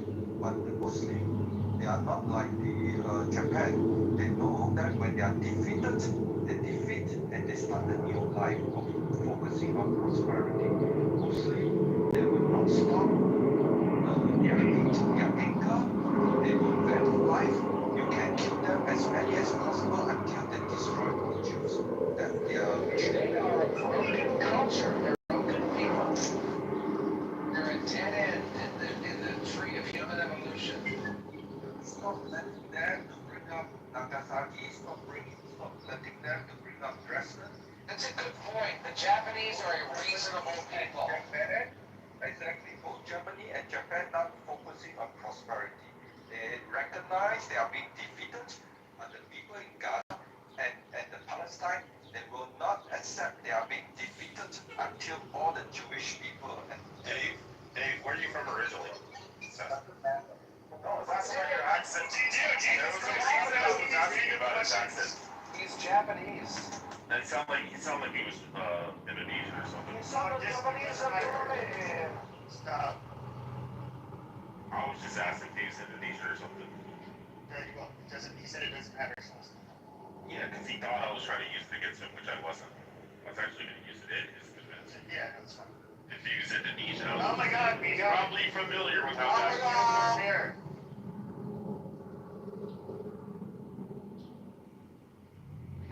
water.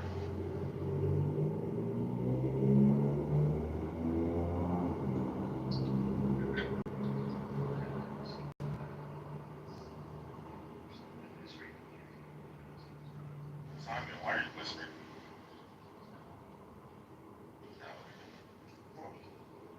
I mean, I do.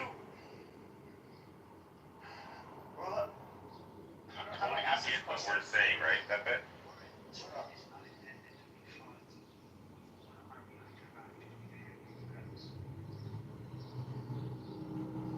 Well, it depends on how the war's fought.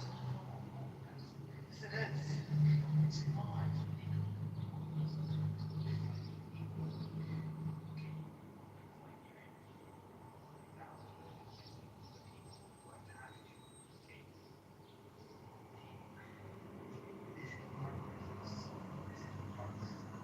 So, okay, let me ask you a question. So, in World War II, it's effective in a way. The SS, what they ended up doing is when American troops surrendered, they machine gunned them to death. Well, it didn't take long for the Americans to get wind of what they were doing, and so what ended up happening when the SS got caught by the American troops, they got machine gunned to death. It was illegal, but you know, basically what it did is it made they up the ante to where they're willing to do illegal things, and it just ends up being used. It ends up being used back on them. At what point do you say like, well, you know, maybe we shouldn't cross those lines. We should try to keep it within the bounds of like, you know, international law or human rights.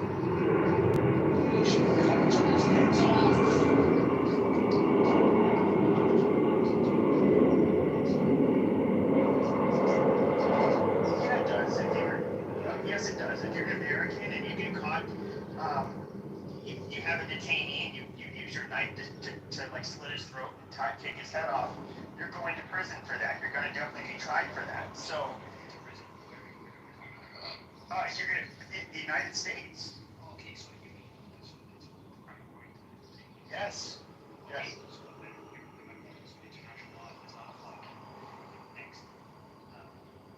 Well, no, we're using international standards. What are you talking about? Yeah, but it's based off of. Yeah, it's based off off of the Geneva Convention. Like, absolutely. Yes, it is. Yes, there's dude, there's laws that yes, some, especially terrorist groups like Hamas won't abide by them, but yes, all Western militaries are going to have pretty much the same fucking rules for how you engage in war.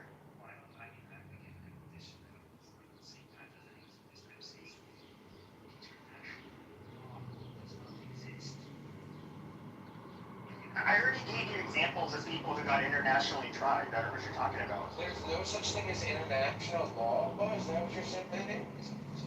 No, that's okay. Then Slobodan Milosevic, Hitler, okay, but the Rwandan genocide, none of them had to face international and go to international tribunals. Can I try to clear this up? Okay, so the word national law exists. What is Simon is trying to say is it's not a law as we understand regular law. In our law, in our society, there's an enforcement mechanism. Okay, so if you are violating the law, there's an enforcement mechanism. International law is a treaty, is an agreement that you say, I take upon myself those things and I will commit them. You don't have to. Not every country has to. It's not international law. And if you violate it, the world will not come. There's no international police. The UN is not a government.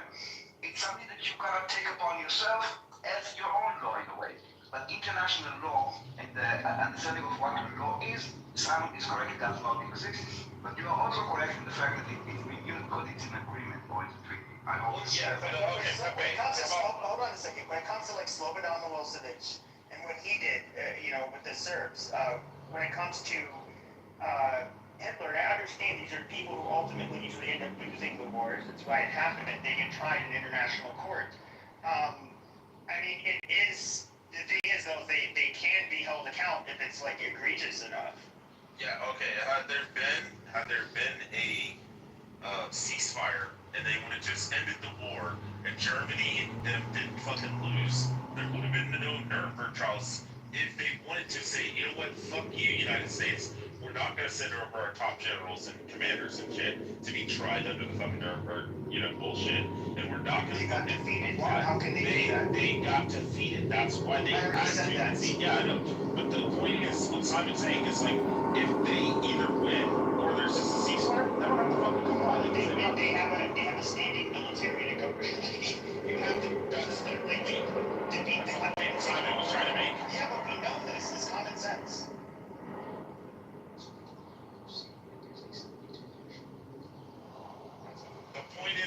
Israel doesn't agree to comply with the fucking international law bullshit, they say, oh, you committed genocide, now we're gonna put you up on fucking trial, Bibi Netanyahu. Bibi Netanyahu can look at the rest of the world and say, go fuck yourself. What would happen then? Go fuck yourself. And they would cut off ties with him, and they wouldn't support him and supply him and shit. So what could happen is that the whole world, like, let's say we knew without a doubt that serious war crimes were taking place, and they let's just say they literally. Yeah, but it's not like bounty hunters or marshals. Let me finish my fucking point. Marshals. God, shut the fuck up. Shut up. Jesus Christ. Now let's say they committed an actual genocide. There was proof. The whole fucking world saw it. Okay, the international community then could sanction them into fucking hell. They could put travel bans on all of them. They could make it so that Israel could barely fucking exist. Alright? And so where they would let it shut up. And you say nobody's going to. No bounty hunters and marshals are going to take down the door and fuck Israel and go get Netanyahu. It's not going to happen. You're such a dumbass. Okay, but the consequences would still be in the case, like, largely, there'd be international sanctions, there would be, and yes, they would ask for the extradition of them, there would be seizing of their funds, there would be a lot of things. North Korea had this. North Korea did that.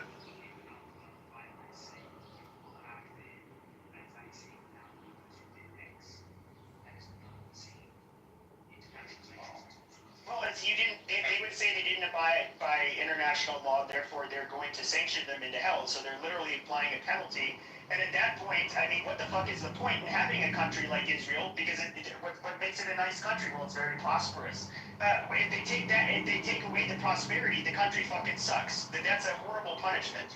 Hey Simon, what year was the International Tribunal in conviction thing for the trial that they had for Raul Castro or Fidel? You remember what year that was? They brought the United States to trial. Oh, it didn't happen. Okay. And they weren't sanctioned by the international community, only some countries. Yeah, but they've committed all kinds of bad shit.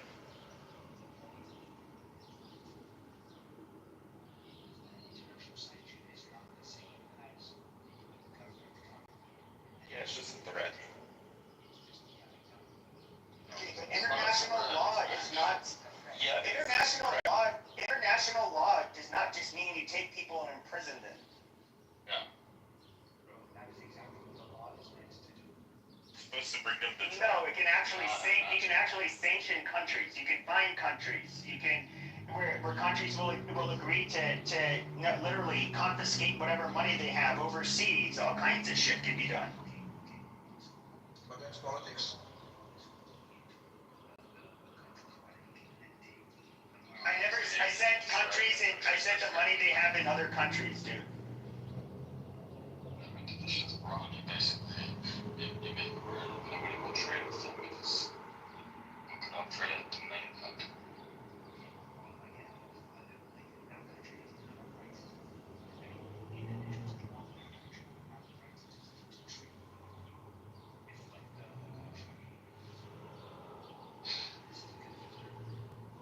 Why do most countries not trade with, for example, North Korea, which obviously makes their lives a living hell? Nobody supports Kim Jong-un.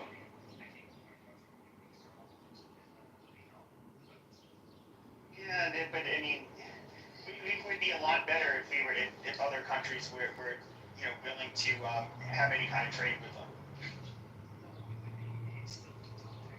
No shit, but it wouldn't be as poor as it is.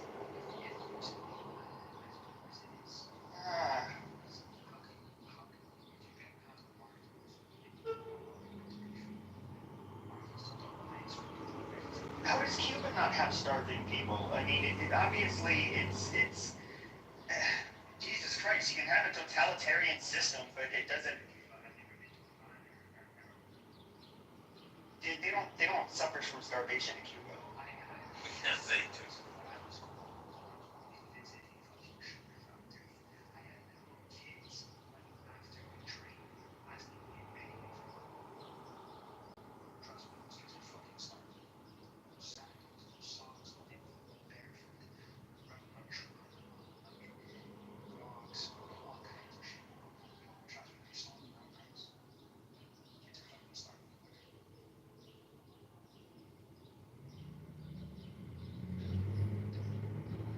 Yeah, I mean, I've read the opposite. I mean, yes, food can be in short supply depending on the food.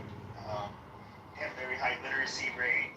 You know, there's certain, it's definitely not a place that you'd want to live, but it's not quite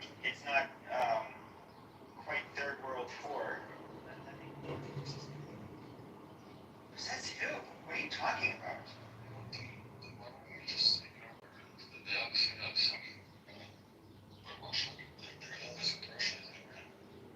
Yeah, they've always been. Hey, do you know what the literacy rate in North Korea is? 100%.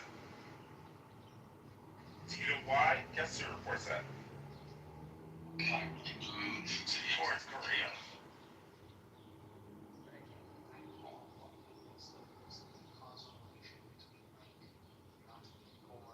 I heard everybody in North Korea has a 500 IQ. Well, I mean, your capability to be employable, that kind of shit.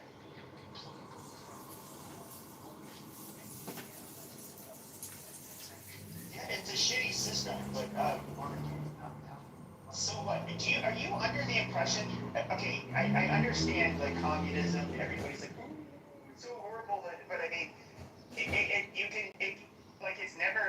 never been a great place. It's never been great to live under communism. Obviously, it's never thrived like democracies or capitalist countries. But I do know people that came from Hungary, for example, when it was under Soviet occupation and when it was communist.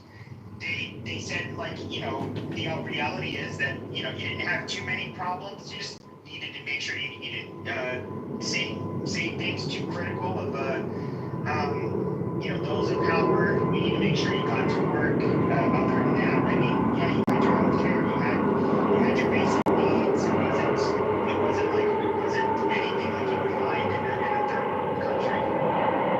I just want to point out that somebody down in the audience was an anonymous account in a room based on Israel or the truth.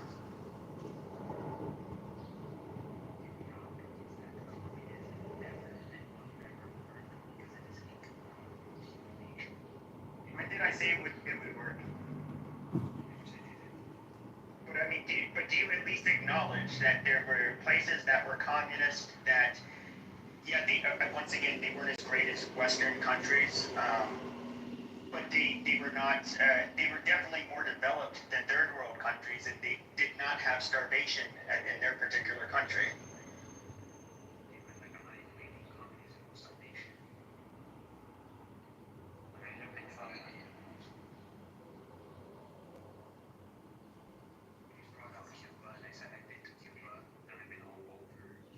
Yeah, I've had friends that some of my buddies, they actually went all over Cuba. They were living there for months.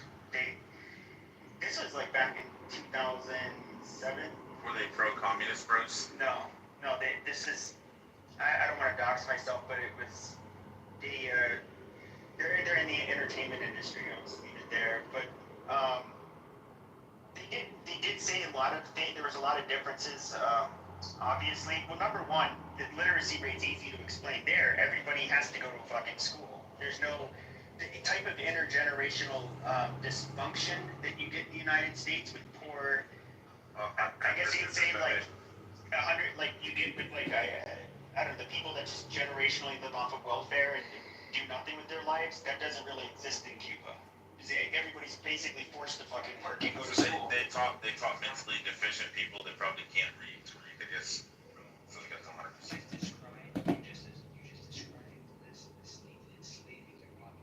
Yes, that's what they do. And like even our kids in comas know how to read. But so what I'm saying is that